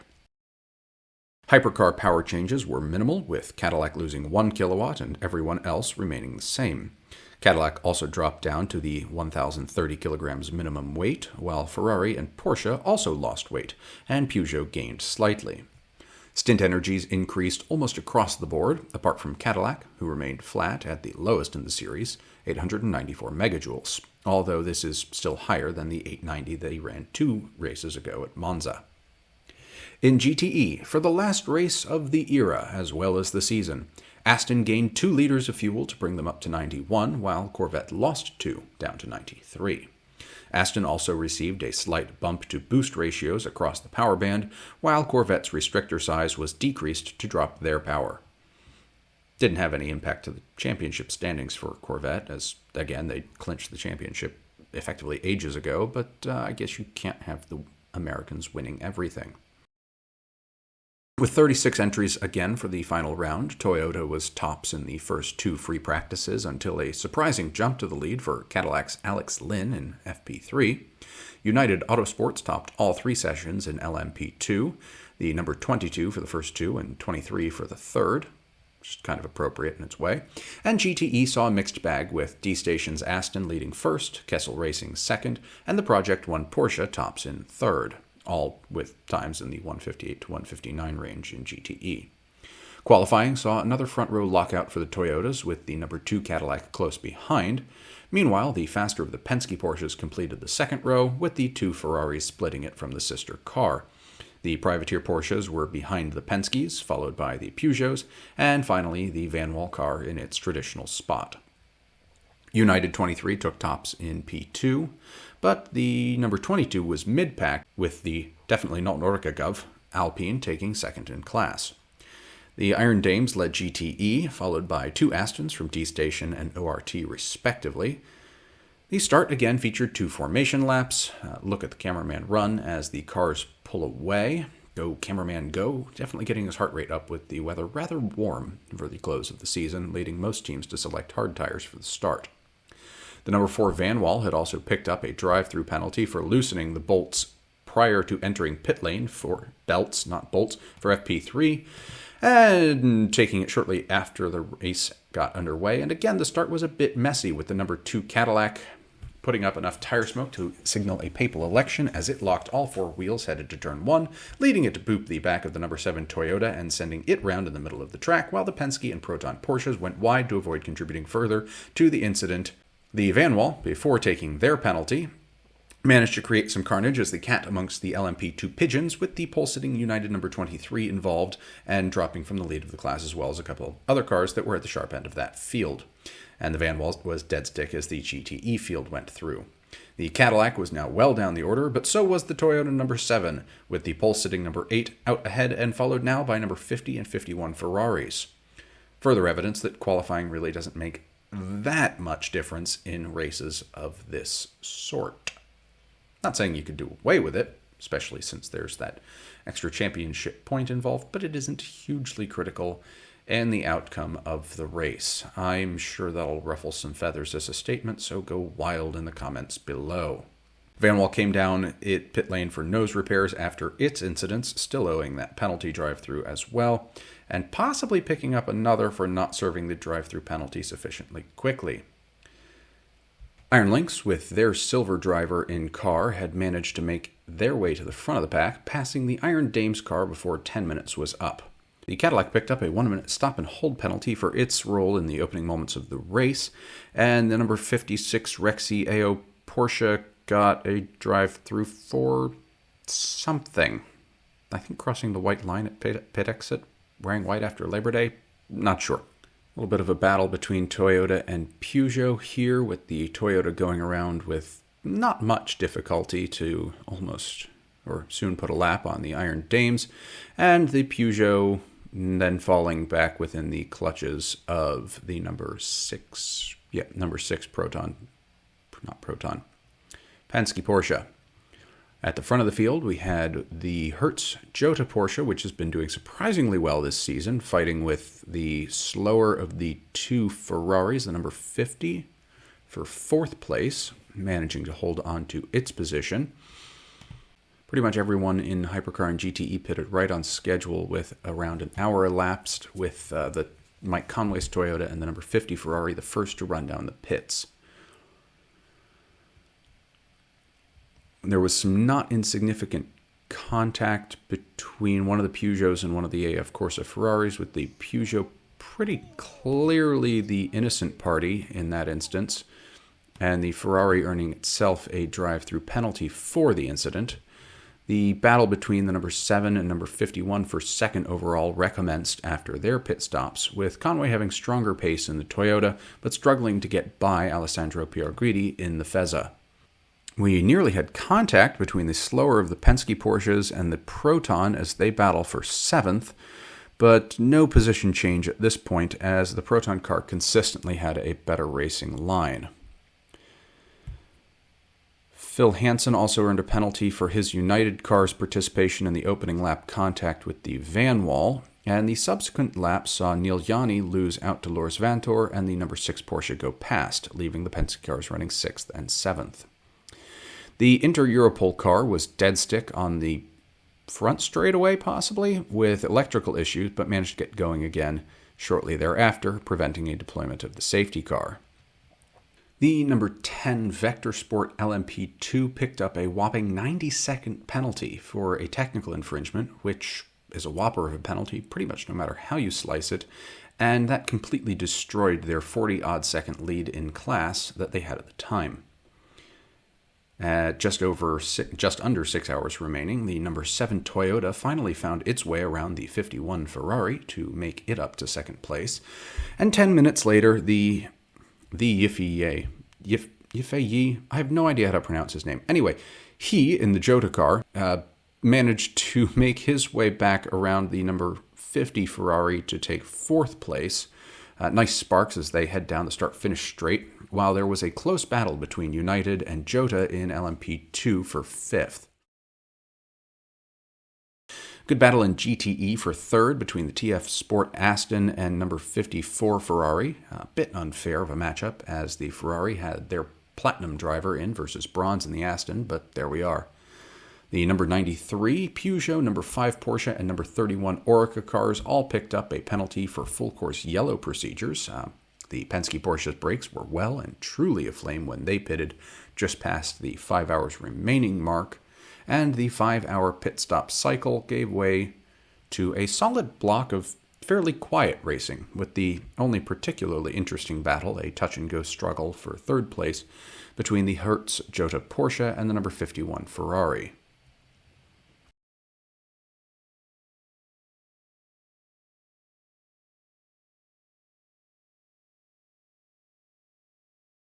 Some interesting sparks from the wheel nut/wheel gun during the number 50 Ferrari's pit stop an hour later, and the pit stop cycle helped hot up the Porsche-Ferrari battle, as the other Ferrari ended up partially involved and then fully involved over the next couple of minutes. Let's watch.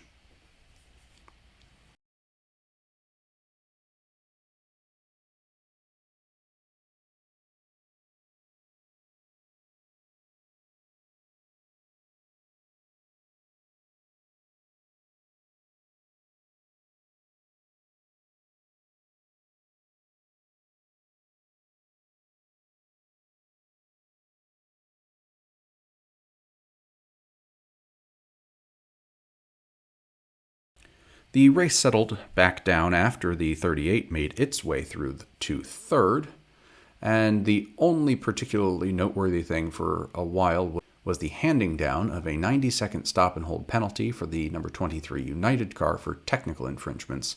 Again, the tire pressure issue rearing its ugly head and taking them out of the lead of the race and, in fact, essentially ending it. At just after 2 hours and 40 minutes remaining, we got a rather odd radio message from Ryo Hirakawa in the number 8 Toyota about some issues that he was having, but it's hard to tell exactly what. Oh my goodness. Oh, I don't know, this guy. 86, he broke 11, 12, 13. Oh, I don't know what he's doing, It's different shots.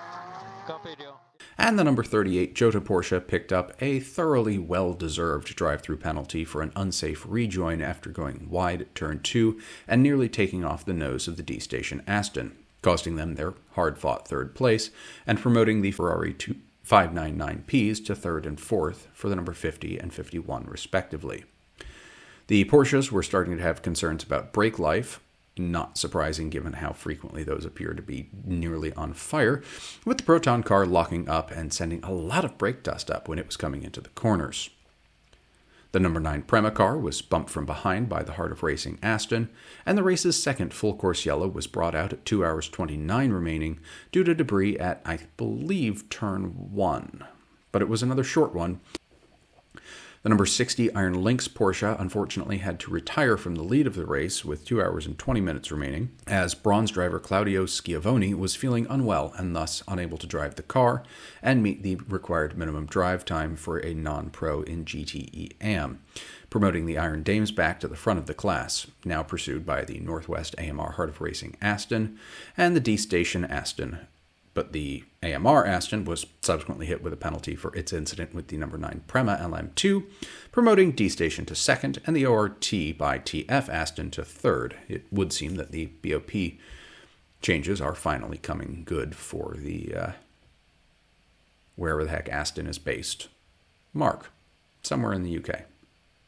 It's on the tip of my tongue. But anyway, the number 99 Porsche was down pit lane for an extended stop. Very smoky brakes yet again, apparently for a broken footrest in the pedal box.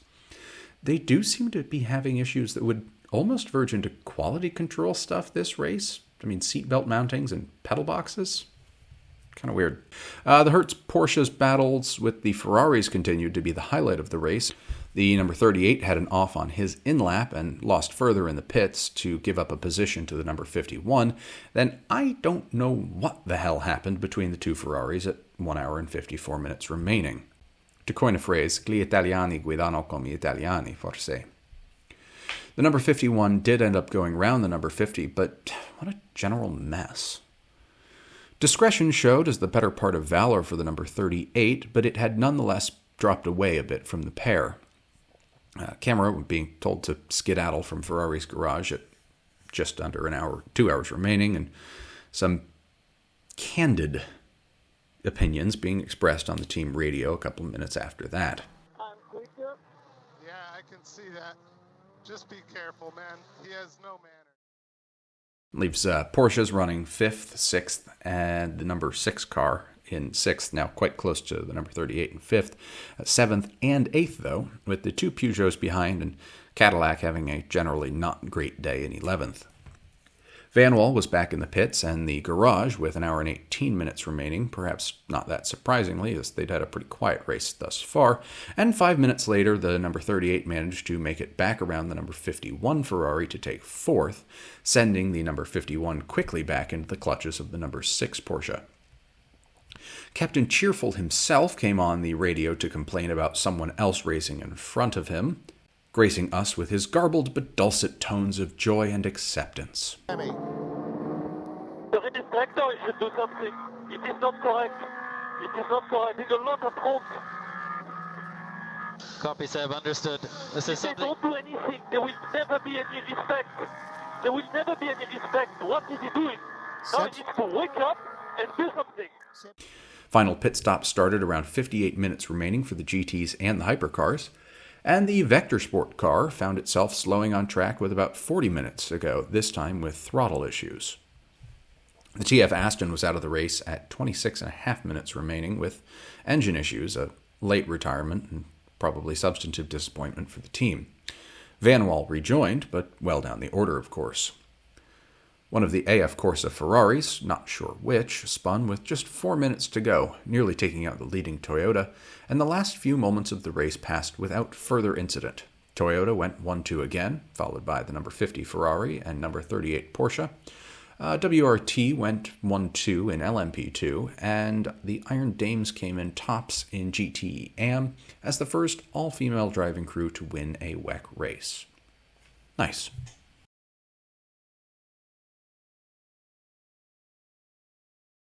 And of course, now it's time to look with our eyes towards the heavens and the future, as the closing comments to a very long video, but the opening comments of another full season that kicks off in just a couple of days. We have more hypercars, we have more manufacturers in GT, and we're missing some old friends as well. Final stretch, let's do this. What's next? From a manufacturer perspective in hypercar, well, we've lost Glickenhaus outright, and Van Wall because of who knows what, frankly, but the manufacturer participation is still excellent and growing. Of those who ran this year, well, what can be said, really? Anything less than perfection from everyone's favorite Japanese hypercar manufacturer, admittedly N=1, was going to be a bit of a disappointment, and they somehow managed to deliver on that. I mean, yes, Le Mans was a bit of a mess, but they were still the class of the field, and more than anything, I'm interested to see where they go with their program next year, given the fact that they are receiving fresh competition for the first time, really, since LMP1 died, and even before that, particularly from Ferrari. They've seen cracks appear in the armor that hasn't really been tested since 2017. And next year promises to be a much closer season in general, with far greater entertainment value even than we enjoyed this year. I like the new black livery as well. The Tifosi, I would assume, as I cannot count myself among them for many reasons, are not disappointed. For Ferrari to come back and take outright victory at Le Mans after either 20 or 50 years, depending on whether you're interested in the reality of things or the reality that media would like to have you believe to sell papers, well, not papers, clicks. Victory at La Sarthe and the general strength of their pace throughout the season showed that the 499P is a proper hypercar challenger and well suited to take the battle to Toyota on their own terms. In addition to being prettier than the Toyota, not that that's difficult, they generally seem to struggle with issues that were born more out of teething issues than with outright pace, likely making the most of their Formula One knowledge, and the prospects for 2024 seem bright. Some customer cars would make things even more interesting, and we do have privateers coming in next this season as well. AF Corsa, which is okay, a bit of a stretch to truly call them a privateer team, but look, their car is yellow, mostly, instead of red, mostly. And they've insisted that they'll be running their third Ferrari 499P as a separate entity from the factory team for the entry in the 2024 season, with a driver lineup of Robert Kubica, Robert Schwarzman, and Yifi Yi, which I still have no idea if I'm pronouncing correctly or not. Ferrari is also reportedly considering updates and improvements to the car for the mid-2024 season, but TBD on what exactly that looks like.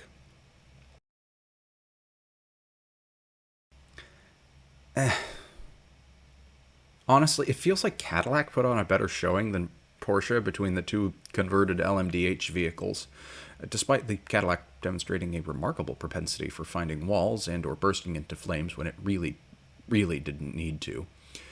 Early reliability issues and a generally middling pace seem to have counterbalanced the professionalism of the Penske organization and the feistiness of the privateers, and the 963 has I hate to say it, failed to really impress in the WEC in 2023. Bahrain notwithstanding, because Jota did a brilliant job, but they did have a great centenary livery for the Penske cars, and they are hoping to introduce an improved crankshaft sometime in the 2024 season for both IMSA and the World Endurance Championship as part of the improvements program that I mentioned in the IMSA year in review video.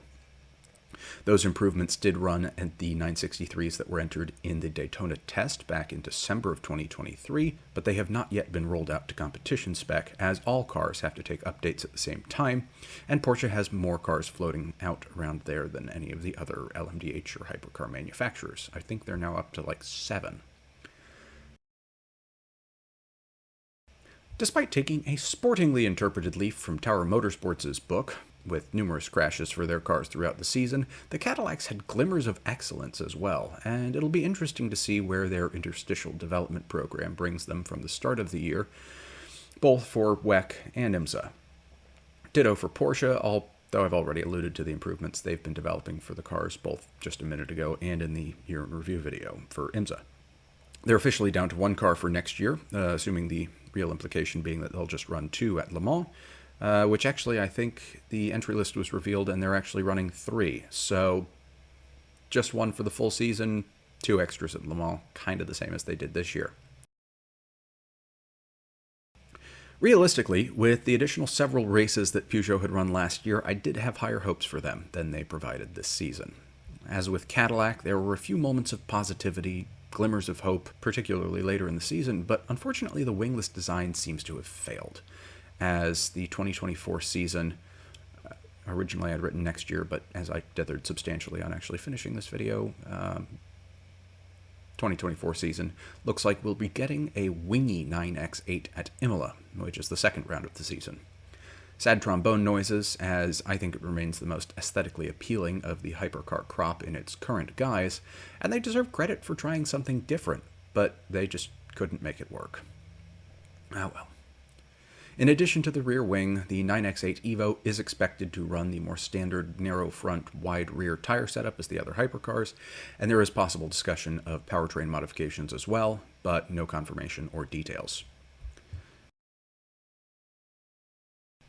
Next year, we'll see BMW's M-Hybrid V8 take to the track under the helmsmanship of Team WRT's drivers, and while its results last year in IMSA didn't exactly show much promise, well, who knows what'll happen.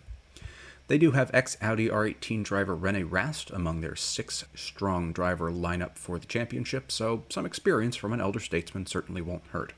I say elder statesman, he's probably like my age or something, because racing drivers are young.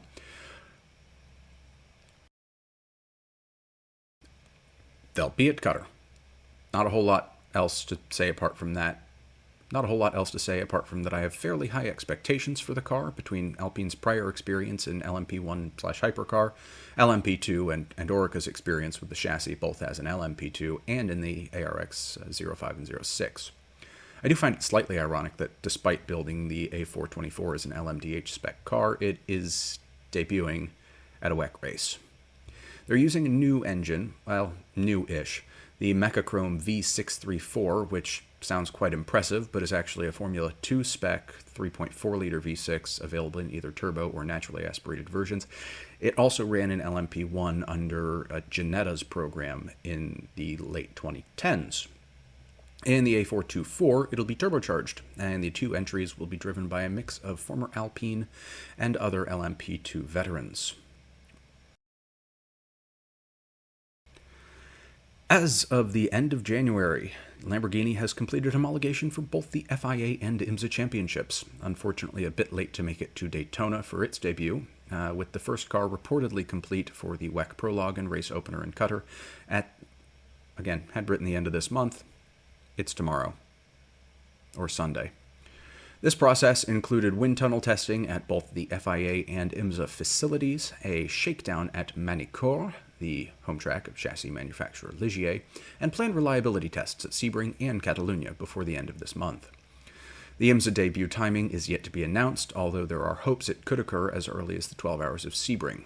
It's not necessarily likely, but they did have the vehicle out there running its reliability tests, I believe, last week, so we will see. So there have been some shenanigans with the approach that Isotta Fraschini have taken in its hypercar program, with Vector Sport breaking ties in late 2023 after an apparent lack of cooperation from the manufacturer. It was simultaneously announced that Isotta would instead be partnering with Duquesne Engineering, allegedly due to economic factors and only able to provide one car. Curious, very curious. We'll see if they make it to track for Qatar. They have. And if so, how bad the new car teething issues are. I'll talk about that in just a moment. They've reportedly tested at several tracks around Europe, although that's pretty much standard operating procedure at this point for any new hypercar manufacturer. Before they were rejected from the entry list for 2024, presumably due to overwhelming interest from manufacturer teams and the Van der Vels' apparent inability to really be competitive against those teams, Van Wall was reportedly looking at a whole raft of upgrades for the car to try and bridge that performance gap, including an engine upgrade that eventually manifested as a sourcing of the Pippo engine, also used in the Glickenhaus 007 hypercar, after consideration of other options, including an unspecified V10, and proposals for reworking of the car's cooling systems, aerodynamics, and suspension. But alas, their application was rejected, so Van Wall has hit the wall. Well, after 3 years of, let's be honest, middling success, and following on from Mr. Glickenhaus's, shall we say, increasingly passive-aggressive comments about the BOP process and level of competition, I don't think anyone was particularly surprised to see this year turn out to be the team's last. It's a shame, in a way, but at the same time, it's not as though they were ever going to be running as anything apart from significant underdogs against the might of the factories. So I have a bit of a hard time being overly sympathetic, but there we are. Maybe, hopefully, someone will come along and either buy up the car and program, or at least give them an infusion of cash to soldier on an update for 2025, but the economy is going to have to get a lot healthier for that to happen as far as I can see, which, going out on a limb here, it isn't going to, seeing as we really haven't recovered fully from 2008's recession and the horrible monetary policies that plague us to this day. And after that sidebar, late in the off-season, Podium Advanced Technologies, one of the key tech and operational partners behind the 007, revealed a significant amount of work had been done on a potential Evo package for the car, mostly back before the 2023 season, but the work never progressed beyond the planning stage due to budgetary constraints. In the spirit of intellectual honesty, I'm sourcing and summarizing all of the information in this bit directly from Race Car Engineering, who posted the original article. It's in the citations. But apparently the two key challenge areas for the Glick were in downforce stability and being overbuilt on the cooling front, following the vehicle's re-engining up to the Pippo V8 when power output targets were increased in the early days of hypercar to draw in Aston Martin with the Valkyrie program the first time around. After those plans fell apart, the power target was dropped again, and the 007 found itself with an overabundance of cooling facility. As they were already running at the most lenient ends of the BOP front for pretty much all of this season, rework focused on reducing airflow to permit a more robust aerodynamic solution and extend the reasonable operating window of the car to better perform at a more diverse circuit selection. The original car's design decidedly favored high-speed, lower downforce circuits such as La Sarthe, while it struggled at tracks like Sebring. The dropping of Sebring, and actually Portimão as well, which I think is another one of those more mixed circuits, obviously notwithstanding, because I'd wager that the Circuit of the Americas probably would favor a slightly higher speed setup than Sebring. As we can see in this graphic, the undertray of the car has essentially been sharpened at the front, just abaft the front wheel wells, and indeed it looks like the whole nose has been shortened slightly. The air intakes at the very front of the car have been reworked to do slightly less channeling, from what this view shows, and the sides of the car appear to have been flattened slightly where the original tucked inward just behind the wheels as well. It'd be interesting to see the rest of the work and renders on the car, and on the unlikely chance that anyone from Podium watches this video, please get in touch. I'd love to discuss the upgrade package further. That shortening of the front clip in particular is interesting to me because I did call it out as one of the aesthetic weak points of the car in the aesthetic ranking videos as well. Perhaps it would have been enough of an improvement to move it up the rank if it had come to pass. But such are dreams. Reportedly, Acura is still focused on IMSA, and all additional resources are being held off for Honda's Formula One program, so it's unlikely we'll see an Acura hypercar in 2024 or 25 at this point, but stranger things have happened. Perhaps a hypothetical daring raid by Meyershank Racing on the HPD, or whatever they're called this week, factory to recover their old chassis, a la the BMW M1 raid on Sant'Agata, and a new car to wear a pirate flag now that the Vanwall isn't running anymore. I think I mentioned this in the IMSA video, but we do have Aston restarting their Valkyrie program in conjunction with Heart of Racing, but planning to build to hypercar regulations so they can make use of their own chassis rather than a spec one as required by the LMDH rules. TBD on if they can get a pass from IMSA to enter anyway, which would probably further annoy Mr. Glickenhaus, as the car is going to be based off of an actual road and track car rather than purpose-built originally as a hypercar. They have also expressed an openness to customer cars, which is nice, and have currently committed to building 6 chassis for 2025 entries, with initial rollout of the vehicle targeted for mid-2024. Reportedly, their main challenges are reworking the ergonomics and packaging from the road car to be capable on track as well. Some general comments on hypercar. Okay, I'm going to go out on a limb here. The proliferation of hypercar and the at least token offering of several manufacturers' hypercars as proper road cars, further reinforced, of course, by the resumption of interest from Aston Martin with the Valkyrie program, and hoping against hope for an entry from Mercedes, who, if they do, will inherently show up, do incredibly well for a couple of seasons, and then either end up with someone dead, grievously injured, or at least several cars searching for VFR clearance. But we do face what I view as another opportunity to reverse and work back against the frankly bizarre development of racing classes that has occurred in this first quarter of the 21st century, and push back towards an emphasis on road-derived, that is to say GT cars, as the primary focus of top-class racing, F1 being excluded because it's a dog and pony show rather than proper racing at this point. Fight me. This is a spectacular opportunity to refocus hypercar in the years to come to its intended form, as well as to emphasize the importance of production car-based vehicles.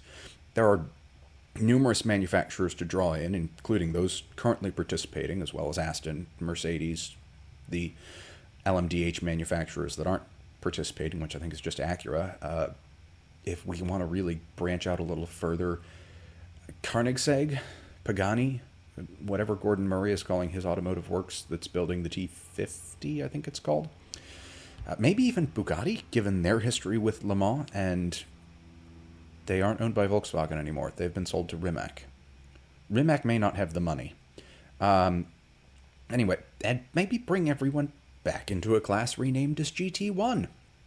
I mean, the last of the proper GT1s from the 90s weren't that far divorced from the same concepts we're seeing now with the hypercars, and indeed, I felt like the current hypercar class saw its birth in an intended Lazarian return of the road-going Le Mans prototype.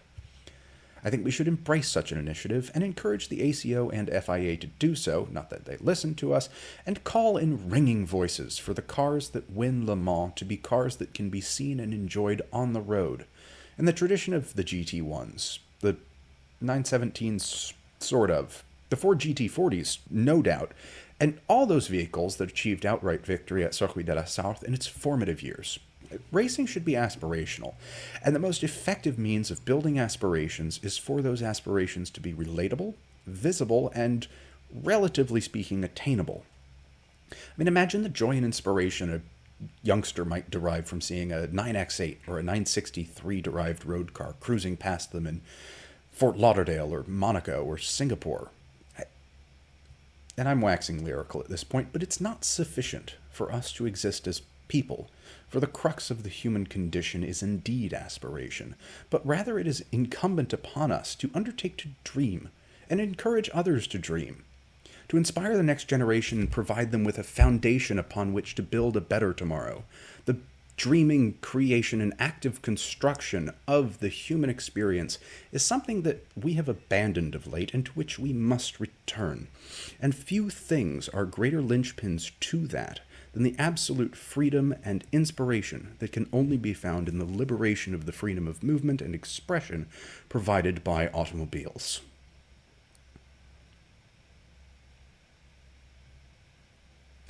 On less lofty notes, but still general hypercar comments, the FIA is reportedly working on adjusting, quote-unquote improving, the BOP process so as not to provide a crutch to any uncompetitive manufacturers, but still looking to prevent skyrocketing costs.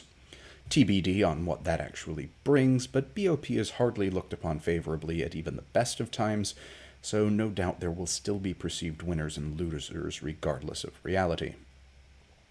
Tire warmers may again be available for teams at Le Mans in 2024, despite being verboten in the rest of the season. No real surprises there, given the temperature differentials at the track throughout the event, and some of the incidents that happened on cold tires at other races last year, especially the Ferrari off at Spa.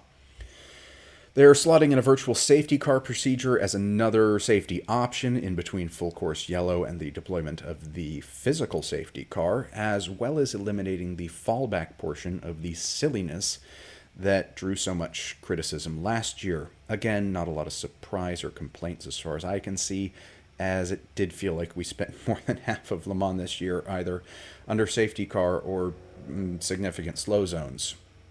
I don't entirely hold with the 3-1 safety car policy that's been in use for a while, but it's an imperfect world, and I did like Racing Class's suggestion about having a safety car for each class and just doing it that way, which would kind of hybridize between the fall ahead, drop behind, move your clothes down to a lower peg if your brother's not going home for the weekend thing that they did this year, and still something a little bit more workable. As mentioned in the IMSA video, no more LMP2 for the World Endurance Championship. There are too many hypercars. We're full. Moose outside should have told you. They'll still have some spaces to fill out the field at Le Mans, as the FIA doesn't want to allow any GT3 equipment that isn't paired with a hypercar manufacturer, but the rest of the season is all just hypercar and GTs.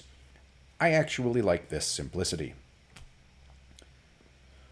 2023 also saw us say goodbye to GTE, erstwhile effectively GT2. I maintain, again, based on conversation that Klaus and I had over Le Mans, I could be wrong and it could be a come down of GT1, but I don't think it is. As yet another class to see the Grim Reapers sickle due to high costs and low manufacturer interest.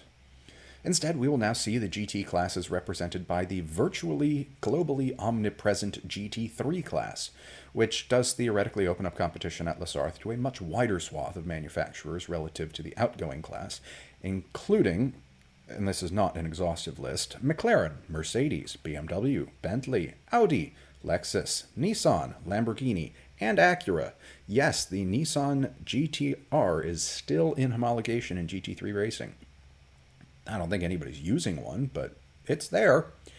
Of course, the ACO couldn't then let things actually be this pleasant and announced that only manufacturers granted WEC entries could run in the ELMS and the 24 Hours of Le Mans, and subsequently that WEC entries for GT3 machinery would be prioritized, read almost exclusively, for manufacturers already with active hypercar programs, and further, that each manufacturer was limited to only 2 entries, if memory serves.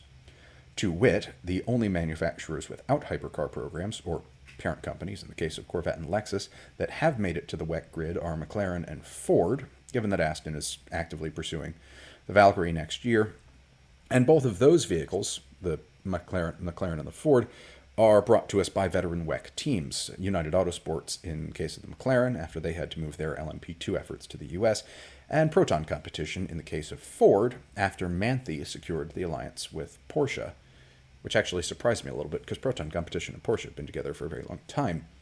TF Sport, late of Aston Martin, is now running the Corvette entries, with Iron Lynx supporting Lamborghini's efforts in both classes, similar to Team WRT's relationship with BMW, or BMW. D-Station and Heart of Racing have 1 Aston each, AF Corsa is still Ferrari associated, surprise of surprises, and some team called ASP is running the Lexus vehicles, presumably because Gazoo Racing couldn't be bothered. Speaking of entry lists, Toyota, Peugeot, Ferrari, and Porsche Penske are all back in hypercar with 2 car entries for the full season, joined by similarly sized garages at Alpine, BMW WRT, and Hertz Joda, who managed to secure a second 963 despite ongoing supply chain difficulties for Porsche and Multimatic. Single car efforts in hypercar will be undertaken by Proton with their 963. AF Corsa, but not Ferrari AF Corsa, that's the factory team, with a third 499P. If their garages are right next to each other, somebody needs to put a barrier up between them just to make sure there's no crossover and they're holding to their stated exclusivity. It just because I like to be persnickety about that. Cadillac with the number 2 V Series R, going up to 3 for Le Mans. Iron Lynx with the new Lamborghini SC63, and Isotta Fraschini with their Tipo 6. The Cadillac, Lambo, and Isotta are the only ones of their type on the grid, while obviously the Porsches are the best represented, making up 5 of the 19 hypercar entries, and Ferrari making up 3. Okay, last segment of the video. Thanks again to those who are still watching, if there are indeed any of you, either in one or multiple segments. The season's start comes earlier than in the past few years, with the 1,000 Miles of Sebring a thing of the past, possibly due to the WEC disliking sharing the attention with IMSA, and instead the season kicks off with the prologue and 1812 overture in Qatar, on the Lusail International Circuit, which I think is the only motor racing circuit in the world to be surrounded by artificial turf. What fun. Incidentally, by the time this is going out, that will have already occurred, with slight delays due to the Houthi rebels in the Red Sea and subsequent breakdown of logistics that thus caused many cars to fail to arrive on schedule. But an abbreviated prologue shakedown was held, with the 2 full sessions both topped by a Porsche. Somewhat surprisingly, actually. Ferrari was competitive in the second session, 2nd and 4th overall, while the best of the Toyotas was all the way down in 13th. I know they've never been heavy on the qualifying side of things, but still. Isotta and Alpine were the slowest, perhaps not surprisingly, but the Alpines were in the low 143s, while the fastest Porsche was a mid-140, so still not too far off of things. McLarens were fastest and slowest in the first session for GT3, both United Autosports cars, which essentially means nothing. But Ford, Porsche, and BMW made up the rest of the lower half of the rankings. This changed somewhat in Test 3, with Lexus bottom and 3rd from bottom, while the leading GT3s were Aston, Ferrari, Corvette, and the slowest McLaren from the last session. At this point, I'm going to call it a wash until we see where the season actually starts to shake out. Porsche was tops in the hypercar timesheets, though dicing with Peugeot and splitting the rankings 1 and 3 and 2 and 4 respectively. Toyota had made it up to 6th behind the Cadillac, but the Alpines had made it down to the 142s, while the Isotta and Proton Porsche were the only cars slightly slower than that. So again, everybody's pretty close for, coming out of the off-season. Moving past to the, past and imminent present, Portimão and Monza have also been dropped from the schedule, with Portimão replaced by an earlier Italian race at Imola. The 6 Hours of Spa remains, as does the 24 Hours of Le Mans, quelle surprise, but then things get a bit weird, with the return of the 6 Hours of Sao Paulo, absent since 2014, and the US segment of the roadshow now taking place back at COTA for the Lone Star Le Mans at the start of September, when Texas, like Florida, remains too hot for reasonable human habitation. The last 2 rounds of the season remain unchanged, however, with Fuji followed by the season closer at Bahrain, and with that, another year of racing largely concludes, as does this video. This ended up longer somehow than the IMSA video, despite there being fewer races, but there we are. The 2024 videos will probably not be quite so long, certainly not quite so long delayed, as I'll actually be working on them proactively, and have already started on the Daytona 24-hour race. But hope you enjoyed this one. Please come back for others. And as always, thank you for your time this evening, or whenever and wherever you are watching, and I wish you all a good night and a good tomorrow.